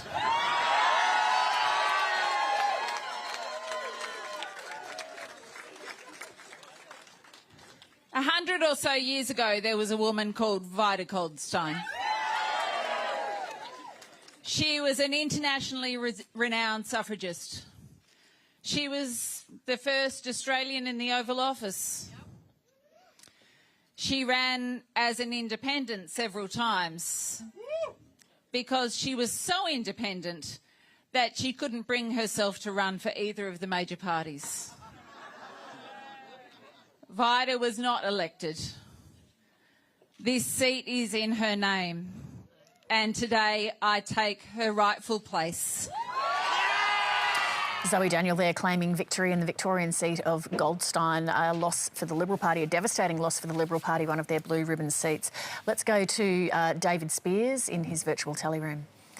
Well, thanks, Leigh. This really tells you the story of what we're seeing at this point in the night. Still no losses on the Labor side. Still a couple that are to be decided. Gilmore in particular, McNamara as well. But the damage is being done over on this side of the board more and more. And now that we start to get some results from WA as well, you can see it. So right now, the Labor Party have picked up, what is it, 1, 2, 3, 4, 5, 6, 7 seats. Remember, they need a net gain of 7 seats to form a majority government. We can't say they've got there yet because of these ones that are still in doubt that could offset these gains. But, boy, Labor would be feeling increasingly comfortable about getting to a majority when you look at that. Chisholm, Boothby, Higgins, Reid, Swan in WA, Pearce in WA, Robertson on the New South Wales Central Coast. Hasluck, we're yet to see come in. There's a couple of others in WA as well that might even be in play. We need to point out too that Ryan has gone to the Greens, so the Greens have expanded their numbers to 2 in the lower house. That will matter if we do get into a hung parliament situation and we're looking at how Labor forms a minority government. North Sydney and McKellar, we have called, there it is, McKellar, we have called for the Teal independents as well. Goldstein, you just heard Zoe Daniels talking there. Look, obviously it's heading in her direction. We'll leave that to Antony Green to make the call on that one. But right now we're seeing a lot of damage done there to the Liberal Party from the Teals, but also from Labor as well. I want to just focus a little more closely on WA. The most marginal Liberal seats, well, they were Liberal seats in WA, Swan, Pearce and Hasluck. And just take a look at the swings that we're seeing there now compared to the national average, because this might show you why this is a problem, another problem state for the Liberal Party. Have a look at it. The national swing right now is 2.3% towards the Labor Party. The seat of Swan, that swing is a whopping 13%, 10% in Pearce, and in Hasluck, another huge swing of 8%, so way beyond the national average. We always knew, didn't we, leading up to this election, that WA was a big problem, a potential problem for the Liberal Party. Well, those numbers tell the story, don't they? Much bigger swings. Yes, we're still talking about early vote counts there. In some of these seats, we're less than 10% of the vote. But if that holds up, this confirms the damage that's been done to the Liberal brand in WA. We can go back over the history as to why, but I think everyone understands why it is. And Labor campaigned very heavily there on the fact that the Morrison government initially backed the Clive Palmer challenge to the closed border. While we're in WA, let's take a look at the Labor marginal seats to see what the swing looks like in a couple of the most marginal Labor seats, Perth and Cowan. Well, they're not looking so marginal anymore, I've got to say. So that national swing still 2.3% towards Labor. And in these Labor seats, they've really strengthened their margin, their buffer there now out to nearly 13% in both of those seats. Let's get some thoughts on WA. Tony Barry, to you first. How would you describe what we're seeing so far in WA? Well, I think the wheel is turning, but the hamster is dead. So I just can't see how the electoral math will add up for the coalition at the moment. And WA has proven to be as bad as the rest of the country. Even the prospect of a minority government's gone now, do you think, for the coalition? I'd say so, yep. Yep. Tony? Oh, sorry, Cos? Yep. Basically, Western Australia is another result that points towards Scott Morrison's treatment of certain Australians, I would say. So I think the Western Australian red wave is a product of 2 years of the Prime Minister's campaign against Western Australians, basically, during the COVID lockdowns. How much does Mark McGowan have a contribution does he make to this sort of result, do you think? I would say his steadfast defence of that state's want to not be infected by a disease until vaccines were appropriately rolled out is, I think, telling, and you can see the results here tonight. WA has been a stronghold for the Liberals, along with Queensland, over many elections. Does that calculation change tonight? Absolutely. I mean, the results here in Western Australia cuts across all demographics. There isn't a demographic trend like we see in the eastern part of this country, where we can see patches where Labor and Liberal have struggled and certain other parties have actually done well. It's just one wave. It's cut right across everyone. Bridget, tell us about the Vote Compass results in WA. It might give us a better understanding of the issues that were at play. Obviously, there were domestic issues at play in that battle between WA and the federal government that played out throughout the pandemic. But again, David, just like in every other state and territory, it was climate change that came out on top when we asked West Australians what their top issue was at the election. Climate change, also the economy on a national and local level, also government accountability, making it in as it did in many other states. The cost of living a little bit down in WA, although not too much there, almost on par with government accountability.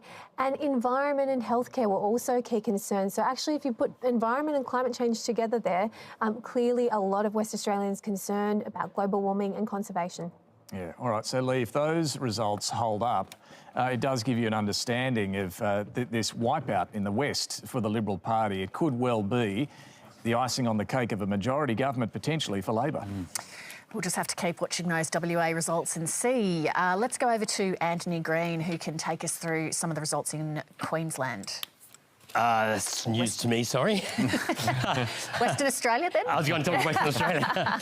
OK. What I was going to say about Western Australia was that I wrote in my election preview, will the sun setting over the Indian Ocean be yet again another false dawn for Labor?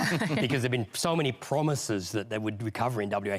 This time it's happening. And for all those years where Western Australia has wanted to be the state that decided the election, this is the one that where it may happen. Look at the change in vote that's occurring in Western Australia. The Liberal vote is down 11%, the Labor vote up 6%. Not quite the wipeout of the state election. That's translating into a two-party preferred swing of 9.8. At the moment, we've given away definitely Swan and Pearce. Hasluck's gone. Moore's borderline. So the shift, the one state where there's been a shift across the spectrum is Western Australia. There's no doubt about what Western Australians have voted at this stage. Now, the other thing, I think I'm talking about a couple of Queensland Green seats. Now, we've been trying to talk about these seats and how difficult it's been to call them. We have called Ryan for the Greens. Julian Simmons is not going to get close on those numbers. 90% of Labor preferences will flow to the Greens. The Greens will win Ryan. So the Liberal Party have lost Ryan to the Greens. Just look at the change in vote that's occurring there. Is just an example, 10%. So again, this is like the Teal seats. The Liberals have lost vote to the Greens. Griffith, which is a Labor seat. And the only reason we haven't given this away, it is unclear the order of the candidates. If Labor gets ahead of the LNP, then LNP preferences may well elect the Labor candidate. So that's why we're not giving this one away yet, because that ordering in second place will determine whether the Greens or Labor win that seat, because I expect LNP preferences will favour Labor. The Greens still only have 35.9, but if Terry Butler stays in third place, and she may well do that because there's 5-6% there with One Nation and the UAP, which will probably flow to the One Nation, to the LNP very strongly. If Terry Butler finishes in third place after preferences, Max Chandler-Mather will take Griffith from the Greens. And the next seat to look at is Brisbane. And it's a similar situation there. This is halfway geographically between Ryan and Griffith, and so are the numbers. The LNP will not win that seat. Trevor Evans will be defeated. I think he will be defeated by Stephen Bates. And if Griffith goes, there will be 4 Greens in the lower house, and that's with McNamara still undetermined. 27.8 there for Labor. If Labor finishes in third place, Stephen Bates will win. If Madonna Jarrett, on the exclusion of these candidates down here, gets ahead of Stephen Bates, then Madonna Jarrett will win the seat. The one point I will make, the Greens traditionally don't do very well on postals, don't do very well on absence, but they may I think they do well on absence, but they don't do well on postals and pre-polls. So that's what may change the balance there on the Green and the Labor Party vote there. But so we just run through that band of inner Brisbane, and the LNP will lose, cannot win any of those 3 seats. Labor may lose Griffith, and there's a chance there could be 3 Greens in the centre of Brisbane. Simon, I mean, that's just extraordinary for the coalition to lose seats to the Greens. But when you look at those suburbs, they are similar to the suburbs where you've seen teal independents running elsewhere. You know, they're leafy, affluent suburbs, say, for example, Ryan in Brisbane's western suburbs, or Conflower, Toowong, Brookfield suburbs like that. They would be candidates who would be campaigning on climate change. They would be candidates who would be campaigning on integrity. But nonetheless, I mean, what is it saying to you that you are losing seats to the Greens? Well, it's saying a couple of things there. Our vote's down and Labor's vote's down too, is the practical assessment of that. And there are 2 key factors that you fight on to actually win voters. We strip away kind of the individual issues. It's, are you in touch, and who is best able to govern? For the 2 big parties of government, they're the 2 key things you want voters to make a decision on. We have clearly in a lot of these seats lost the are you in touch question. Labor has failed to be able to win the best able to govern. And that's why we're seeing a situation where our vote is down so significantly, yet the Labor Party, who could form government out of tonight, have their lowest primary vote since 1919 at this stage. Senator Birmingham, you've got, I mean, Sydney Harbour is now ringed by teal and the heart of Brisbane has gone green. Melbourne's in all sorts of trouble, again, with teal candidates. What do you think was the effect of the Prime Minister's remark to Leigh in his interview with her the other night, where he said that these are areas where people are effectively too affluent to really less vulnerable, I think he said. They're not as vulnerable to economic issues, and so they essentially, can have the indulgence to be interested in other issues. Look, again, I don't think you can put a single comment, in the this turns or these sorts of unhelpful things. is what I'm asking. I think it's more helpful to focus on where the issues of difference are clearly lying and how we can actually turn those votes back towards us. Unhelpful. And so clearly issues of climate, of gender, of equality, those factors have all played a real role in relation to those seats. Now, those seats probably haven't put the same premium on economic matters and taxation matters as they have previously. So we've got to think about how we make sure that when they are casting those votes, we're not losing them on the issues where they are motivated at a point in time and winning them on issues they're not particularly motivated on. Those groups, I mean, those areas, when they were safe Liberal seats, benefited hugely from coalition policy on tax. And is it a bit ungracious of them to turn on you? Well, if there is a change Maybe of government... it's time for an inheritance tax, Senator Birmingham. Well, we've got a potential Labor-Greens alliance happening out of all of this. And there is, of course, now as we see the Greens potentially entrench themselves in more seats, greater pressure that will fall on the Labor Party from the Greens in relation to their policy positions. And we'll see what happens in relation to the Senate as to how that plays out. But, look, I think... we still have voters, no doubt, in those electorates who have voted for teal candidates who want to see a party that reflects values of economic liberalism, of low tax, of support for private enterprise, but also reflects values of equality and seriously addressing climate change. And that is the message that I think many of them have sent to us, and we have to make sure that we work to heed that in a way that doesn't, of course, fracture elsewhere around the country. And who's going to be making that argument within the Liberal Party now that all of your moderates have gone? Look, I think there are some stronger results potentially occurring where, for example, we've talked about the role Bridget Archer played in the last Parliament and the strong result she has had. Warren Inch, I gather, looks like, despite multiple visits by Anthony Albanese to Leichhardt... you couldn't kill him with a brick. The New South Wales division, though, Senator, I mean, it's lost a lot of the moderates, powerful folk inside the New South Wales division. Have they got a lot to answer for? There are some very important voices that we have appear to have lost tonight, and it is going to take a lot of responsibility from those of us who are still there to make sure we make up for the absence of those voices and that we work as hard as possible to get the best possible candidates as early as possible, reflective of the values of those seats, reflective of the diversity that people want to see in our candidate selection on the field. Can I just welcome Tanya Plibersek back? We'll come and talk to you in a second, but we've got some more results from Western Australia that we'll get Antony to run through. Swan, let's start with. Yes, OK, so sorry, Antony, the retiring MP is Steve Irons, the Liberal. Let's have a look at what's going on there. Look at the vote there, the 38.9 for Labor. I just need to get my computer screen so I can see the numbers. I was trying to fix some preference formulas in another electorate, but it's a very complex night for you're trying to sort of analyse the numbers and sort of deal with the complexities of the count as well. It is. Swan is 38.9. I'm trying to see what the change in first preference votes is because I can't quite see it. The two-party preferred swing is 11%. That's what I was trying to get to. But the Liberal vote has just collapsed. The Liberal first preference vote is down 13%, and that's what's producing 11% swing. The Labor vote's up about 5%, but the Liberal vote has just collapsed. Okay. And that's just a remarkable result. And so I think Zanetta Mascarenhas is she's an engineer, new member, new Labor member for Swan. First time the Labor's won that seat since 2004. So it's a big win for the Labor Party there. All right, let's have a look at the seat of Pearce. Christian Porter was the sitting MP there, the former Attorney-General. He's retiring. The margin on that seat was 5.2%. Linda Aitken is his replacement, and the Labor Party candidate is Tracy Roberts. Tracy Roberts, the Mayor of Wanneroo, and Linda Aitken is on the council, and you can see there Tracy Roberts is well ahead on first preferences with 12% there for the Greens. I think our next graph shows the change in first preference vote that's occurring in this electorate. And you can see Labor vote's well up, the Liberal vote just collapsed down 14%, and most of that is transferred to Labor, and it transfers to a two-party preferred swing. When we look at this of 57.5, now this is Christian Porter's former seat. He's departed. It's a very different boundaries now, but that's a 12.7% swing. So a completely different picture has occurred in Western Australia.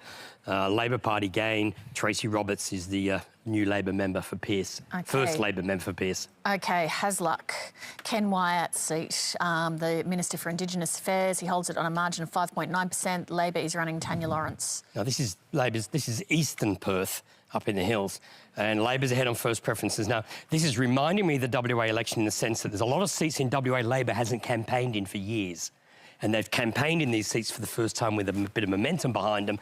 And look at the change in first preference voting in Hasluck, where Ken Wyatt has been the member for I think, since 2010, 12% down, Labor went up 7.6. Once Labor campaigns in these seats, as we saw at the state election, at the last two WA state elections, there's some Labor vote there which Labor's tapped into. And if we go on to the two-party preferred, we can see that there's a 10.7% swing, and Ken Wyatt has been defeated in Hasluck, and Tanya Lawrence will be the new Labor member for Hasluck. So that's a big swing there, a big change. And a big blow for the Liberal Party to lose Ken Wyatt.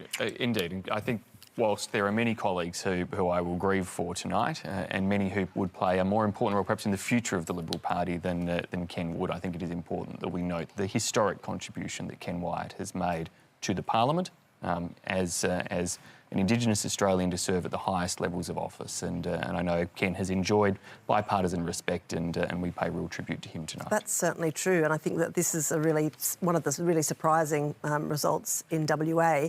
One point that I'll just make is I know that there was a huge ACTU campaign on social media around the remark that Mr Wyatt made about politicians needing a pay rise. Was a few weeks, I think it was during the campaign. Tanya, you're nodding, yeah. He said that he thought that politicians should be paid more, and, you know, he's a minister being paid 400-something thousand, and the ACTU went in and circulated that, and it became quite a viral kind of campaign. So I wonder how much that would have to do with this big result. I'm not sure the swings are double digits in all these seats. Yeah. So I don't think just Ken Wyatt's copped this. Sure, but I mean, I think there are local factors in all of these seats. I mean, you know... But they're all 10 to 12% swings. Yeah. That's not a local factor. Yeah. Anthony, can I get you to pick up Anthony on Moore? Yeah, thank you. Let's have a look at the seat of Moore. Well, I think we've lost... Have we lost Moore? Here it comes. Here we go. No, we've missed the first preferences there. Ian Goodenough was only on 40%. And again, look at that, 11% down, 7% up. Every one of these seats has shown that. And when we factor in where the two-party prefers, we've got a quarter of the preferences in. There's a 12.8% swing, and Labor's ahead in Moore. It's a seat Labor hasn't held since 1990. All right, Curtin. Let's have a look at that. Celia Hammond is the sitting MP on a margin of 13.9%. Doesn't seem to count for much in WA at the moment. Kate Chaney, independent there. She's up against, and you can see there, Celia Hammond's on 39.8. Just let me see what my projections are saying. She's not going. Celia Hammond is not going to get much above 40%. Same as McKellar, same as North Sydney, same as Wentworth. Kate Chaney's on 29.9, 13.9 there for Labor. You can see the Liberals have lost 13% of the vote. Kate Chaney on 29.9. If you look at the swing, this is a first preference. This is a preference count. It doesn't take into account historical figures. So if we look at the two candidate preferred, I'm not sure. I don't think our computer can bring it up. I'm not sure if they can try now. Anyway, what's happening is the two-party preferred. We've got Kate Chaney just ahead, but the swing is 15%. And now I haven't got a matched preference count in that polling place, in that electorate. I've only got a matched first preference. And Celia Hammond on first preferences is tracking towards 40%. Okay, so Antony, that would be a big result, wouldn't it? Can I then get you, if that sea of red is what's going on in WA, can I get you then to look at what are we talking about then in the House of Reps? Are you in a position yet to be able to call? Oh, majority or not? No. Yeah. Let's have a look at the seats won. We've got Labor on 71, the Coalition on 49, 2 Greens and 7 others. When we add in the likelies, we've got Labor up to 72. So I've still haven't got Labor to the total. I mean, the difficulty is there's a couple of seats that just can't work out at the moment. Okay, is it fair to say, though, that there's no other possibility than that Anthony Albanese will be the 31st Prime Minister of Australia? You want me to call the 31st Prime Minister of Australia? Look, the coalition... Well, I just can't see what's the other... Who else is it going to be? I can't see the coalition getting above 60. Now, unless the Labor Party sat on its high horse and said, we've got to 74, that's not 76, we're not forming government. There is no alternative government in that parliament. If the Labor Party refuses to form government... Is that what you do, Tanya? Yeah, I don't think we'll be doing that. That's not the vibe I'm getting from Tanya. The logistics of it is the Prime Minister has the right to do the first negotiation. And if Labor then says, we're not going to form government, the government stays in office. But I cannot imagine that happen. Whatever anybody said about deals beforehand, I cannot imagine that happening. And Labor may yet reach 76. It's just a bit hard to do that exact maths. Well, the coalition is just miles short. A Labor source is telling me that they expect to be in a position to form government and they hope to be in a position to form a majority government. I think that's still a possibility. But I think it does rely on... I showed you those figures for Brisbane and Griffith. It's unclear who finishes second and third. If Labor gets into second place in both of those seats, they would hold them, and that gives them 2 extra seats. So there's a number of seats like that. McNamara is in a similar position. But just going back to Curtin, I mean, this is a body blow to the Liberal Party. This is a seat that's the money bags, has been traditionally the money bag seat for the Liberal Party. So much money is sloshed through Curtin, it could be sent over east. Curtin, remarkable, is it not, that it falls potentially to an independent? Well, it will be if that's the case, Andrew. And I think Celia Hammond is an MP who perhaps was, I won't say misunderstood or misrepresented, but at least her values when she was pre-selected 3 years ago perhaps weren't as understood as I've seen in the last 3 years. That again, Celia was an MP who fought very hard to get net zero achieved, who stood up very strongly when it came to some of the debates around gender in the course of the last parliament. Celia is an important and highly intelligent part of the team, and I hope that she can find a pathway to still come back. So the seat is important there.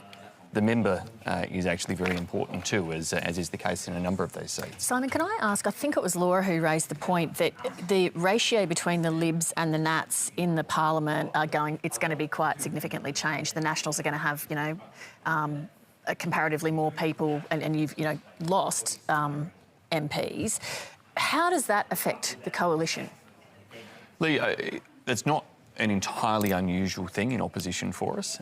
Now, I'd have to go back and look at the details of the numbers, but quintessentially, the Liberal seats are more likely to swing than the National Party seats. So, if we go back to when we lost in 2007, I think we held 60 seats in that Rudd-slide. We're certainly not seeing a Labor result anything like that in this election, that Labor are scrambling to get a majority compared with a convincing majority that happened last time. So what kind of slide is this? Sorry? What kind of slide is this? Let me bring in Tanya Plibersek here. A very messy one. Well, let me bring in Tanya because when you look at the coalition's result, that should be a landslide basically for Labor, but it's not because there's so many others and Greens. So I guess the question for you is, what has Labor done wrong that it hasn't been a landslide for you? I don't know that you can draw conclusions about what we've done wrong when we are obviously the party that is most likely to be able to form government. Yeah, but it's not decisive. And a win is a win is a win. And that is true. On 31.7%. Gone backwards in every state except for WA. Less than a third of Australians have voted for you. Particularly in this environment where around the world people are worried about change. We've been through the pandemic. There's economic insecurity. I think I'm focused on what we've done right because that's looking very good to me. People, as you say, that's looking good to me. People are tired of change. Let's hold that thought because I know Antony wants to tell us something about Kooyong. There's so much happening tonight that the thing everyone was watching at the start has sort of slipped us by a little bit. It's Josh Frydenberg against Dr. Monique Ryan. Let's look at the first preference votes here. You can see they're 30 votes apart, 41.6, 41.6. Peter Lynch, the Labor candidate's on 6. The Labor Party's got 6.7% of the vote. One of these days you're going to lose public funding by falling under 4% in one of these seats. But 6.3 there for the Greens. So you can see, if you look at the change in voting, you can see what's happened. The Labor votes collapsed, the Green votes collapsed, the Liberal votes down 6, and it's all gone to the Independent. And at the moment, let's look at the swing that's occurring here. It's a 10.7% swing. We've got the Independent on 54.3. Now, if I go, I've got a bar on this. I've blocked it from being called, but it's in the same position as no, it's McNamara's got the big Jewish vote, isn't it? It's not Kooyong. I've nearly forgot something there. If I go back to those candy bars, the issue is Josh Frydenberg's vote. We've got projected to reach 43% and no further. And if the Independent's on 41.6, they will close the gap on those other votes. That's why I think we'll lift the bar on that. I hate making these decisions, If I'm wrong, Maybe you've just got to give your machine its head. I have given you my reasoning. It wants to be free. I can't see Josh Frydenberg getting above 43% on the votes we're seeing. And if he can't get above 43%, he's going to lose that contest.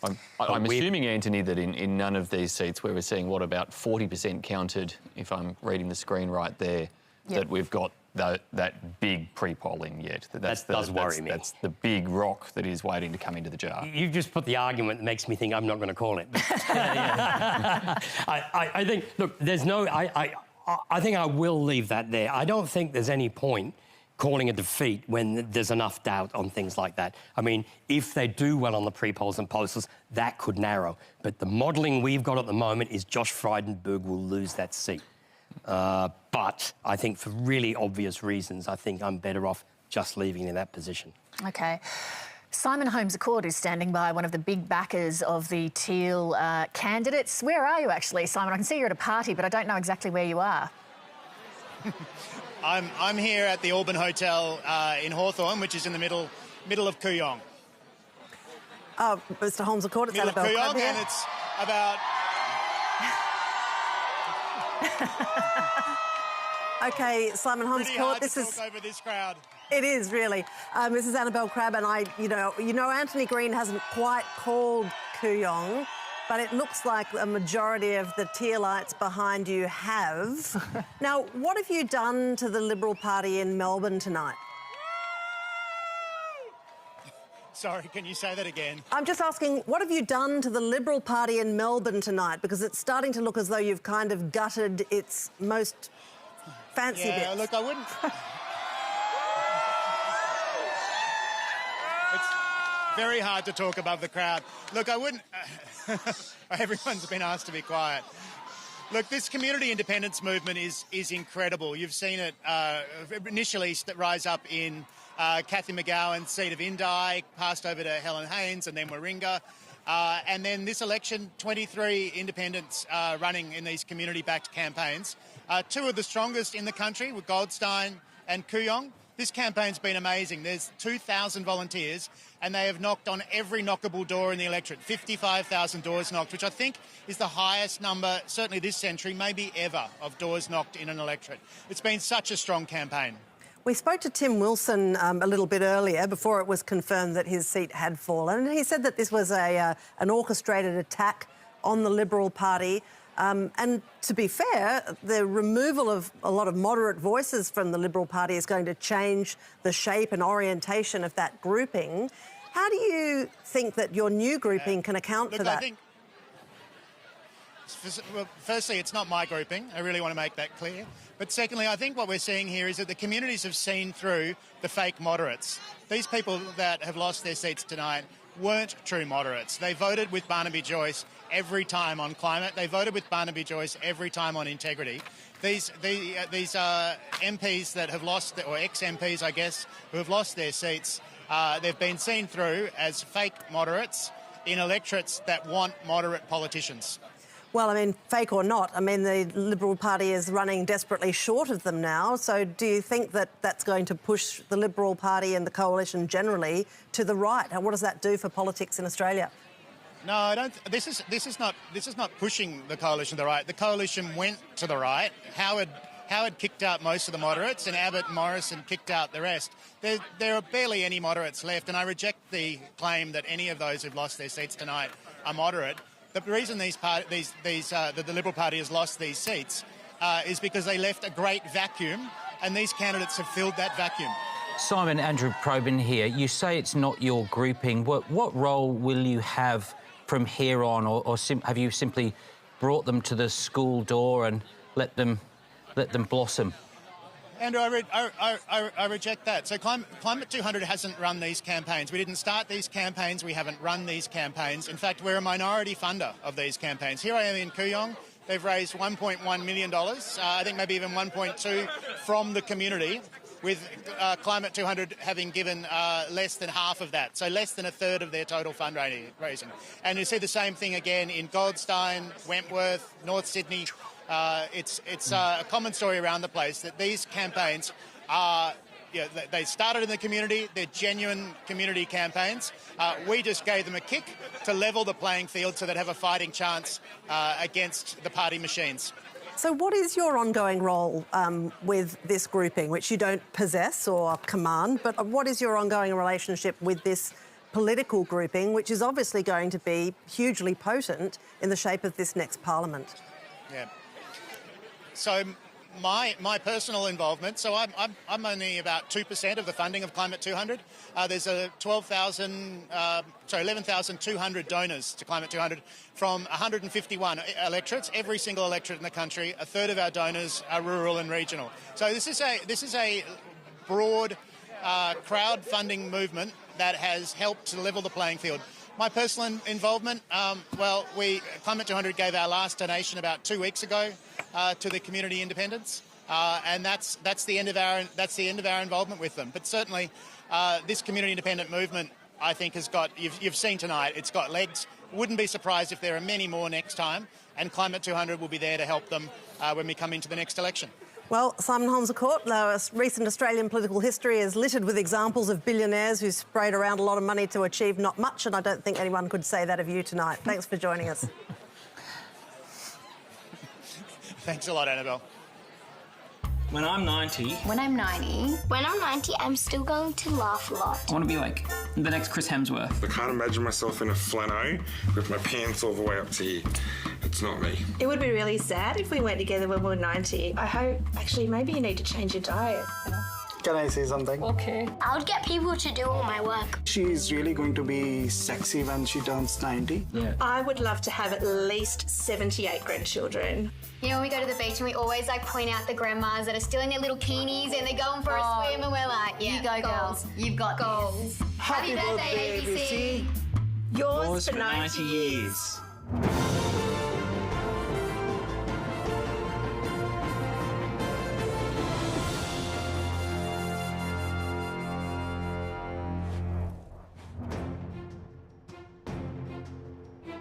Nana, seed of Lingiari.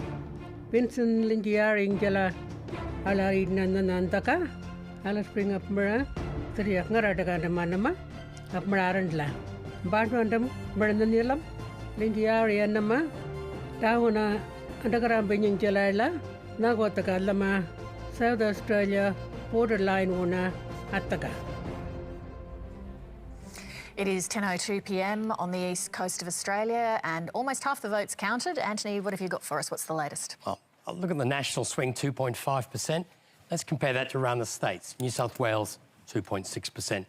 Let's get rid of that. And we'll look at Victoria, 0.5%. There's almost no swing in Victoria. I think some of that is caused by those teal seats. There's a two-party preferred swing of 10-15% against Labor because of the way these things are calculated and an estimate we're making. So Victoria has done well for Labor and done well for the Teal independents, but there's not much swing going on. If you look at Queensland, we'll get rid of Victoria. There's a 4% swing in Queensland, but a lot of that is resulting in Greens winning seats. There's not a lot of other seats changing hands. In South Australia, there's a, let me get rid of that, 2.4% swing, and it looks like Labor's, I haven't looked at Boothby and Sturt recently, but it's translating into something. But let's do this. This is the story, 9.9%. Western Australia, if Labor gets into government, into majority, it's because of Western Australia. That Western Australia has behaved completely differently from the rest of the country. It's a clear and very strong rejection of the Liberal Party and a big swing to the Labor Party. So Western Australia, having been so long the disaster zone for Labor at this election, and you just have to look at what happened at the last state election, it's being repeated on a smaller scale at the federal level, but Perth in particular has just gone red. Anthony, I'm going to interrupt you because Josh Frydenberg's taking the stage in Kooyong.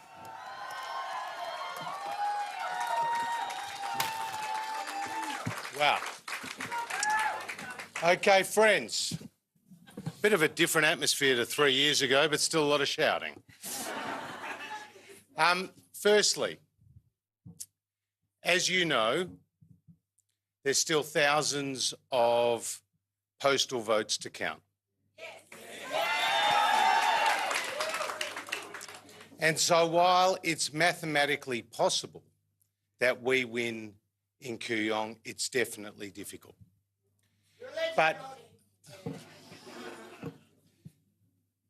But while votes are still being counted, I wanted to take this opportunity to be here with Amy to say a few thank yous. Thank you to the people of Kooyong. Thank you to the people of Australia. Thank you to my party and to my colleagues, but most importantly, thank you to my family.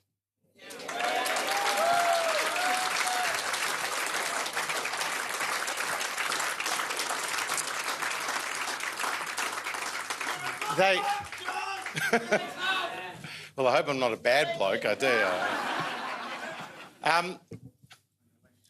They say in politics that politicians are the volunteers and our families are the conscripts. And a truer word couldn't have been said. Because the fact is, I have been supported every single day of this job by the most remarkable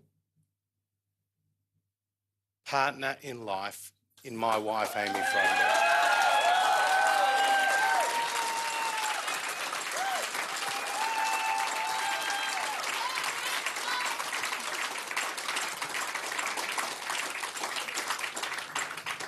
Not only is Amy the most important thing to me, but our two children, Gemma and Blake, are. Earlier today, as we were heading to the voting booth, Blake said to me, he said, "Dad, a girl at school," and don't forget he's in prep, "a girl at school says her mum is more important than you." To which Amy replied, "Blake, all mums are more important than Dad." And Amy has been the most extraordinary mum. And maybe after tonight, I get a bit more time to try and be the most extraordinary dad. Yeah.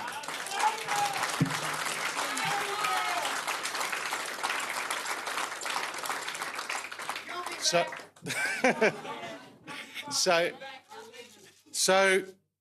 I just want to say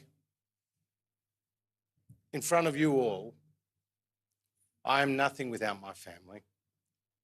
They are the most important thing in the world to me, and I will try every single day to be the most important thing in the world to them. So thank you, darling. Thank you.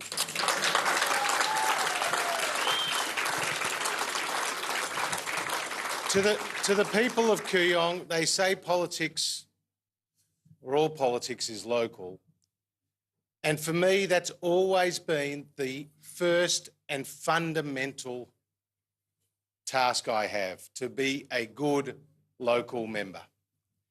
And I'm so proud that over the last 12 years, I've had the opportunity to work closely with our charities, our sporting organisations, our small businesses, our schools, and to ensure that families are supported on everything from an issue with the NDIS to immigration to Centrelink.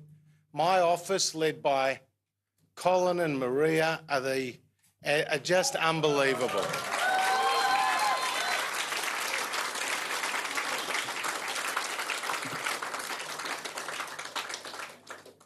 And like being able to establish a women's shelter for women escaping domestic violence, working with Servants Community House and the Kooyong Christmas Giving Tree, and the work that we've done with so many other charities like BCNA and the amazing guide dogs, and a shout out to one of the best CEOs in Australia, Karen Hayes.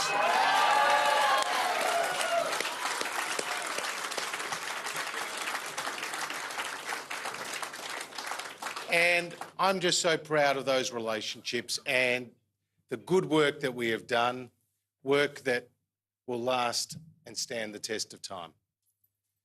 To the people of Australia, I say thank you. Thank you for giving me the privilege to be your treasurer. What we did in balancing the budget for the first time in 11 years before the pandemic, the work that we've done with historic reforms to foreign investment, to insolvency, to superannuation, to taking on the digital giants in Google and Facebook, to abolishing a whole tax bracket and dragging the Labor Party to agree to that legislated tax reform. But most importantly, the work that I have been able to do with my colleagues to steady our economic ship, to be able to save more than 800,000 jobs, to see Australia have a stronger and faster economic recovery than any other advanced economy in the world, is something that I'll be proud of from now to the end of time.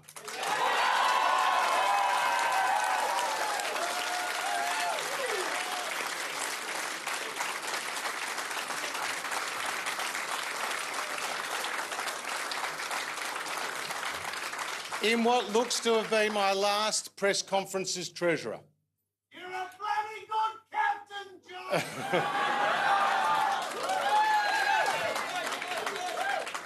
In my last press conference as treasurer, an unemployment rate at 3.9%, the lowest in nearly 50 years. Under Labor, it was 5.7%. Today, after the biggest economic shock since the Great Depression, it's 3.9%. And for me, and for Scott and our entire government, it's never been about the numbers on the page. It's about the people behind the numbers. And every single job that has been saved is a mum or a dad, a brother or a sister, a son or a daughter who now have the dignity of work. And on the booths at pre-poll, a grown man came up to me and just burst into tears. And he said, just thank you. He said, thank you for saving my small business. Thank you for saving my staff. We couldn't have done it without JobKeeper and all the other economic support you provided. So,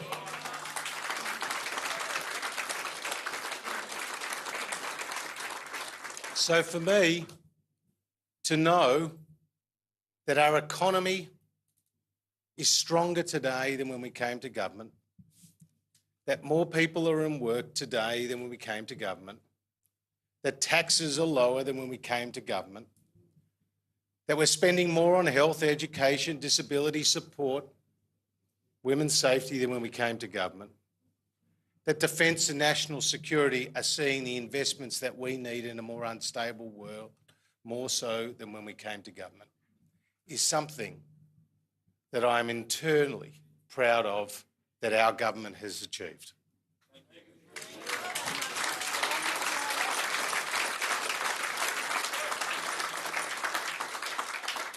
And finally, to my staff, to my colleagues, and to the Liberal Party.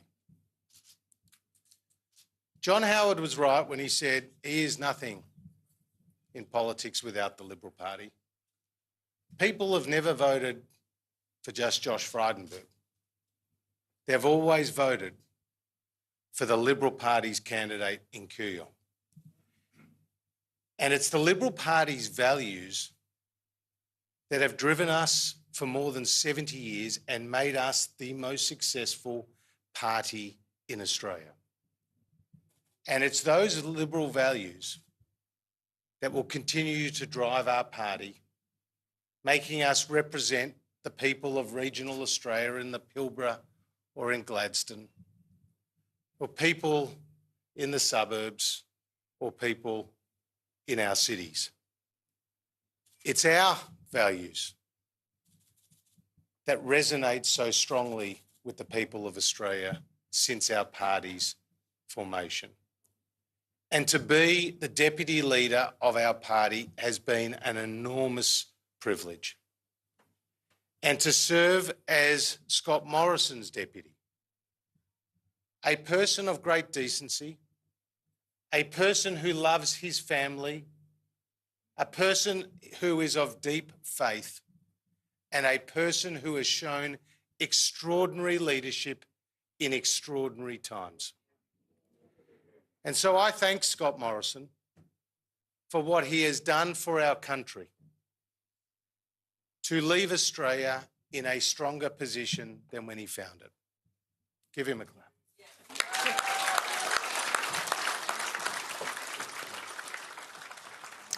We're going to leave Josh Frydenberg there. David Speers, let me pick up with you that it is a very big blow for the Liberal Party losing Josh Frydenberg tonight, who has been widely viewed as a future leader. And also, I think a little bit like Christopher Pyne, who left the parliament last time around. Even his political opponents do like him. He is a well-liked MP. There's a few things to say here, Leigh. There's a lot going on tonight. A change of government, of course, is as big as it gets on an election night, but this is a very big moment for the Liberal Party and for the Parliament. Josh Frydenberg not quite conceding, but it's almost a concession speech. There's still a glimmer of hope that he can hold on, but it is a faint glimmer. Josh Frydenberg, as you know, and those on the panel know, and most of us have known him since I think his days as a staffer for John Howard way back when, he's always been on this path to the Prime Ministership. You could see it in his eyes back when he was a young man, and he's been working towards it tirelessly. You talk about, you know, the fact that he has respect and friendships across the aisle. Ed Husic is a very good example of that. But I can tell you, even during the campaign, he had a couple of conversations on the phone with Anthony Albanese as well about this and that. He has been a tireless networker, not only in the Parliament, the media, business, you name it. The guy works harder than anyone. You recall what he did as Environment and Climate Change Minister, working up the National Energy Guarantee, almost solved the climate wars, and was then rolled that policy by the party along with Malcolm Turnbull. Then as Treasurer through the pandemic and the recession, you heard him talk about all of that. The guy works very hard, but this teal wave, this teal bath, as Tony Barry called it earlier, couldn't stop this hitting Josh Frydenberg as well tonight. Now it raises the question, if he's out of Parliament, if that's the ultimate result there in Kooyong, who is going to lead the Liberal Party? Peter Dutton looks safe in his seat of Dickson. You would assume he becomes the most likely to step into the shoes, but is he the right candidate to lead the Liberal Party at this moment? I think this is going to be a really interesting discussion in the days and weeks ahead. Laura, it's hard to imagine somebody with Josh Frydenberg's energy and love of politics not finding a way to try to get back into it at some point. But to pick up on David's point, Other than Peter Dutton, who are the potential leadership candidates for the Liberal Party? Of course, I'm assuming that Scott Morrison is not going to remain as leader. That's always a possibility. But normally, if you posted an election result like this, you would be gone. Well, I think that Peter Dutton is probably the real standout candidate, Leigh, just purely in power politics numbers. Yes, the LNP lost seats to the Greens in Brisbane, but the power base of the party has been so decimated everywhere else in the country that that's the really strong place for the coalition. It's in Queensland. Of course, Peter Dutton had quite a big power base already, and it had been sort of speculated about that it would be a contest between Josh Frydenberg and Peter Dutton if there was some sort of loss. But I suppose one question I would like to actually ask Simon Birmingham, if I could, is to what extent does he regard this loss, or does he sheet home this loss to Scott Morrison, considering this is a loss which has involved the loss of the Federal Treasurer apart from anything else, and probably at least one or two other ministers as well? To what extent, given the way the Prime Minister has run the government for the last 3 years, does he have to take full responsibility for this? Well, Laura, I'm confident that Scott will take responsibility, but we all have to take responsibility too. Ultimately, it is a team. What we saw from Josh before in a very dignified display, and my heart goes out to Amy and Josh's parents and his family at this point in time. But what we saw from Josh before was he acknowledged the role of the team, and we share together the successes that we've had as a government. And we've had some pretty amazing successes in coming through what has been a most trying time in Australia's history and global history. But we also have to share responsibility for the blame too, where we have lost seats, where we have gone backwards. And so I cop that on my shoulders, and I've got no doubt that Scott, as the leader, will take it on his as well. Simon, do you want to continue in the Parliament in the Liberal Party with the current kind of makeup? Because you're going to be one of the few moderate voices in that party. Be a big uphill battle for you. Look, there's a huge task ahead. I guess I've been around a little while, but I'm still one of the younger members of the team. I think I've still got more to give, and I think I also have a responsibility right now too. And that responsibility is to acknowledge what's happened, to accept my share of that blame, but to also ensure that we work from the grassroots up to work out how we rebuild, how we ensure that we do appeal to these voters who we should not have lost.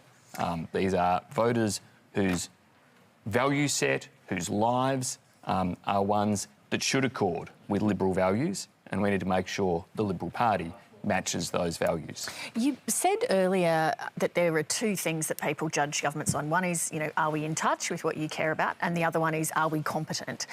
If you look at the question of are we competent, through the pandemic, Australia on global measures came out of it as good as anywhere, with the economy and with health. So therefore, on competence, you should have been able to be re-elected, as state governments around the country were. So what is it that went so badly wrong if you ticked the competence box? Is it, was the out-of-touch factor so significant that it overrode that, or is there something else at play? I think the out-of-touch factor in the seats where we have lost probably was the dominant factor. And now, there were chips at the competence question too, no doubt about that, in terms of some of the perceptions through the pandemic. I think if we're being fair, in all honesty, I'm not sure that those things could have been managed better during the course of the pandemic, and that we did get exceptionally good outcomes by global standards. But Australians are right to always want to make sure that no mistakes occur, and so they obviously held us to account on that. There are probably other little issues that clearly niggled too in that competence equation. Is I framed that as those two big questions that Australians ask and voters around the world ask when they're considering who they put into government, in the sense that I think what is clear is that the Labor Party also, with a horrifically low primary vote, didn't manage to win that competence question in the minds of voters either. Well, and on that point, Leigh, this is what's so remarkable about tonight. We had a coalition government that went to this election with a primary from last time of 41. Now, we are looking at the ALP potentially forming majority government, potentially. with just 31.4% as it now stands. It is amazing, and it shows what changed circumstances, that you can have a party government get 31 and almost secure majority. Now, to put that in context, when Julia Gillard got 37.99, she had to negotiate victory over 17 days by securing sufficient crossbench support. It's remarkable what's happened today. This totally transforms politics. It really does mean that there's this third force, be it multicoloured, but there's a third force now.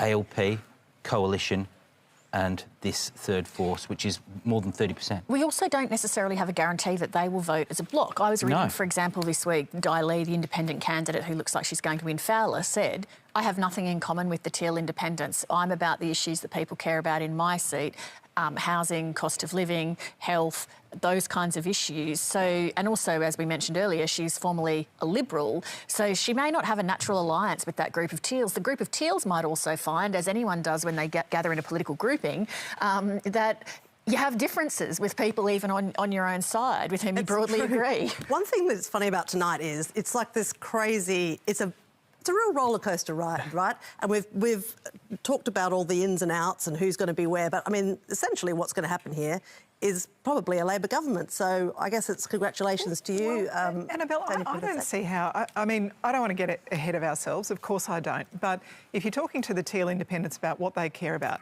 an integrity commission, real action on climate change, gender equality, we've got the better policies on that. If you're talking to Leigh about what she cares about, housing affordability, cost of living, wages, we've got better policies on that. I don't see how... if they are the things that you care about, those successful candidates couldn't form government with us. I think we are in a good position. Antony has some more interesting seats for us to take a look at. The first of those is Cowper. This is on the North Coast. Pat Conahan against Keith McMullen for the Labor Party. But the interesting contest here is the independent Kaz. I think it's Kaz Heiss, so I didn't get the pronunciation. Now, she's been backed by Kath McGowan. She was featured in Australian Story on Monday. Now, Pat Conahan's problem is he's only got 37% of the first preference vote. Kaz Heiss, 28.5. There's 13 there with Labor, 8% with One Nation, which I'm not sure what they had to vote. Said the Greens on 5.7. Now, we don't have a preference count on this. We've only got an estimate. And at this stage, we're seeing a big swing. I'm not sure. We're not doing the two-party preferred on this one, but I'll just read it out. We've got... we'll have to move on to the next seat. We haven't arranged to do the graphic on this one. We've got Pat Conahan on 50.2 with an estimate of preferences. So the Commission's going to have to completely rethrow the preferences on that. But Cowper, it's not clear who's won tonight. OK, Gilmore, a seat we were talking about earlier this evening where Andrew Constance, the high-profile state MP, was running. What's going on there? Fiona Phillips, the Labor candidate. Well, this is still staying neck and neck. There's a lot more counting to come. Andrew Constance on 39.4. Fiona Phillips, 36.3. The Greens on 11.9. There's an ex-Green councillor, Nina DiGiglio. I'm not sure pronunciation, in fourth place. Not that many votes. The Green preferences will heavily favour Labor, probably about 80 to 85%, which makes that a very close contest. At the moment, we've got a preference count. That's a projection. We currently have Labor ahead on 52. But based on the polling places, that's projecting towards the Liberals on 50.9 and ahead. So the seat remains in doubt. Labor is ahead on the count, but Andrew Constance is ahead on the projection at this stage. OK. Whatever happens there, you have to say that is an incredible result for Andrew Constance, given what is happening elsewhere, to be that close to taking that seat off of the Labor Party, and speaks volumes for the way he is perceived in that electorate. Good point. We'll be speaking to him soon as well. Deakin, held by Michael Sukkar from the Liberal Party on 4.7%. Matt Gregg running for the ALP. Yeah, just say some of the counts at the moment. We haven't got those pre-polls. All the promised pre-polls haven't happened. But at the moment, just go on. Michael Sukkar's on 38.6. Again, a low first preference vote. Big vote for the Greens. If you look at the figure after preferences, I think we've got that here. 50.3, a 4.4% swing. So at this stage, Deakin remains in doubt. Menzies. Well, this is... Victoria. Kevin Andrews is retiring, the sitting Liberal MP on 7%. Keith Woolahan running in his place, with Naomi Oakley contesting it for Labor. Let's just have a look at the figures here. On first preference, Keith Woolahan's on 39.9, Labor 34, 16% for the Greens. we've got a preference count at the moment and Labor is on 52%, but projecting it's on 50.4. So Labor is ahead in Menzies. Labor has never won Menzies. That's in the outer eastern suburbs of Perth. So at the moment, Labor is ahead in Menzies on both the raw count and on the projection. Tangney. Ben Morton, the sitting Liberal MP in Western Australia on 9.5%. Sam Lim running for the ALP. And he's in a great deal of difficulty here. Sam Lim's ahead on first preferences, 39 to 37. 12% there with the Greens. On just the raw preference count from 16 polling places, Sam Lim is on 65%. We're projecting him on 53. Now, this is a great story. Sam Lim is a former police officer, was born in Malaysia. He speaks 10 languages and is a former dolphin trainer. Wow. So he's recently received an award. He was translating many of the COVID messages into multiple languages for the migrant community. So we have our first multilingual dolphin trailer in the Parliament. Wow. Not before time. Dan Conifer, our reporter, is standing by with Andrew Constance in Gilmore. I am, thank you, Leigh. Andrew Constance, how have you defied that national trend? To be honest with you, I just want to thank the community. The thing is, I've worked with the community for close to 20 years and delivered, and I'm going to continue to if I'm elected. I think we've got to have a very constructive parliament moving forward, be constructive in my approach, and if I'm elected. Yeah. What was the difference here, though, in Gilmore as opposed to other parts of New South Wales, other parts of the country? Oh, look, that's hard to know. I think every community is different.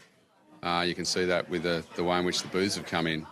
But, there's different issues across a 200-kilometre expanse of coastline. So, look, I love my community. We've been through enough. I've been there for them during the fires, and hopefully I'll be there for them into the future as their federal MP. We'll wait and see. How confident are you, or not? Oh, I don't know. I don't care, really. It's that time of the night on the last day of the election. But one thing I would say is that, there's some big pre-polls to still come in. Bowmans Bay pre-poll, there's 10,000 votes being counted right now. That's one pre-poll. You've also got, Nowra pre-poll yet. So, and I spent a lot of time standing there for the last week or so. So, yeah, it'll be interesting to see what happens. But, can I just thank the community for coming out? And it's been a positive campaign locally, and that's what I stuck to. I think if there's any message out of this for everybody, we're expending too much energy on the wrong debates and the wrong arguments in this country. It's got to change. Got to work together constructively and work together in a bipartisan way to tackle a whole raft of issues rather than just keep donging each other on the head.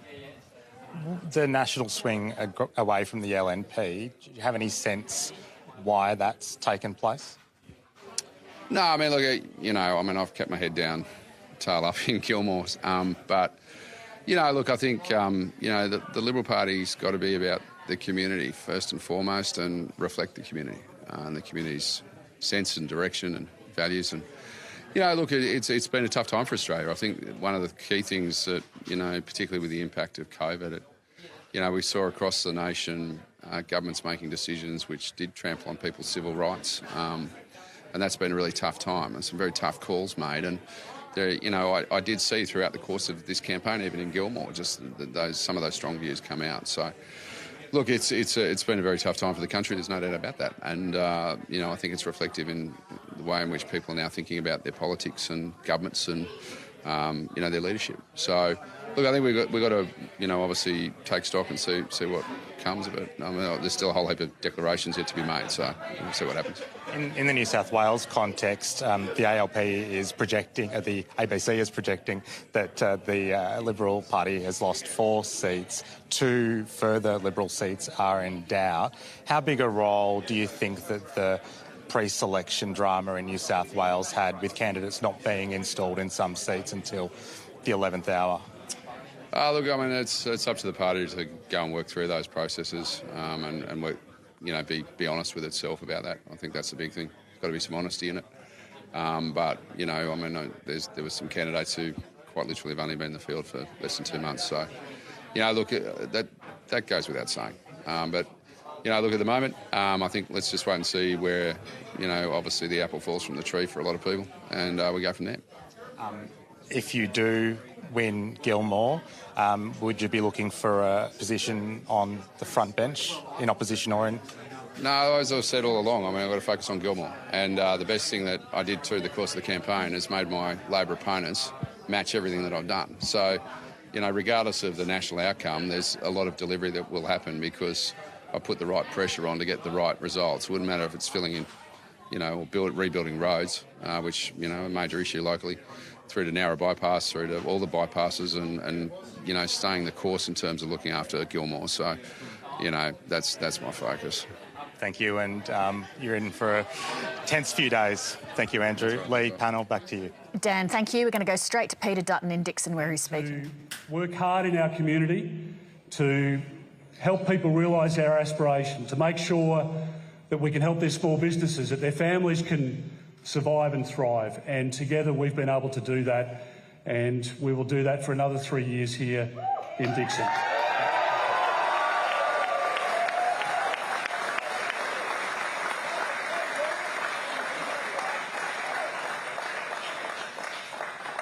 I want to acknowledge my beautiful family up on the stage here with me tonight, Kiralee, Rebecca, Harry and Tom. As you know, this is a job that cannot be completed without the support of a wonderful family, and I've been blessed to have an incredible family.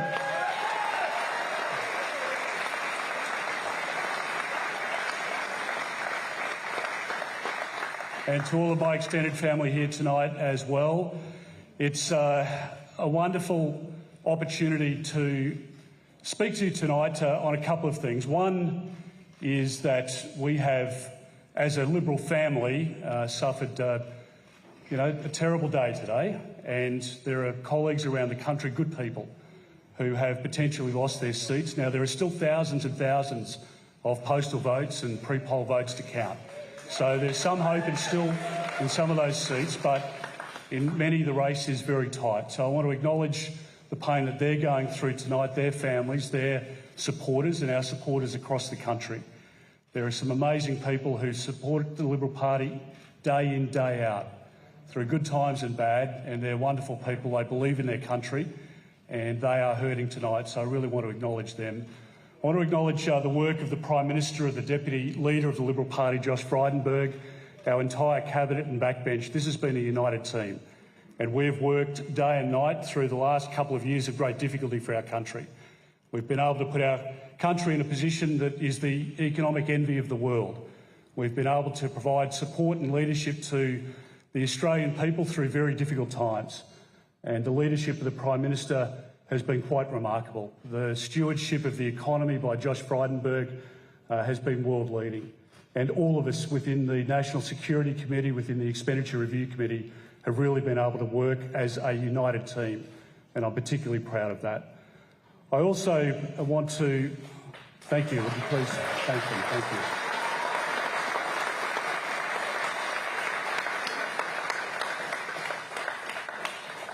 So tonight is an opportunity now just to enjoy each other's company, to, for many of you, relax and have a drink, because for a lot of people here, you've been up right through last night and you're coming up to 24 hours, so it is time for a bit of a break.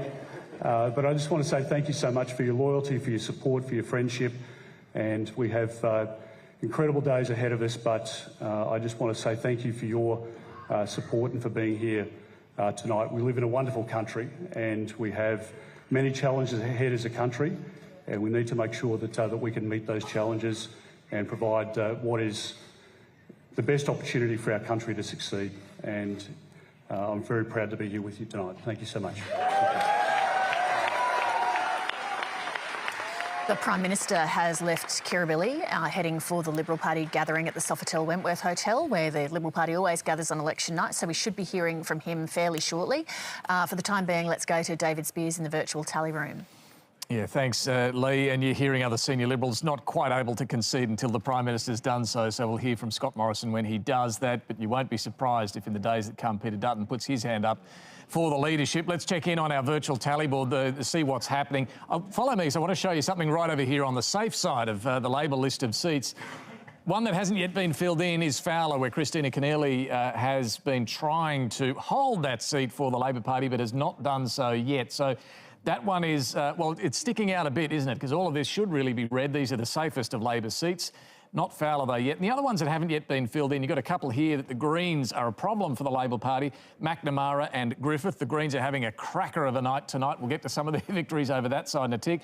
One in Tasmania too, the seat of Lions, that Labor hasn't yet got over the line in yet. And I'll come back to Tasmania and tell you a bit about that. Then you've got the Northern Territory seat of Lingiari and Gilmore, where we just heard from Andrew Constance, who's hoping to take that seat. Might be the only Liberal gain, in fact, tonight, because you've got a couple of Greens contests here. Fowler's the independent, who's the problem there for Labor. So Gilmore, it was the only seat that went the other way at the last election 3 years ago. This time it might be the only seat that the Liberals managed to pick up from Labor. But this is the big story of the night over this side of the board. You can see these Labor gains really starting to rack up. These are seats they've taken from the Liberal Party. Chisholm, Boothby, Higgins, Reid, Swan, Robertson, Hasluck, Pearce, Tangney. That puts Labor now on 72 seats and still counting. But particularly right up the tree there, Tangney, to take a seat on that margin underscores what we've been saying for the last hour or so since we saw some of those Western Australian results come in. Quite a bloodbath for the Liberals in WA tonight. A few other seats to note. Ryan, a seat that the Greens have picked up, so they are increasing their numbers tonight. North Sydney, Goldstein, McKellar going to those teal independents. So this group of crossbenchers in the middle, which at the start of the night was 6, is going to be at least 10 and counting, because we've got a couple that are still in the mix for independents. Curtin in Perth and Nichols in regional Victoria, where independents are challenging as well and putting up a good fight right now. So that's a state of play. I do want to have a closer look, though. While this is a night of victory for Labor, to what extent majority, minority government, we're still to see. Their primary vote is down a little, about 2% at the moment. And I want to just show you some of the seats where they did spend a lot of time targeting in this campaign. A few of them they've managed to pick up. Reid in Sydney, Boothby in South Australia, Chisholm in Melbourne. But a couple, and Bennelong's still in play in Sydney's northwest as well. There's still a chance there. But there are a couple where they haven't had such success, and they're both in Tasmania. Have a look at them down the bottom of the map there. Braddon and Bass across the north and west coast of Tasmania. It's interesting because this is where Anthony Albanese spent a lot of time in the campaign, and while he has had success in most of the places, he went not down in the Apple Isle. In fact, if we have a look at the swings for these target seats for Labor in the campaign, just to illustrate what's happened there, you can see the national swing to Labor now 2.8% after preferences. And you can see that's happened. In fact, a bigger swing in some of those target seats, like Bennelong down the bottom, which is on a knife edge. Reid, they've won. Chisholm, they've won. Boothby, they've won. But Bass and Braddon have gone the other way. There have been swings to the Liberals in Tasmania. And as I mentioned earlier, Lions, that seat in the centre of Tasmania, still remains on a knife edge. Cosmaris, let me ask you, why in Tasmania have we seen the trend go the other way for Labor? It's a similar story that we see in Queensland, for example, where I think the Liberal Party appeals now more to what I would define as a declining Australia. These are electorates where population's getting older, there's depopulation occurring. What we find with some of the research that we've done historically within the northern part of Tasmania, a lot of young couples leave the state for the mainland looking for jobs. What's left behind is a fairly disgruntled cohort who are turning conservative. And we can see, to a lesser extent, some of that trend in Queensland as well. So there's a little bit of good news there in Tasmania, at least for the Liberals. But elsewhere, Tony, as we've been discussing, a lot of bad news tonight for the Liberal Party. You've now heard from Josh Frydenberg and from Peter Dutton. I'm sure there are conversations, text messages going on right now about who is going to lead the party. What's your best guess? I can see Peter Dutton being leader, and I know that he's maligned by some people, but he does know how to speak to the outer suburbs. He's been holding his seat against all odds for 21 years now. And I think, you know, he talked about the importance of small business, family and suburbs. And that's where the Liberals need to reposition. Here's the question, can he reposition on things like climate change or an integrity commission, the sort of issues where the Liberals have been punished tonight elsewhere? Well, I think in the past he's been very pragmatic on those issues. And so I think, you know, he's willing to concede that, you know, sort of where we need to hold the conversation is about families, suburbs, housing affordability, cost of living, those sort of bread and butter, kitchen table economics issues. But Peter Dutton can steer the Liberals towards a more ambitious climate policy? Well, I think, you know, it's not the only sort of issue that sort of costs this election. Pretty big one, as Bridget's been telling us. Yeah, I think it's a mistake, though, to sort of think, you know... And you see Greens and Teal everywhere tonight on the map. I mean, when an election goes wrong, it's easy just to pinpoint one thing, but it's like an episode of Air Crash Investigations. It's normally a series of things that have gone wrong. And so it's wrong just to isolate it just to that one event or one issue. I like that analogy, a series of air crash investigations. It does look a little bit like that for the Liberal Party tonight, Leigh. Thank you, David. Anthony, how about you give us a summary of what you've got? We'll start with I'll start with the seats which are changing. We've got Boothby in South Australia and Chisholm in Victoria as Labor gains. Goldstein is an independent gain in Victoria. Hasluck in Western Australia, Labor gain. Higgins in Victoria, a Labor gain. The first time Labor's ever won Higgins. The seat of two former Prime Ministers, Liberal Prime Ministers. McKellar is an independent gain. North Sydney is an independent gain. So the whole North Shore of Sydney and the eastern suburbs, there's a string of independents now hold the seat. Pearce, first time Labor's won that in Western Australia. Reid, Labor's recovered after losing it in 2013. Robertson on the Central Coast, again, proving to be a bellwether, having gone with government at every election since 1984.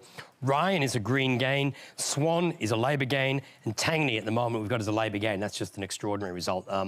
If you looked at the state election results, it was possible and it's been a little bit overlooked. But still, I don't think Labor has won that since 1983. So it's pretty rare for Labor to win that. Now, the seats that are remaining in Dutton, some of these are in Dutton, just don't have enough information. The Liberals are ahead in Bennelong. At the moment, we've got a preference count for Brisbane and it puts Labor ahead. Now, the LNP have lost Brisbane. It's unclear whether Labor or the Greens are ahead. Greens are in second place on first preferences, but there just isn't enough information to make the decision. But the LNP have lost Brisbane. The Nationals are ahead in Cowper in a count that has to have the recount done against an independent redone. Curtin, the independent is ahead. I haven't looked at the figures recently. The Liberals are ahead in Deakin. Fowler, the independents are ahead. Gilmore, the Liberals are ahead. The Green is ahead in Griffith, and I suspect the Green will win. But if Labor gets into second spot, Labor can still win that seat on LNP preferences, which is why we've left it in doubt. Hinkler, I haven't looked at Hinkler for a while. I'll have to go and have a look, but I suspect the LNP is probably one that we haven't got a preference count in Hinkler. The Independents is ahead in Kooyong. Josh Frydenberg sounded very unhappy about this, whether he didn't seem to think he could win, but he wasn't sort of conceding defeat. Lingiari, I'll have a look at the figures, but Labor was well ahead in Lingiari, but we had a manual hold on that seat for the moment. Labor's ahead in Lyons. McNamara in inner Melbourne could go to the Greens. At the moment, Liberals are in third place, and the Liberals would elect Labor in McNamara, but it's a very low Labor vote. It's a true three-way contest. Menzies, the Liberals have now pulled ahead. More, the Liberals have pulled back ahead. The Nationals are ahead into Nichols, and I suspect will win that, just not enough preference information. Sturt, the Liberals are ahead, and the Independents ahead, and I suspect probably going to win Wentworth. As I said, we just got those cautions about pre-poll votes. Now, all that's converting into let's look at the chamber again, which I haven't looked at for a while. It's been a very long night and much harder work than I expected. Labor 72. Anthony, before we do, I think we should jump in. I think Scott Morrison has called Anthony Albanese to concede. Oh, right. So, yeah, important to say. 72 to 51, Labor can form government, the coalition can't. If we add a few seats which are leaning that way, we get Labor still on 72, the coalition is still only 53. We've got 12 on the crossbench and possibly more. So if Labor gets into government, it will have, if it falls short, it will have a crossbench which it has to deal with and be complex with. But there's enough variety on that crossbench and people on different positions to be able to get most legislation through. The Greens won't be a block for Labor in the lower house, but they will have a significant presence in the upper house. I haven't looked at the Senate figures, but on those first preferences, and let's have a look at that overall first preference vote. Just under 36 for the coalition, 31.5 for Labor, 12% for the Greens. If those figures are repeated in the Senate, it will be a very complex, there will be a much larger crossbench. I haven't looked at the Senate figures. Really, they don't count pre-poll Senate. So I think I think we've got enough trouble working out the House, let alone working at the Senate at this stage. But look, there's no other government apart from Labor in that parliament. And as you just said, the Prime Minister has conceded defeat. OK, I should also point out, Simon Birmingham corrected me before, that the Liberal gathering's not at the Sofitel Wentworth where it always is, because it was booked out tonight. So they're actually at the Fullerton Hotel. So we should be hearing from the Prime Minister pretty soon. But he's called to concede. So therefore, the question now is, how does and can Anthony Albanese form government? Well, I mean, given the utter bloodbath that seems to be underway in the West, that's a pretty good base to work off. I think that earlier in the evening, you know, we were looking at these votes going everywhere, and that is still the case, but they are coming home to Labor to the extent that there's a 2.7%, I think, swing nationally, which is going to translate into, if not outright government, then at least close enough with some crossbenchers that are going to be supportive. Yeah, that you only then need 2 or 3 rather than, say, the whole lot. Right. I mean, Tanya, what are you thinking? Yeah, look, there's still quite a few on our too close to call list, so I don't want to get ahead of ourselves, but... you could probably say yay. I'm feeling so much gay inside. I can't tell you how much gay there is in here. Just trying not to get ahead of ourselves.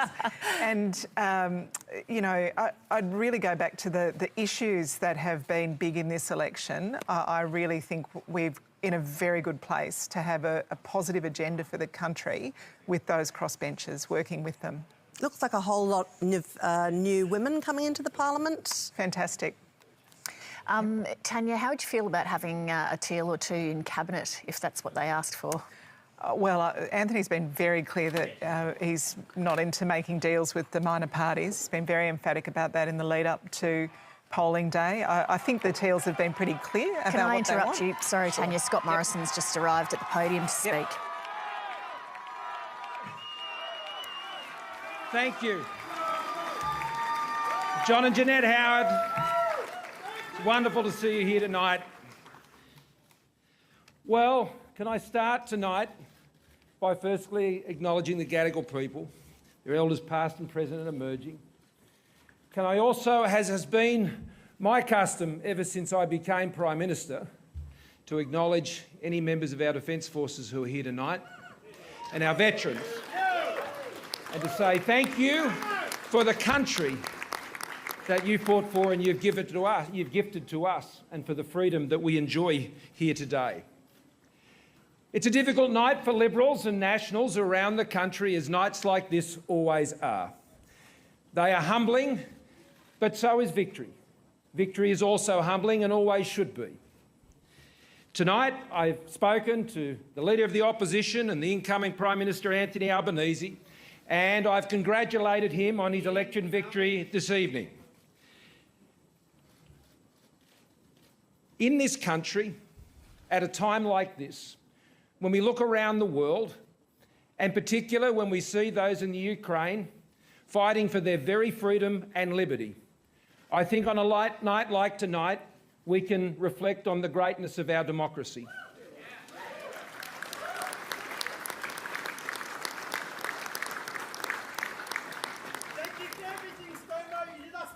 Thank you very much. Thank you. And so on a night like tonight, it is proper to acknowledge the functioning of our democracy. I've always believed in Australians and their judgment, and I've always been prepared to accept their verdicts. And tonight they have delivered their verdict, and I congratulate Anthony Albanese and the Labor Party, and I wish him and his government all the very best. Now, there are many votes still to count, that is true, and there are many pre-polls and postals that will still come in. But I believe it's very important that this country has certainty. I think it's very important this country can move forward, and particularly over the course of this week with the important meetings that are being held in Tokyo, I think it's vitally important that there's a very clear understanding about the government of this country. This has been a time of great upheaval over these past few years, and it has imposed a heavy price on our country and on all Australians.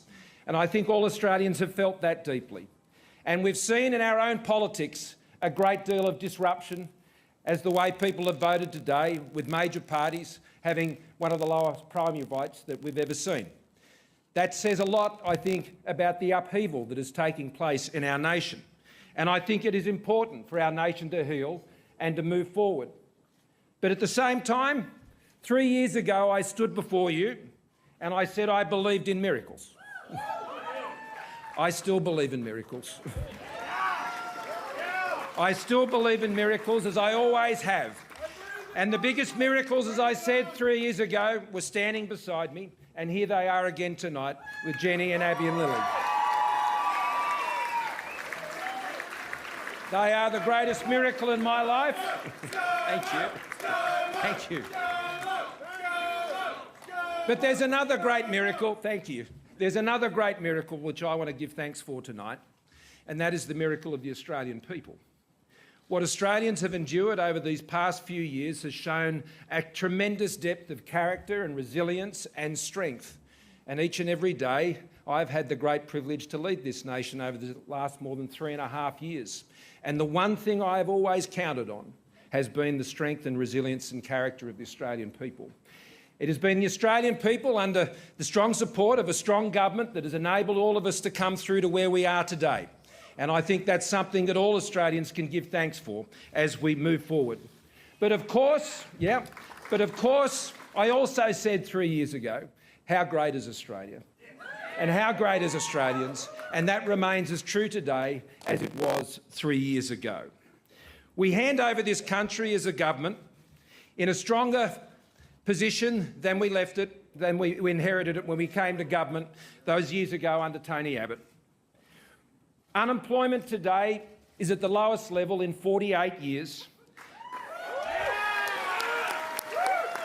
Australians leaving school, leaving university, getting their trades, know that they have the confidence of being able to go out there and get a job and be able to realise their aspirations. And that's what I wish for them. That's what I wish for this country, that Australians will always be able to realise the aspirations that they have for themselves and for their family and their community. We leave government having secured our borders many years ago, and we leave government having restored our nation's defences, restoring our investment in our defence forces and building up again the strength of our defence forces, so Australia can always say we might look to others, but we never leave it to others as a country, because as a government we've invested in the security of our nation and we leave it strong. Whether it's our AUKUS partnership or the many other things that we've done to secure our nation's defences, I will always be in deep gratitude to the men and women of our defence forces, our security intelligence agencies, our border protection agencies, our law enforcement agencies, who have done such an amazing job to keep Australians safe and keep Australians together over these years. But the other thing, friends, that we've been able to do is continue to guarantee the essential services that Australians rely on. I've always believed that the purpose of a strong economy is not an end in itself, but to ensure a stronger nation that can provide the services that its people depend upon. Our investments in doubling support for mental health, for addressing the devastating issues of suicide, to deal with the challenges that people face with spinal muscular atrophy, or the challenges of cystic fibrosis and the many other things we've been able to address through the Pharmaceutical Benefit Scheme and record funding for Medicare. These things are made possible by the diligence and the efforts and the strong work of Australians in making a strong economy. And I hope and pray that that will continue, because that is what our nation depends upon. Can I finish by making a few thank yous? I do want to start by thanking John and Jeanette Howard. John, you've been in many campaigns, and how strong was John and Jeanette? Thank you for your wisdom. Thank you for your counsel to all of us and all of those in our government. Can I also thank Barnaby Joyce tonight and all the Nationals? Barnaby, you've run a strong campaign and the Nationals have performed extremely well tonight. The coalition has been strong under our government, together with Michael McCormick as well. And I want to thank all of those in the Nationals for the terrific effort they've put in all around the country. Outside of politics, we will never take regional Australians for granted, and we'll never take regional Australia for granted. We know that regional Australia is where the strength and heart of our country is, and we will always support regional Australians as a coalition. To my dear friend and deputy, Josh Frydenberg. You've heard from Josh a little earlier tonight. Josh, I can't just call a friend, I can refer to him as a brother. Josh and I have a deep and abiding friendship, and it has been our great privilege together as the leader and deputy leader of the Liberal Party and as Prime Minister and Treasurer, that we were able to work together to ensure Australia came through this pandemic with one of the lowest death rates in the world, the strongest economies in the world, and one of the highest vaccination rates in the world. I want to thank Josh for his tremendous economic leadership and support over the time that we have been in government, which has been one of the toughest times we've seen in government in at least 70 to 100 years, depending on which issue you're looking at. And Josh, I want to wish you and Amy and all of your family all the best for the future. I look forward to those counts improving, because Josh Frydenberg should be remaining in this Liberal Party and remaining in the federal parliament, because he is an outstanding individual and leader of our country. To Andrew Hurst, who I can see over there, Hursty, and all.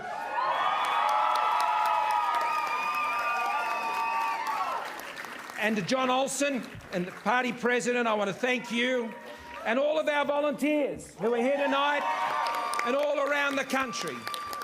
Thank you so much for standing by us at this time, and I know you will continue to do that into the future. To my colleagues tonight who have had to deal with very difficult news and who have lost their seats tonight, I, as leader, take responsibility for the wins and the losses. That is the burden and that is the responsibility of leadership. And as a result, I will be handing over the leadership at the next party room meeting to ensure that the party can be taken forward under new leadership, which is the appropriate thing to do. I have had the great privilege to lead this great party and to lead this great nation. And the reason I've been able to do that is I've been supported by so many.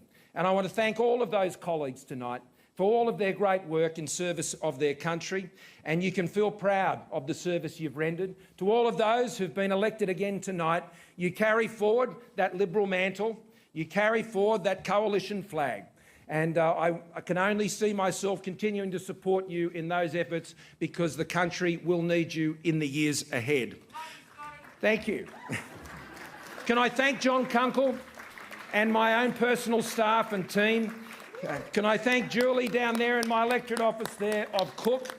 My staff have been faithful and devoted and professional and untiring in the work that they've done to support me over these many years. And I want to thank them very much for their loyalty and their service and the fun times we've had together, the difficult times that you've helped me come through, the support you've given to Jenny and to my girls. We love you very much and we thank you very much.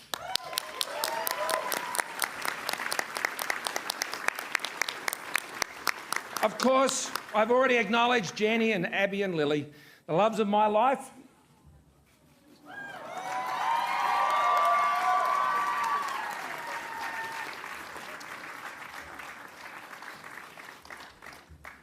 You only have to look at this stage to understand how important family is. Family is the fabric of our society. It is the fabric of our community, and only through stronger families can Australia truly be stronger in the future. My last thank you tonight is to the people of Cook. The people of Cook have supported me so strongly, and I will continue to be your representative, and I will continue to stand up for the values of our Shire.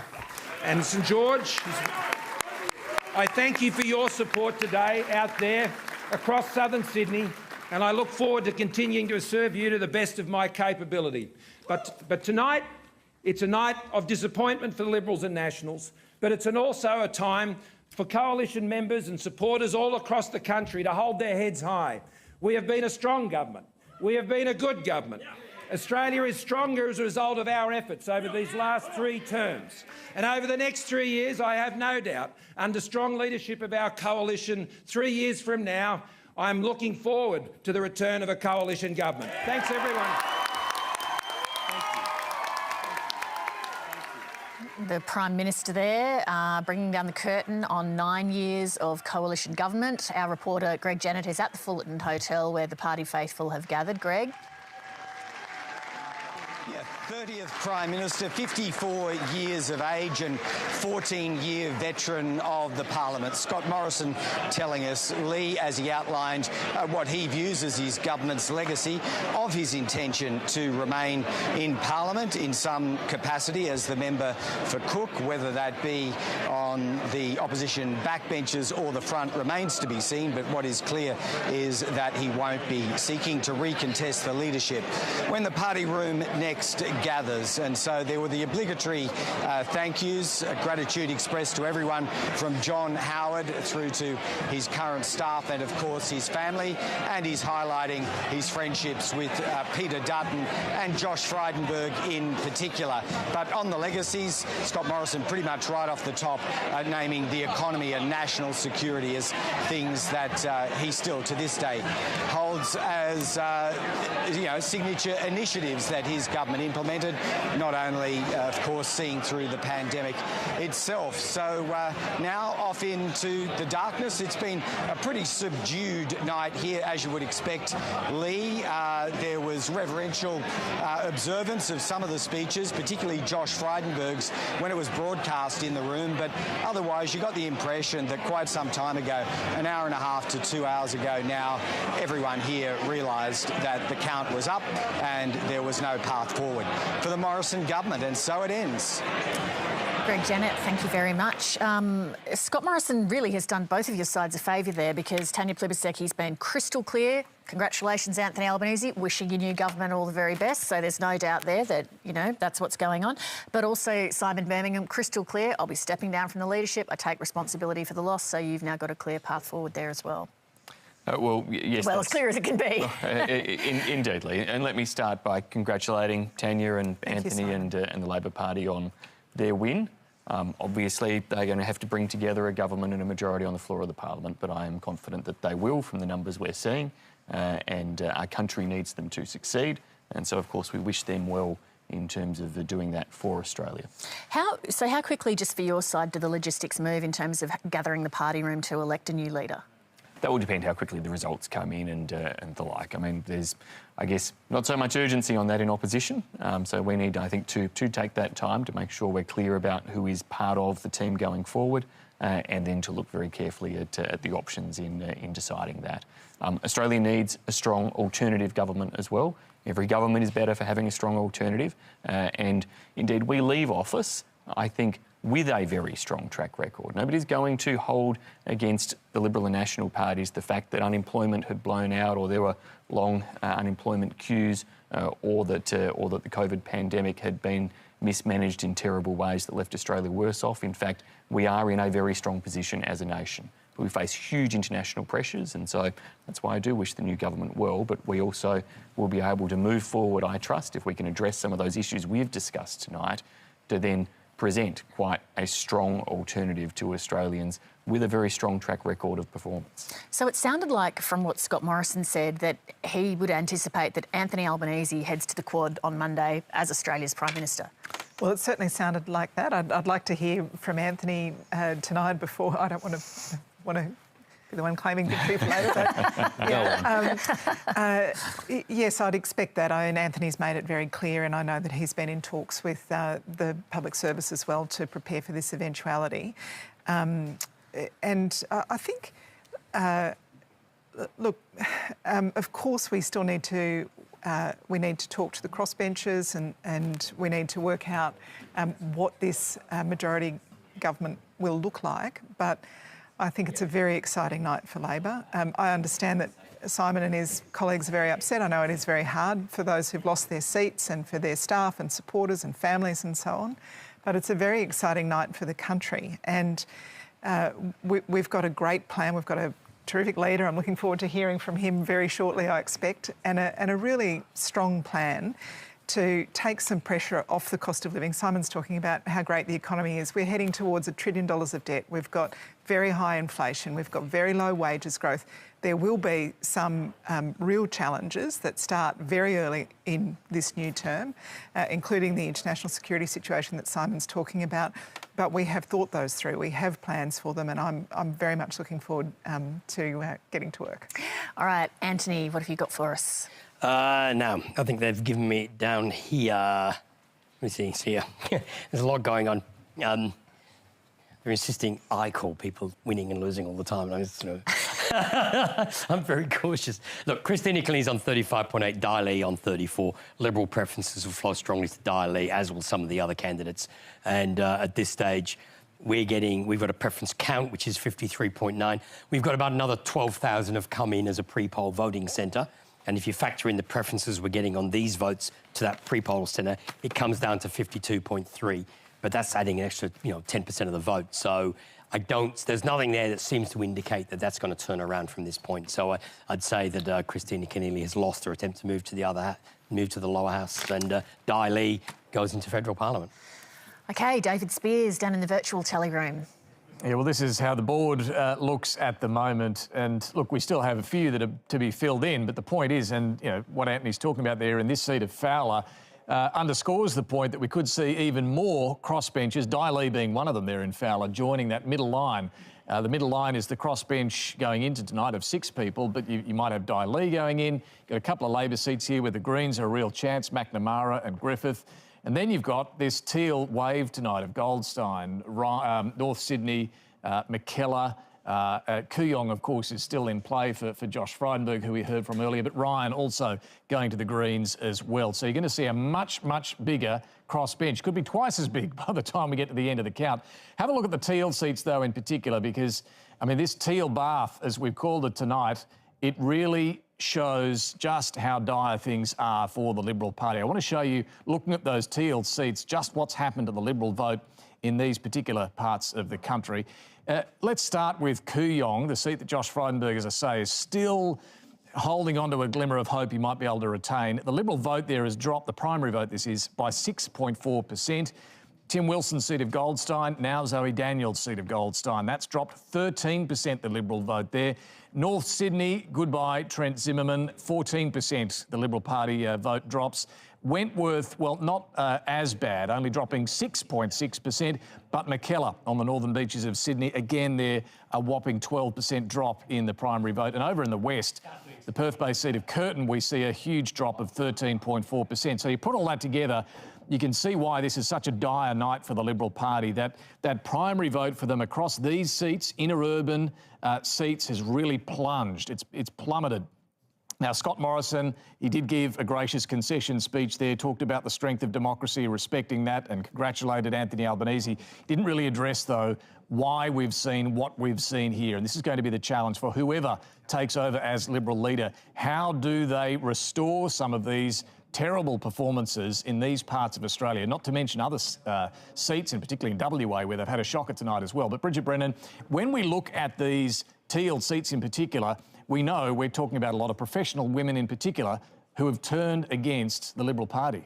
And a lot of these teal candidates were talking about gender equity. There have been a lot of serious issues raised in the previous parliament that didn't make it into the campaign for the major parties, and I think the treatment of women was certainly one of those. One of the interesting findings from Vote Compass, we've had 1.5 million responses since the beginning of the campaign, was how women viewed Scott Morrison. Let's take a look here. Out of 10, women scored Scott Morrison overall on trust and competency around about a 2.8, so a low rating for Scott Morrison. Anthony Albanese scored higher with women than he did with men. Overall, his rating was around about a 5, whereas Scott Morrison's was a 3. So this is really telling. This is just the teal seats where... No, this is women all across Australia on average. Across the country. I mean, that is a stark difference when you look at the women, who they're trusting. It is. Remember, women vote. So this is telling, I think, about women's view of Scott Morrison's trust and his messaging during the campaign. Yeah, I mean, Tony Barry, this is, I assume, a far worse outcome than Liberals were expecting in not only those seats but across the country. But how does the party reconnect with women voters, particularly in those seats? Well, it needs to define its base. Excuse me. It needs to redefine its base and find its constituencies and talk to those constituencies. And obviously, professional women, there is an undeniable issue there. But as bad as the result is tonight, the political ground is moving for Labor and Liberal. Labor has won with a primary vote of 31.4%. Now, you go back to Rudd, when he won in 2007, he had 43% primary vote. So it's a massive collapse. The floor has fallen out under both major parties on their primary vote. And when Rudd lost in 2013 to Tony Abbott, their primary vote was 33. So they've actually gone backwards from 2013.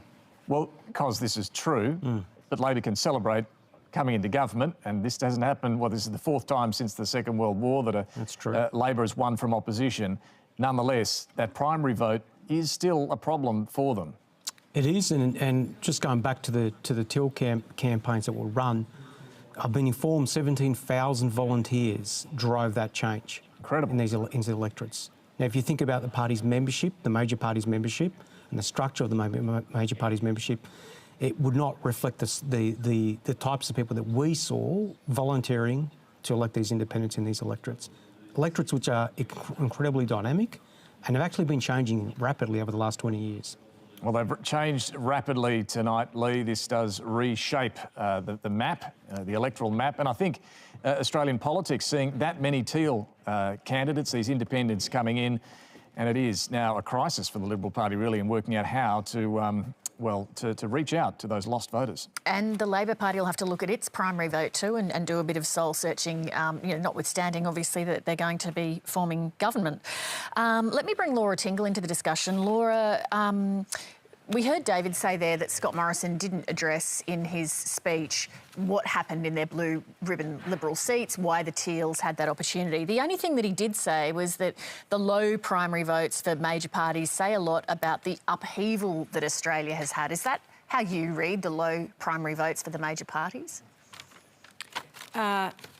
Upheaval as in COVID? No, I think not. I think I think it's what we've always said it was going to be through this election campaign, Leigh. This is a vote against clever bugger politics. You know, it's a vote against being too clever by half. It's a vote against treating the public with contempt by, it's not just about climate, I suppose, is what I'm trying to say at this late stage of the night. It's about the way governments work and about the way they've, the coalition in particular in the last few years has really, not had a real purpose in things. It's just been looking at, fixing up this problem, spending a bit of money there, not delivering on services, all of those things, all of which undermine the credibility of government as an idea, which is why the thing we haven't been talking about so much tonight about integrity in government was just as important to all the Teal candidates and all the other independent candidates as was climate. Now, I think the interesting thing is we're talking a lot about what's happening to the Liberal Party and the coalition in the future, and obviously that's a really big story. And we've got this probably doubling of the size of the crossbench. Now, we don't know exactly what the size of the Labor numbers will be. It could be that they might still get to a majority in their own right, but nobody really thinks so. But there are so many options now for Anthony Albanese in terms of the way he gets a government operating. He only needs to get confidence and supply from the crossbench as a starting point, and that's pretty straightforward. I think the really important point about this is that it's not just that Labor will be forming a minority government if that's what happens. It will be that Anthony Albanese is leading that government. Anthony Albanese, more than anybody else, and I'm sure Tanya would agree with this, was the guy who kept the minority government functioning during the 2010 to 2013 period as the leader of the House. He was the person who did all the negotiations, kept the crossbench on side. There are now these blocks. He may have three Greens to operate with who would give him a lot of capacity to trade off with the other independents. The Teal candidates all have slightly different views about what's important to them. So they may be prepared to deal on some things but not on others. But one of the big questions, I think, for Labor when it forms the government now will be, I know that Anthony Albanese has said, we said what we were going to do on climate and no more, but, it's pretty hard to ignore this message that we've seen tonight on climate from the Teals, from the swing to Labor in the coal seats and in some of those other independent seats. There's a very strong climate message there, and it gives a new Prime Minister who wants to move the room to move. And one of the things I've been wondering about in the last few weeks is the extent to which Labor had sort of nobbled its own capacity to move on a wide range of issues because it was sticking so closely to the coalition. I think the result tonight really actually gives Labor a chance to rewrite the script a bit. Do you think that's right, Tanya? Well, I expect Anthony will stick to what he's committed to do before the election, and I'd be very surprised if he was changing policies now. He's been really clear what our policy is. That's what we're going to do. He will be thinking about the next election.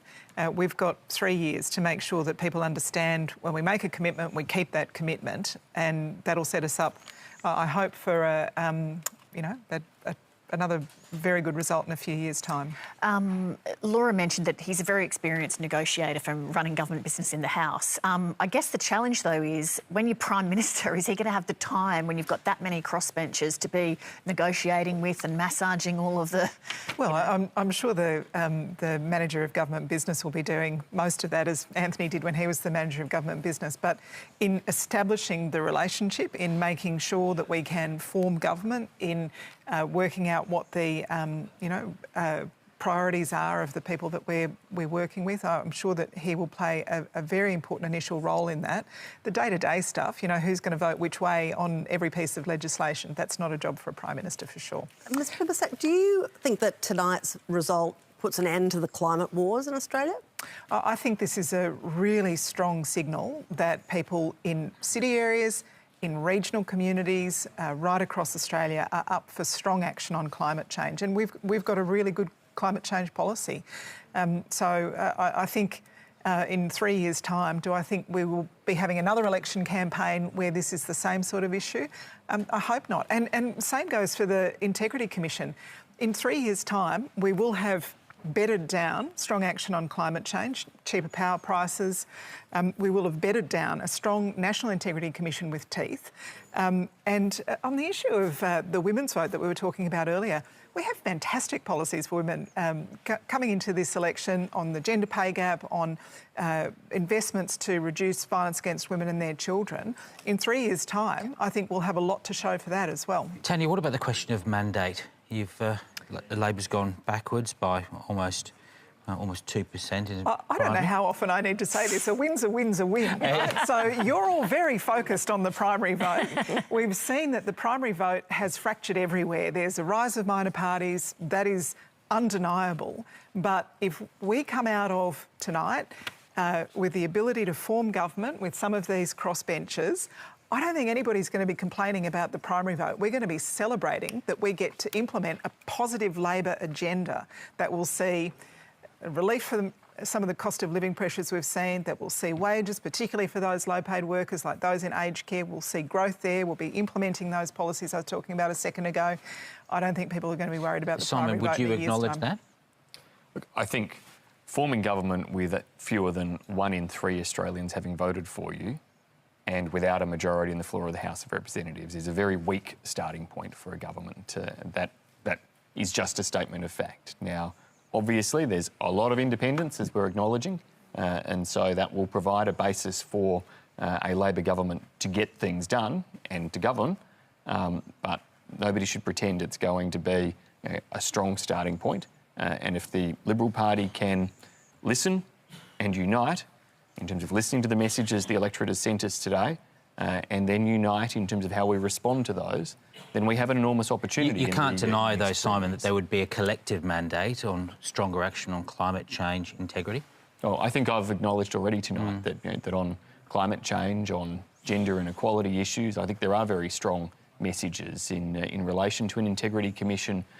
I still hope that there will be some caution in the construct of an Integrity Commission. I don't think a New South Wales type model that destroys reputations first and makes findings after is the right approach. I think the South Australian Labor model that Premier Peter Malinauskas supported in SA is a type that I hope, in terms of what is designed and developed, for the sake of people on all sides of politics and getting good people into politics, is the type of model that ought to be pursued, and I would want to support that type of model being implemented that is robust but also is fair.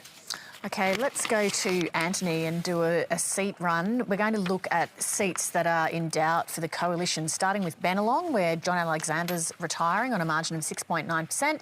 Simon Kennedy's running for the Liberal Party and Jerome Laxale for the ALP. Yeah, at the moment, Simon Kennedy is on 41.3, Jerome Laxale 37.3, and the Green there with 11.6.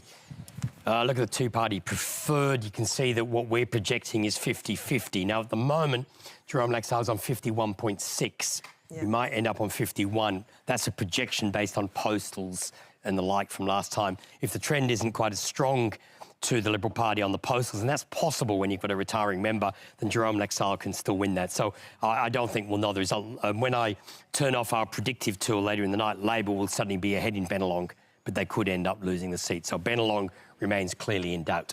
OK, Cowper. Cowper is in New South Wales. It's held by the National, Pat Conahan, and Keith McMullen is contesting it for the ALP. This is the seat Rob Oakeshot's had to go out at the last two elections. If we'll just wait there for a moment, you can see the national vote is 38.9. There's 27.7 for the Independent and 13.9 for Labor, 5% there with the Greens. At the moment, we're estimating preferences, and if you look at the two-party preferred, we're estimating Pat Conahan to win. Now, there's no preference counts available. I presume the Commission will start recounting that seat for preferences tomorrow, which will give us a better estimate of the final outcome.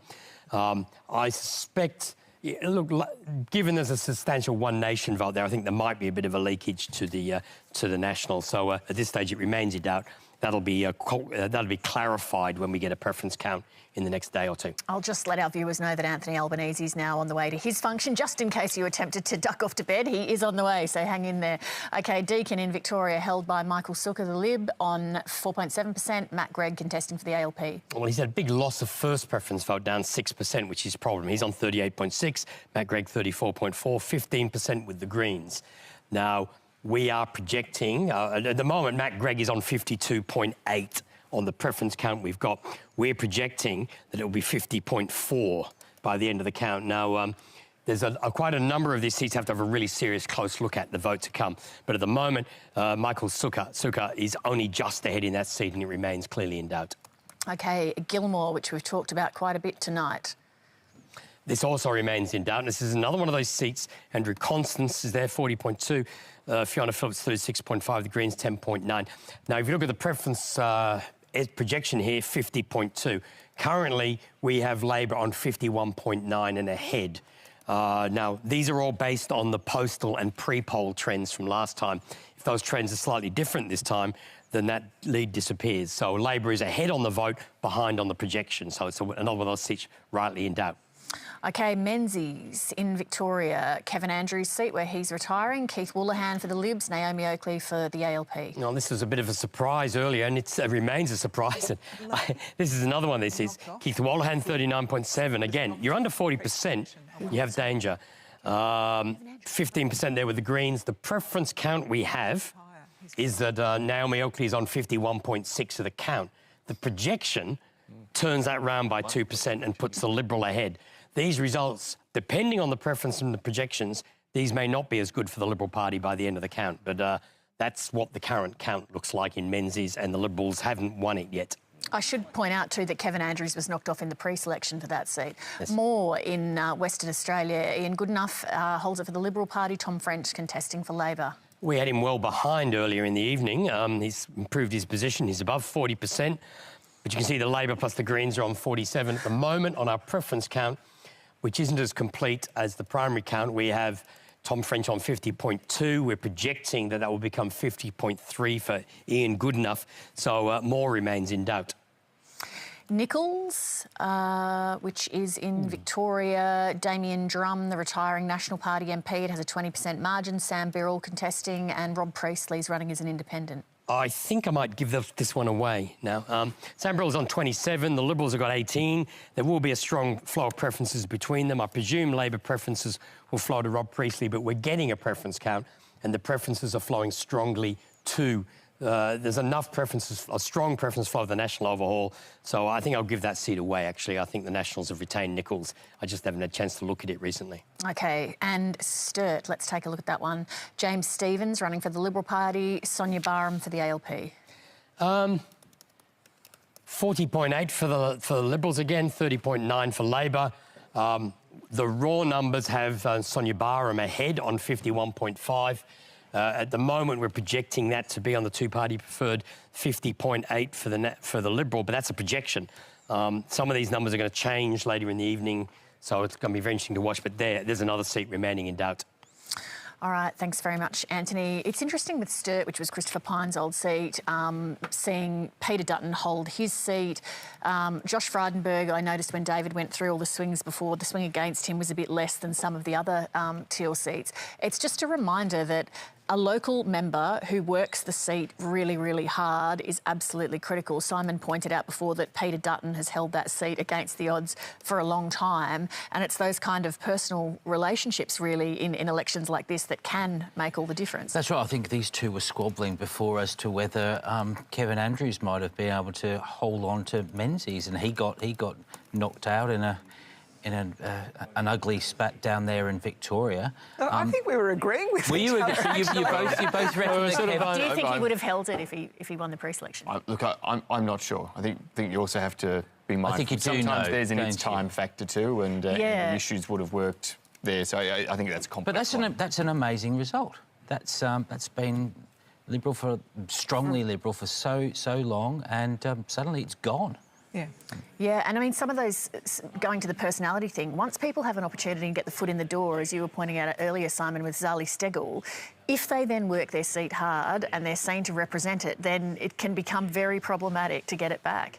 Well, this is a constant problem with, particularly when you lose seats to independents, or the Labor Party's seen that with Greens before and so on too. So that is another challenge that certainly we have. I think it is. I mean, I heard Simon Holmes, a court before, talk about wanting to do this in more seats next time. I think at some point there's got to be a serious question as to what does this do to aid our democracy. I mean, sure, it's helped to effect change tonight, and that's what he wanted, and good luck to him. Well, I don't think it's just what Simon Holmes, the court, wanted. I mean, it's probably downplaying the role that all of these women who have won seats across... I mean, of course, Annabelle, and I'm not seeking to do that. But I was reflecting on his comment about wanting to take that further, and quite what does that then mean if they work as a group? Well, then they're a group that will have some influence and leverage. If they truly do sit as independents, then we have potentially a repeat of a chaotic situation, in a sense, in 3 years' time of uncertainty. I'll just tell our... Sorry, just for a second before you go on, I'll just tell our viewers that what you're seeing on the screen in the bottom right-hand corner of your screen as you look at it is the Labor Party gathering where they're waiting for Anthony Albanese, who's on the way to come and address them, and we'll go to that as soon as he arrives. Annabelle.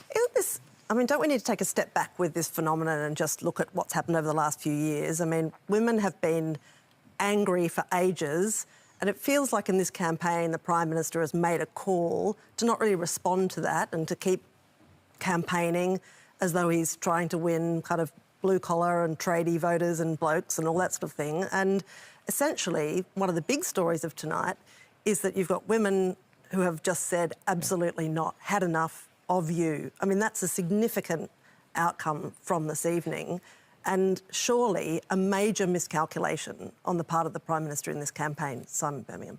Well, it is a major failing in terms of the campaign and the outcome, and it's a trend that has been there to some extent. I think a misreading of the last election was that the result in Warringah was probably put down to Tony Abbott, when instead perhaps we should have acknowledged that it was a broader reflection and a reflection of what Tony was seen to stand for, and a message more broadly to the party about how the party was perceived too, and we're paying a price for that tonight.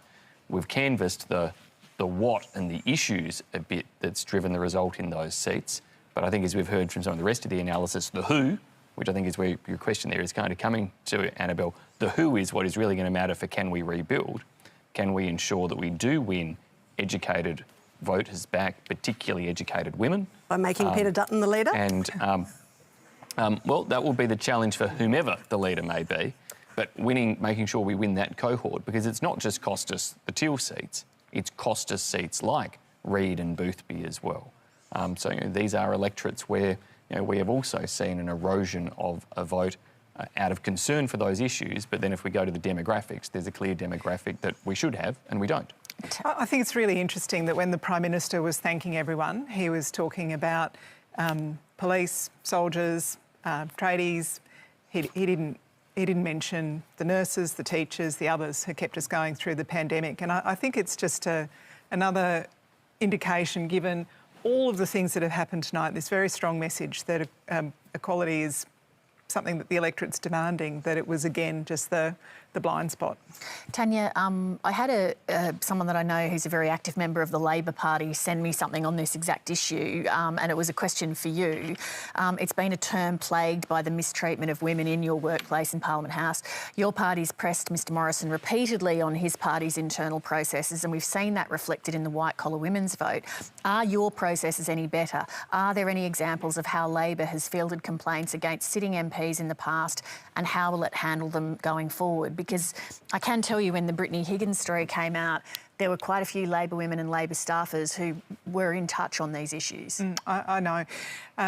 We began to strengthen our internal processes when I was the Deputy Leader of the Labor Party, and since then, Sharon Claydon, who's the Chair of Caucus, has done even more work. I think the combination of our strengthened internal Labor Party processes and the new regime that applies to everybody in Parliament House now, and the new supports that are there, does provide a safer environment for women working in Parliament House, whether they're staff or journalists or anybody working in the place. I think it is really important that we do provide a safe workplace in Parliament House, but also that we lead the national conversation and say that every Australian workplace should have really strong mechanisms for people to make complaints and before that, to change workplace culture so that inappropriate behaviour is less likely to happen. And so implementing all 55 recommendations of the Respect at Work report, for example, should be a very early action of our government. How do you think, I mean, this is a 9-year government, right? It's not just the Morrison government, it is a 9-year government. Andrew, how do you think history will remember the Abbott, Turnbull, Morrison government? Well, I think it was telling that Scott Morrison tried to say in recent weeks that he was seeking a second term. That says it all, doesn't it? Of course, it was a fourth coalition wasn't at all, but I think this Doctor Who type attempt at renewal just failed. I think there's been a lot of turmoil. I think that the climate argument has been at the heart of it. And Josh Frydenberg, I remember him being deeply upset when he tried to negotiate it, deeply upset. It's been a disaster on that front. I think that Scott Morrison personally he'll be remembered more fondly than he is currently because of his role during the pandemic. I think there's absolutely no doubt that the Prime Minister, the Premiers and the Chief Ministers collectively did a marvellous job in minimising death. Lots of hiccups along the way for which he's paid dearly and the coalition has paid dearly.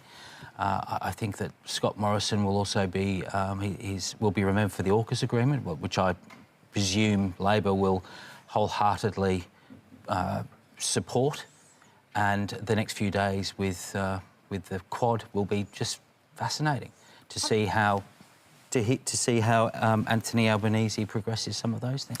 One thing that I think history will record about this campaign, and I hope that there are lessons learned from it, is that the invocation of a divisive issue like trans women in sport, specifically as a means to try and harvest support in various areas around Australia, not only is just a real low point in our polity, totally, but also seems to have failed absolutely. And, I think you read into that what you will, it doesn't reflect well at all. Well, the question is whether it was a tactic or it was brought on by necessity, that there had been such incompetence at the New South Wales division that the Prime Minister tried to use it. But I want to know from Simon, what do you think? Was there a deliberate tactic to harvest in the outer suburbs?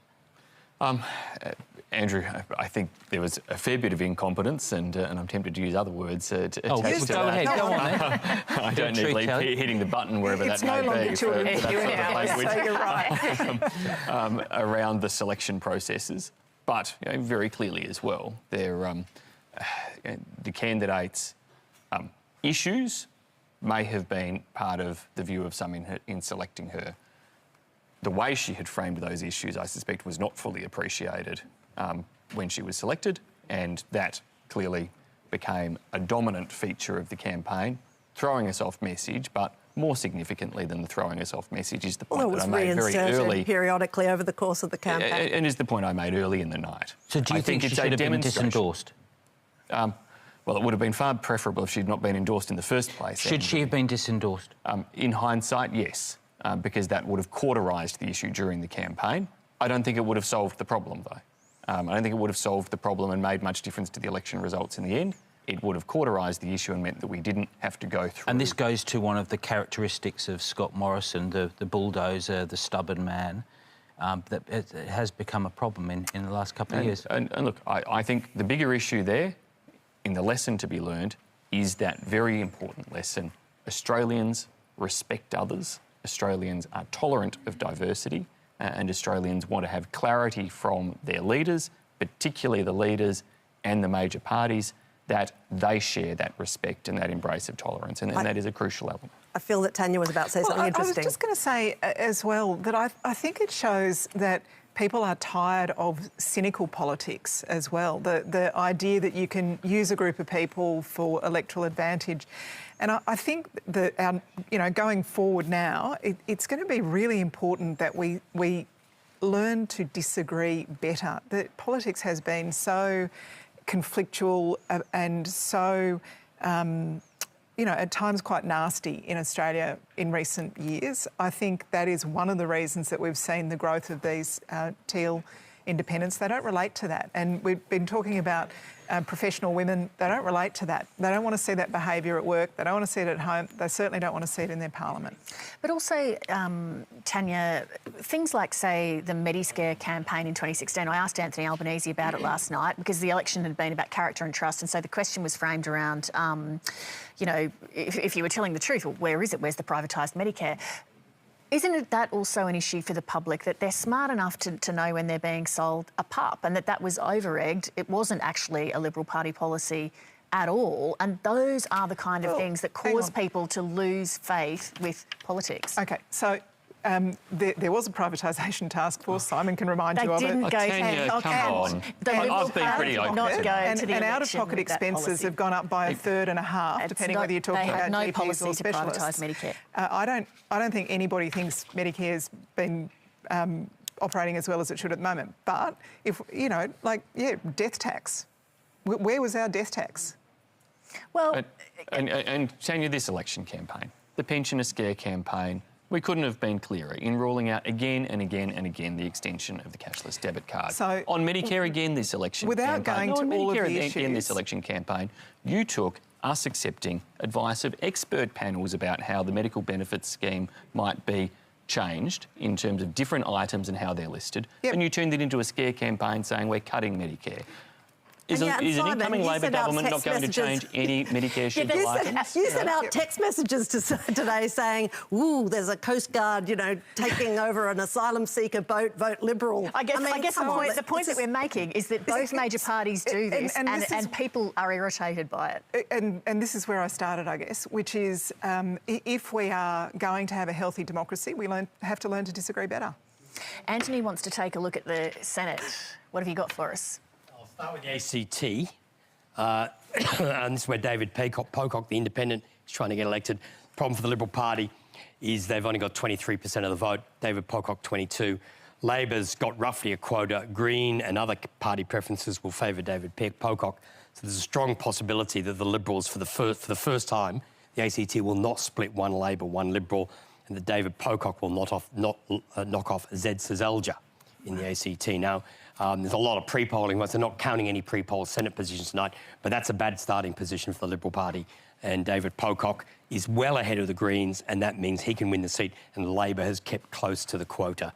Now, the next state I'm going to look at is New South Wales, which currently is the state with 3 Liberals, 3 Labor from the double dissolution election. The Liberals still have a chance of reaching a third. Labor's only got 2. The Greens will get 1. Pauline Hanson and Clive Palmer have got about half a quota there. So I suspect the Liberals, because they've started with the higher quota, will be able to hang on to a third seat. I'm not sure how well the preferences will flow together. It'll be interesting to see how that one unfolds. Legalised cannabis have got 3% of the vote. Victoria is, I think, it's 3 Coalition, 2 Labor, 1 Green. The Coalition's only going to get 2, so there's a loss of a Coalition seat in Victoria. The Labor Party has two seats, will get 2 seats, and the Greens will get 1. So I'm not sure who's going to win the 5th seat there, the 6th seat there. Got 0.3 for the UAP, 0.24. Oh, well, no idea. Once upon a time you could run the calculator on those things, but no. Now, the National Party, there are 3 Coalition members. I'm trying to remember. There's Amanda Stoker. Amanda Stoker. She will not get elected on those numbers. Labor, the Greens will get a quota. Labor on 1.7 is better positioned to win a seat. I suspect Pauline Hanson... Anthony, sorry to interrupt you. We're just going to listen to Penny Wong addressing Labor faithful.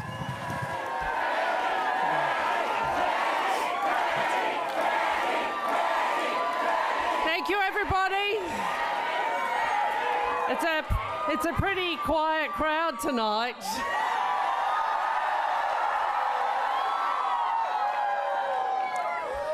Thank you, everybody. Thank you for your support and for your patience this evening. Can I start by acknowledging the traditional owners of this land?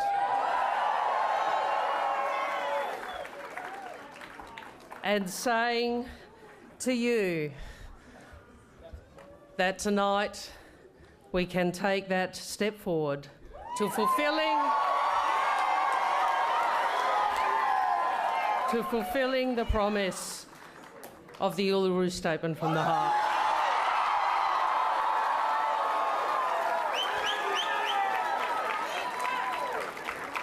So, friends, Australians have chosen. Australians have chosen, and they have chosen change. Australians have chosen, and they have chosen hope. Australians have chosen, and they have looked to the future. A better future for all. A government that will act on climate change. A government for women. A government that will look to unify, to bring people together, not to divide.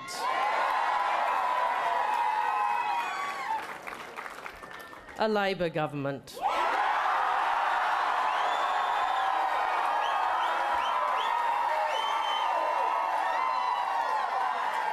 An Albanese Labor government. Australians chose hope, and the man who embodies that hope is my friend, our leader, Anthony Albanese. Please welcome to the stage the man set to be the 31st Prime Minister of Australia.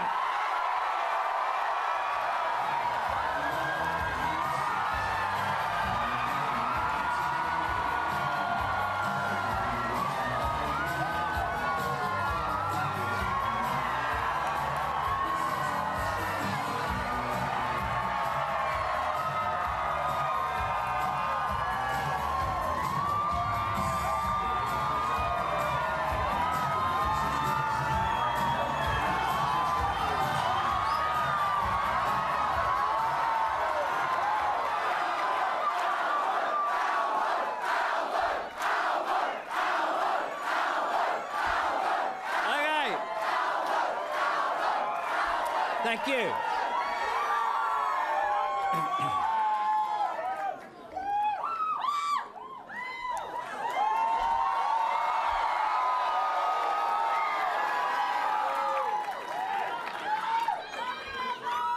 I begin by acknowledging the traditional owners of the land on which we meet. I pay my respect to their elders, past, present and emerging, and on behalf of the Australian Labor Party, I commit to the Uluru Statement from the Heart in full.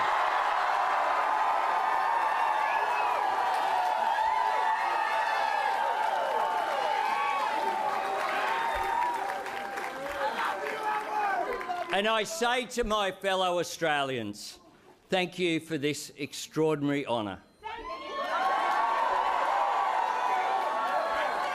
Tonight, the Australian people have voted for change.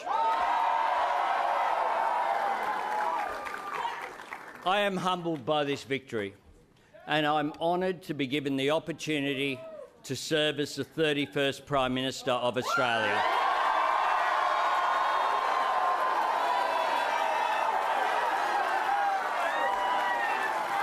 My Labor team will work every day to bring Australians together, and I will lead a government worthy of the people of Australia. A government as courageous and hard-working and caring as the Australian people are themselves. Earlier tonight, Scott Morrison called me to congratulate myself and the Labor Party on our victory at the election. Scott very graciously wished me well, and I thanked him for that, and I wish him well. And I thank him for the service that he has given to our country as Prime Minister. I also want to acknowledge and thank Jenny Morrison and their two daughters for their contribution and sacrifice as well. My fellow Australians, it says a lot about our great country that the son of a single mum who was a disability pensioner, who grew up in public housing down the road in Camperdown,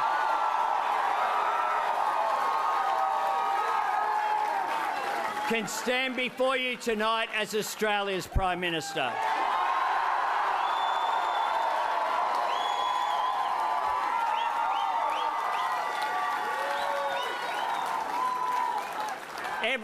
Can we, if you want to, I know it's been a long night, but if we can dial it down a little bit.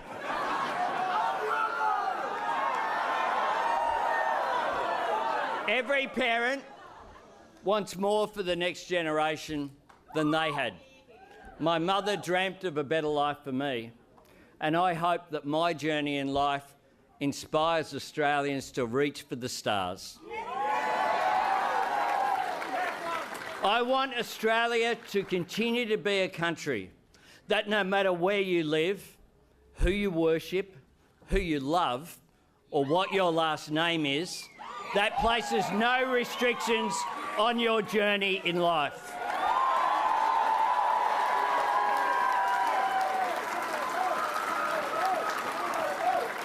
My fellow Australians, I think they've got the name by now. I think they got that. I know at the beginning of the campaign they said people didn't know me, but I reckon they've got it.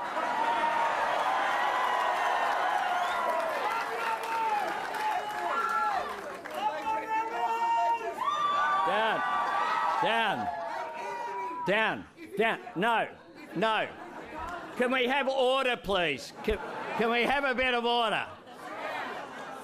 I intend to run an orderly government, and it starts here, so behave. During this campaign, I have put forward a positive, clear plan for a better future for our country. And I have shared the two principles that will drive a government that I lead.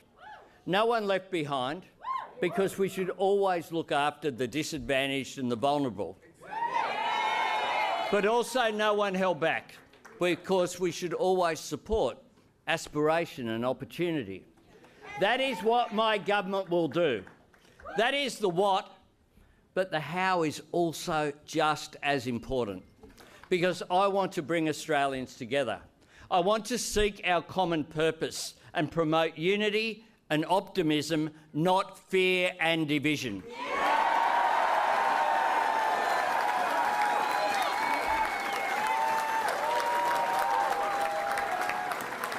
It is what I have sought to do throughout my political life, and what I will bring to the leadership of our country It is a show of strength to collaborate and work with people, not weakness.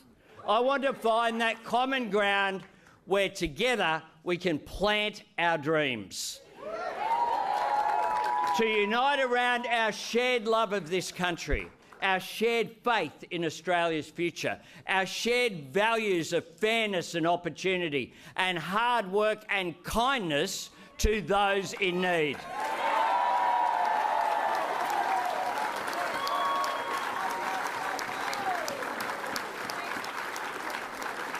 And I can promise all Australians this: no matter how you voted today, the government I lead will respect every one of you every day.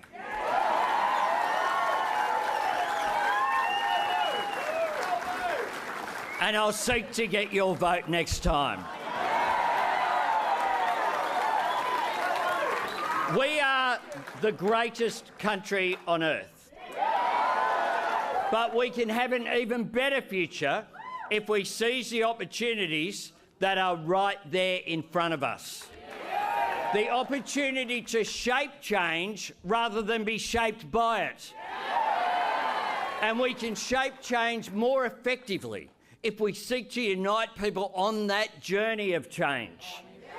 Together, we can end the climate wars.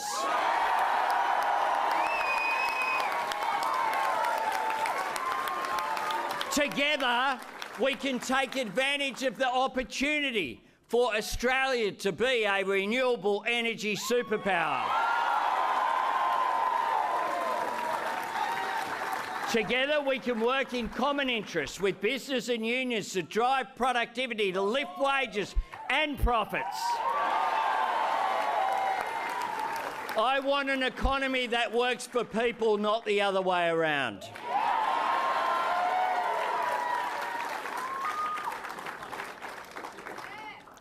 Together, we can as a country say that all of us, if the Fair Work Commission don't cut the wage of minimum wage workers, we can say, will we welcome that? Absolutely.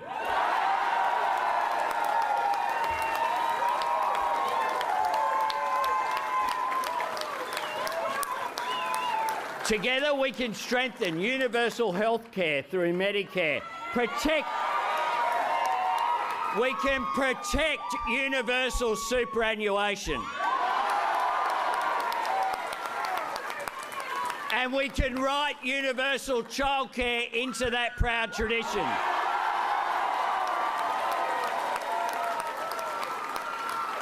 Together we can fix the crisis in aged care.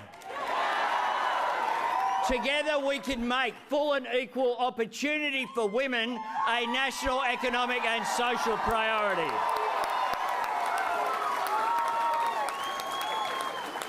Together we can and will establish a National Anti-Corruption Commission.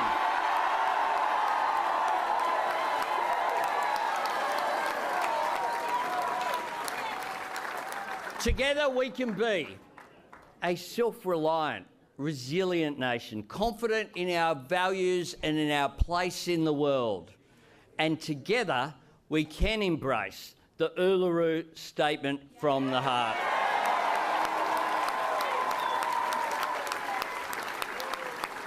We can answer its patient, gracious call for a voice enshrined in our Constitution. Because all of us ought to be proud that amongst our great multicultural society, we count the oldest living continuous culture in the world.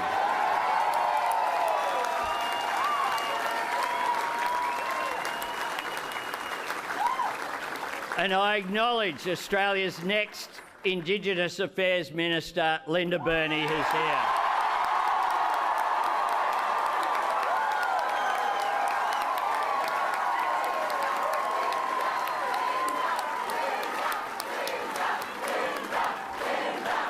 Now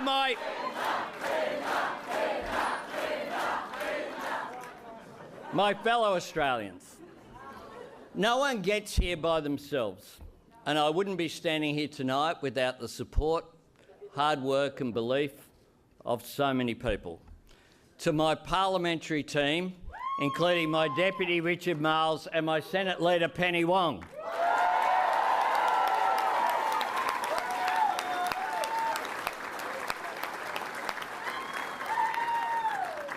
My terrific economic team led by Jim Chalmers and Katie Gallagher.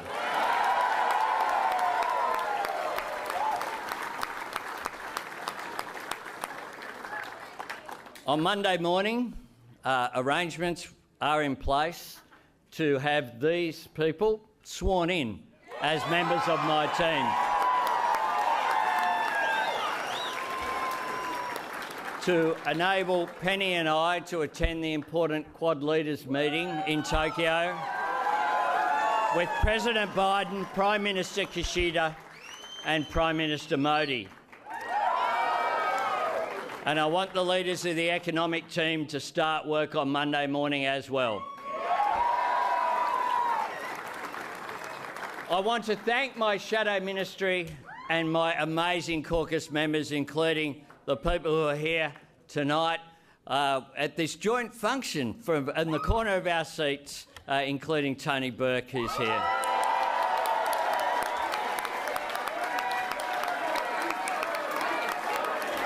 I want to thank all of our Labor candidates. I want to thank all those who've worked so hard for this victory. We stand on your shoulders, the parliamentary party.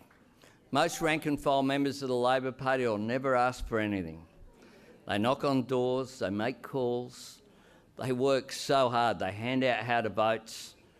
They push the cause of Labor at the local PNC, at the side of the local kids footy, at the local netball, when they're shopping in the supermarket, when they talk to their neighbours.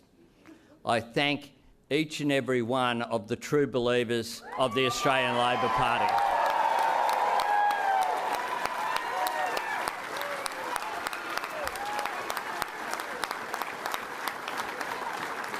And I proudly thank the members of the mighty trade union movement.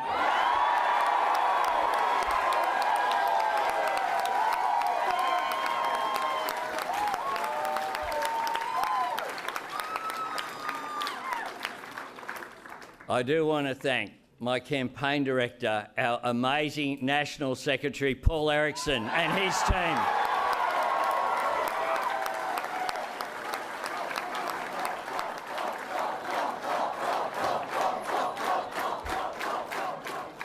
My staff are led by Tim Gartrell, who was my first campaign director back in 1996. And my electorate office team, who haven't seen that much of me, who look after this electorate, led by Helen Rogers. Thank you very much.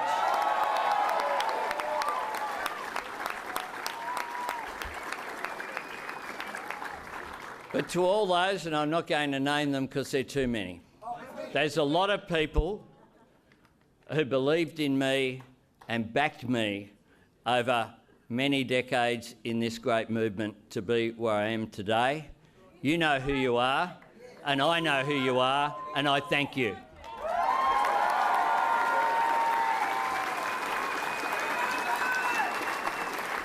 Now, I said during the campaign that I've been underestimated my whole life. Now, while that's all is true, I've also been lifted up by others who saw something in me and who encouraged me in life on this journey. And I pledge to the Australian people here tonight, I am here not to occupy the space, but to make a positive difference each and every day.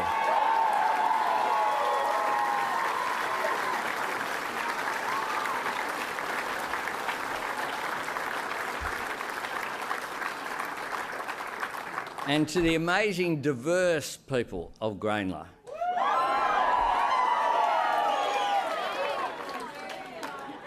All politics is local.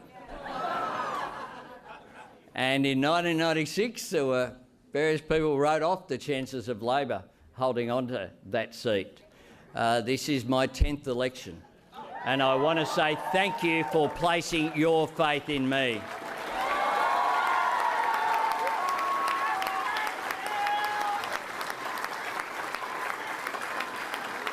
It is an absolute honour to be your voice in our national parliament.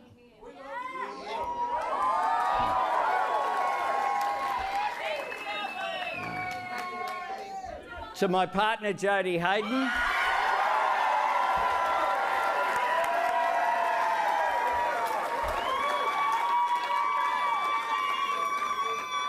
thank you for coming into my life and for sharing this journey.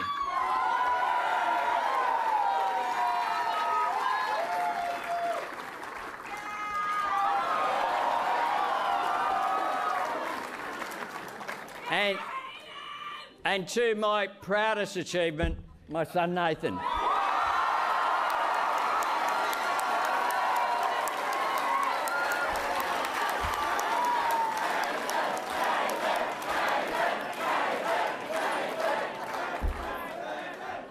Thank you, mate, for your love and support. Your mother who's here tonight, Carmel.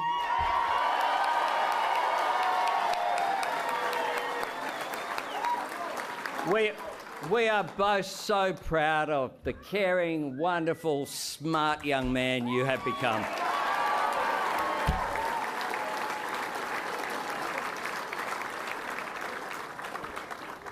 Love you, Nathan.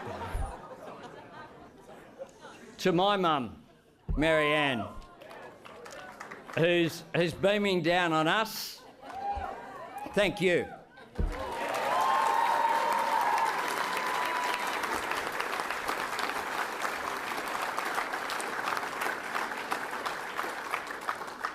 And I hope there are families in public housing watching this tonight, because I want every parent to be able to tell their child, no matter where you live or where you come from, in Australia the doors of opportunity are open to us all.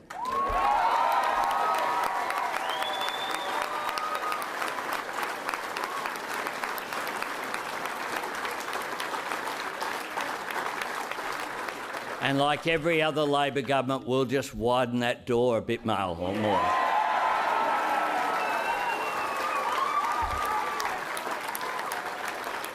Friends, we have made history tonight.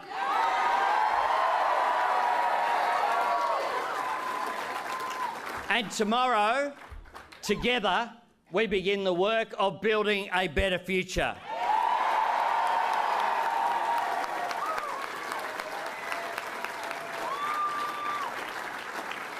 A better future for all Australians. Thank you very much.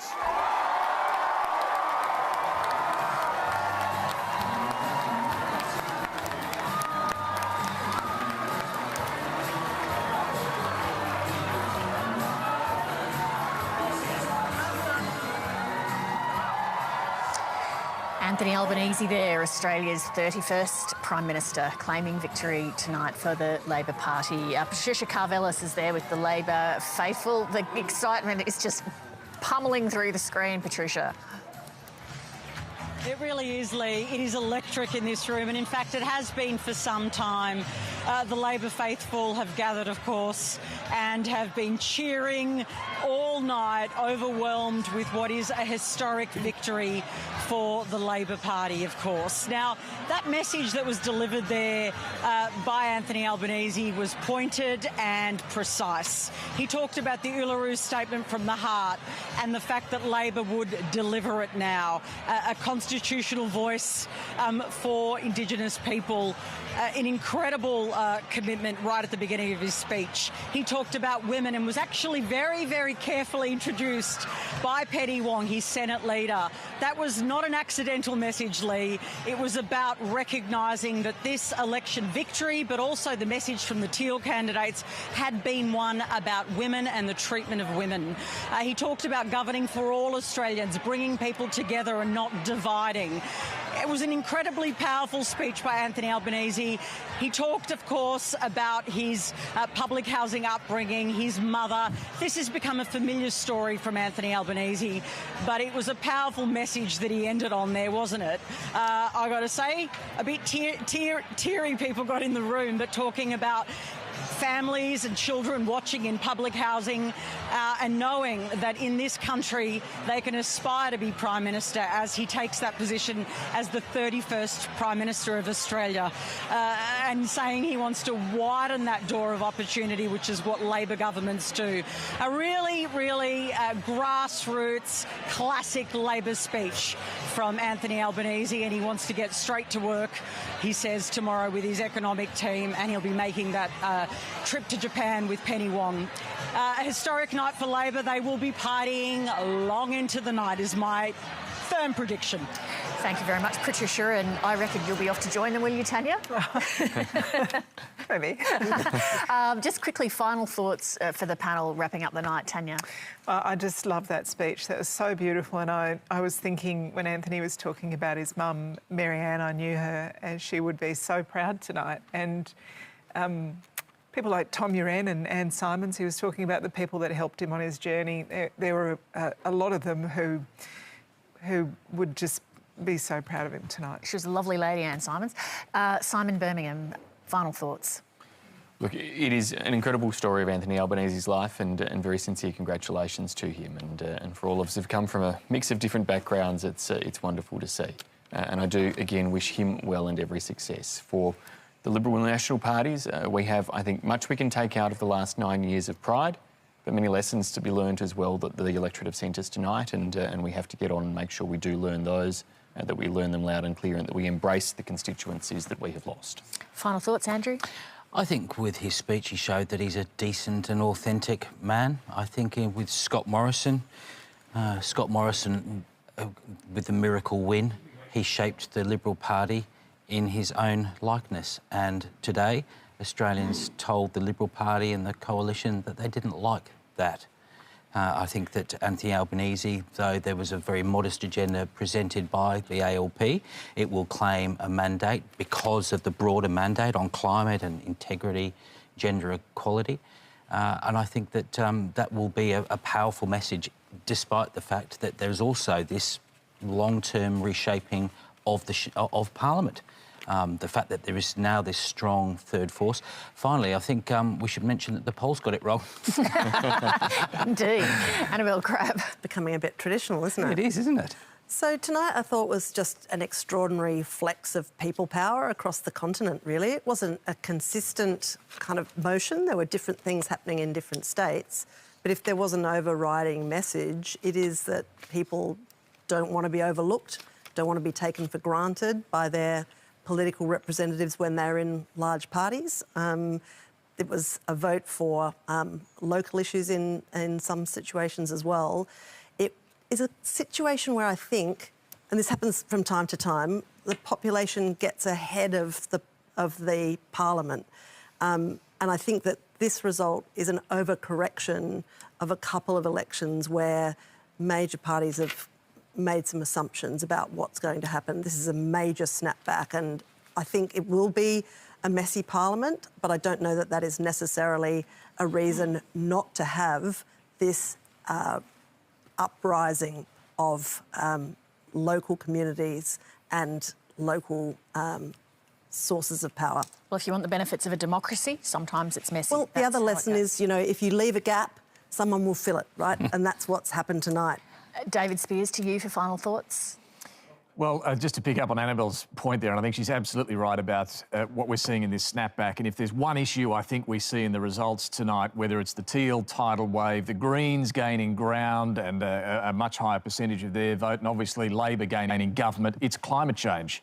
I think that's the constant thread through all of that, and what Australia has done tonight. It has voted for stronger action on climate change. Let's give a recap of, well, in fact, this is where we started the night. I just want to show you, this is where we began. But look at where we've ended tonight. And there are still a few seats still to come in, but here's how the state of play looks right now. And it is patchy still, but on the Labor side, I mean, look, Gilmore is probably the one that the Liberals are most likely to take, but they're not there yet. You've still got a few to be filled in. Down here in Fowler, the seat that Christina Keneally is hoping to win to come into the lower house, well, she's in all sorts of strife there. Unlikely to win that at the moment, instead an independent Leigh. You've got a couple of seats where the Greens are on track, McNamara and Griffith, not there yet. You're going to see this crossbench in the middle grow in size, potentially double in size. And why is that? It's the Greens, a couple of those other independents, but then that teal tidal wave that I spoke about as well. Firstly, the Labor gains. You can see they're in New South Wales largely and WA as well. Robertson, Swan, Reid, Higgins, Boothby, Chisholm, Pearce, Hasluck, and even Tangney. So these are the safer seats, were the safer seats for the Liberal Party, but Labor's taken the seat of Tangney. Puts them on 72 at the moment, but with those that are still black there, undecided, count still going, you would expect that number to increase. And then, of course, even if it is a minority government, Labor can rely on the support of the Greens for confidence and supply. They'll have at least 2 Greens in the lower house to get them to the majority and allow Anthony Albanese to be sworn in as Prime Minister. Let's have a look, though, and we've talked a lot about those teal seats and the teal tidal wave that's coming in, but these two really interesting and important states, I think, tonight in this election result, the New South Wales and WA. So let's have a look at New South Wales first of all, because this really demonstrates what's happened this evening. These are the most marginal Liberal seats, or were the most marginal Liberal seats in New South Wales. Down the bottom is the national swing of 2.9% towards Labor. That's the swing at the moment. But have a look in these seats. You can see in Reid, it's a much, much bigger swing, 8.6%. Robertson on the Central Coast, much bigger as well, 6.3%. Lindsay, well, not quite the same. The Liberals, it did push back to the Liberals there by just under 1%. And Bennelong's right on a knife edge, the swing to Labor, 6.7%. What about Labor's most marginal seats in New South Wales? Let's have a look at those. And look, we did see a slight drop in the Labor primary vote nationally, but after preferences, what do we see? Well, going through them, Macquarie, Eden Monero swings to Labor. Dobell on the Central Coast as well. Gilmore, not much movement there. As I mentioned, that's where Andrew Constance is still a chance and arguably a good chance of winning that seat. But elsewhere in Western Sydney, Greenway, big swing to Labor. And even in Hunter and Parramatta, we're seeing smaller swings there as well. WA, as I mentioned, is the other state that really tells the story of what's happened tonight. This has been, well, I think the worst state for the Liberals tonight. Have a look at the Liberal marginals in WA. Again, that national swing of 2.9% and whack, those the swings to Labor across Swan, Pearce, Hasluck, Tangney, as well as we saw on the board, huge swings against the Liberal Party, and enough of that going to Labor to give them that sort of two-party preferred swing. What about a couple of Labor seats in WA as well, just to illustrate the story?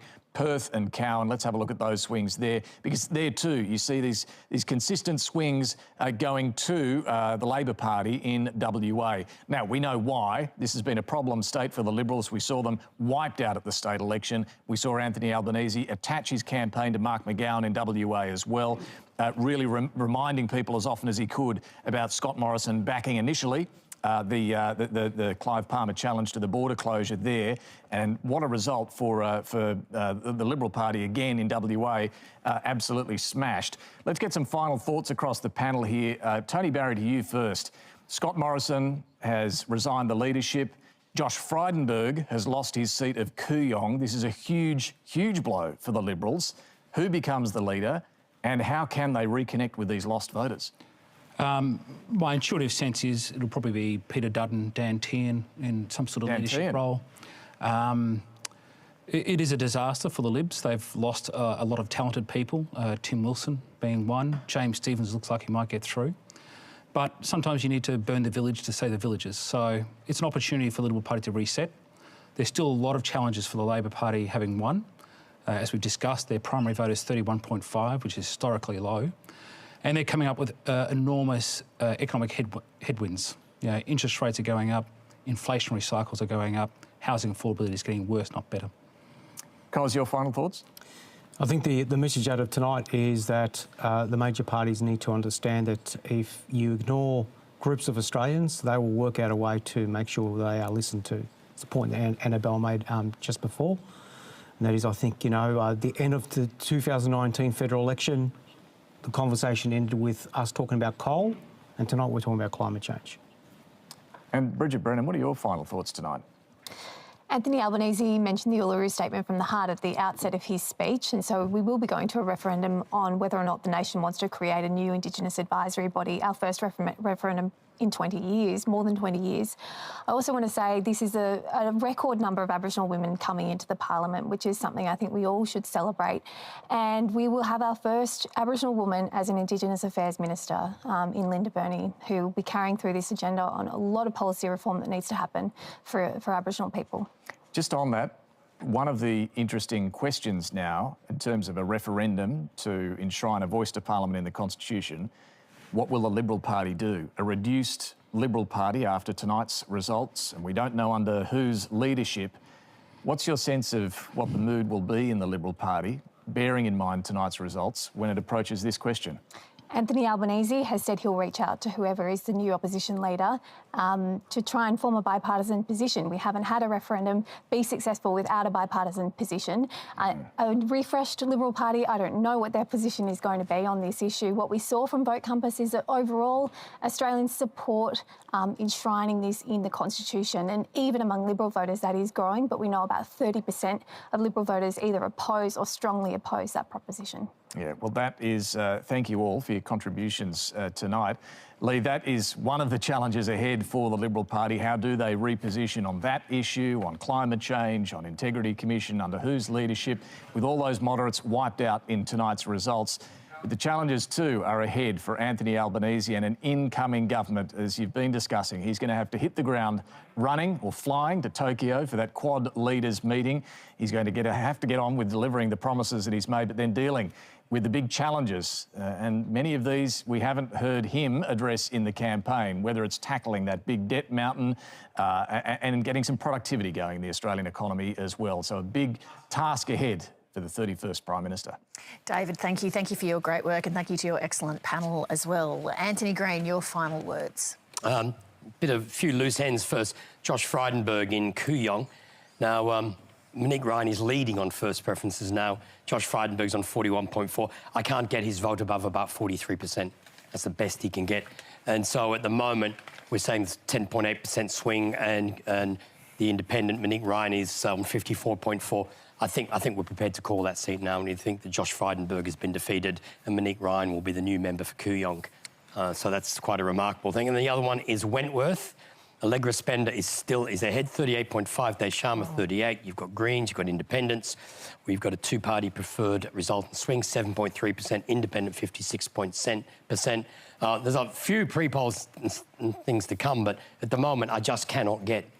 I think we'll call that now, so that'll be an independent victory in Wentworth as well. So Wentworth and Kooyong, two of the great blue ribbon seats of the Liberal Party, have fallen to independents. So there's two more seats onto the crossbench. Now, we're going to do the national trends. It's becoming a very long night, trying to remember where everything is. Here's the primary vote. This is the national figures. The Liberal Party a little under 36. The Labor vote has slowly risen to 32, largely because WA came in. The Greens are on 12. One Nation and UAP have about 9.4% between them. Others have 10. Someone sent me a message saying, why don't you break down the others? Many of them are independents, but of course there's many different varieties of independents, so it's rather hard to split them up. And that's turning into a two-party preferred at this stage of 51.4, 3% swing. So it'll be interesting to see how that turns out. I just wanted to break that down and look at just Western Australia, and it's a 10.2% swing in Western Australia. I mean, that is the standout result. It's much smaller in most of the other states. Let's go and have a look at the chamber. Let's look at this chamber. You go away there, chamber. House of Representatives will fill in the seats, which we're definitely giving away. 72 for Labor, Coalition 54. Greens 2, others 9. That's about to come 11 with Wentworth and Kooyong when they're added in there. And the likelies, we're now getting up Labor up to 73, 12 there, plus 2 more to come, and the Coalition on 56. The other thing I was asked to look at was let me see, where's the button for defeated members? Defeated. It's getting very late in the evening. Gladys Liu has been defeated in Chisholm, Tim Wilson in Goldstein, Ken White in Hasluck, Katie Allen in Higgins, Craig Kelly in Hughes, ex-Liberal, of course, McKellar, Jason Felinski, North Sydney, Trent Zimmerman, Reid, Fiona Martin, Robertson, Lucy Wicks, Ryan, Julian Simmons, and Tangney Ben Morton. So that is a cavalcade of potentially senior front benches for the Liberal Party that have been defeated, most of them losing to independents. Let's look at the seats which remain in doubt at the end of the evening. Bennelong, the Liberals are just ahead. The Greens are ahead in Brisbane. Curtin, the Independent is ahead, and I think well positioned to win. That would be Kate Cheney defeating Celia Hammond, so that would be another loss for the Liberal Party. Labor is back ahead in Deakin. Liberals are ahead in Gilmore, though on the actual votes, Labor's ahead. Labor's ahead in a couple of these seats. These are projected Labor falling behind. The Greens are ahead in Griffith. The Independent, I've just said we're giving Kooyong away. Lingiari, Labor's ahead, and I'm just holding that one because you've really got to just wait for those remote votes to come in, so I'll just leave it where it is. Lyons, Labor's back ahead. Labor's I'd have to look at McNamara. The numbers are swapping backwards and forwards, but at the moment, I think the Liberals finished third in McNamara and will probably elect the Labor member, Josh Burns. Menzies, the Liberals are back ahead. Labor's ahead again in Moore. Liberals ahead in Sturt, and we've just given away Wentworth. So it's been quite remarkable night, a very difficult night to do, I must say, because your seat's going all over the place, and you've got to go and look at the first preferences. So it's maybe it's as Cos and Tony were saying, maybe it's a new world of politics that no longer can we rely on two-party preferred. We're actually in there looking at the actual votes, and I'd be fascinated to see if by the time of the next election the coalition adopts optional preferential voting as a policy. Well, you know, it's been a very complex night when even Antony Green's brain has been stretched. Thank you so much. You were just legendary, as you always are. And that is Australia Votes. After a gruelling 6-week campaign and many hours of counting, it's still not over because while the coalition has lost government, emphatically, Labor is yet to reach 76 seats, the bare minimum for a majority on the floor of the House of Representatives. Labor may reach that bar in coming days as counting continues, but they could be left reliant on the crossbench to form government. Because the coalition has won so few seats, that's likely to be a formality, and Anthony Albanese is basically certain to be Australia's 31st Prime Minister. What's clear at the conclusion of tonight is that voters have sent a clear message to the major parties that they will no longer be taken for granted, and consequently the Independents and Greens have achieved historic levels of support. Thank you to David Speers and his panel for bringing insights throughout the night. Bridget Brennan, Cos Samaras and Tony Barry, and the ABC's Annabelle Crabb, Andrew Probyn, Laura Tingle and Stan Grant, as well as our guests, Liberal Senators Simon Birmingham and Labor's Tanya Plibersek. And of course, our Chief Election Analyst, Antony Green. Join us tomorrow at 9 a.m. for a special 90-minute edition of Insiders with David Speers dissecting tonight's historic result. Results will continue to be updated at abc.net.au/news. Thank you at home for your company as well. From the ABC Election Centre, good night.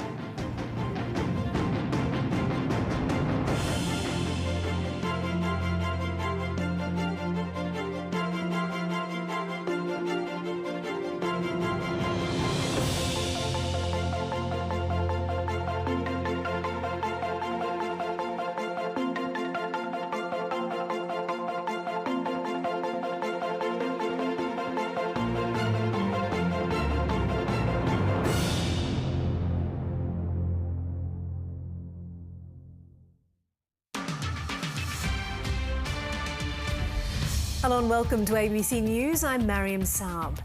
Anthony Albanese will be the next Prime Minister, with Labor returned to office after almost a decade out of power.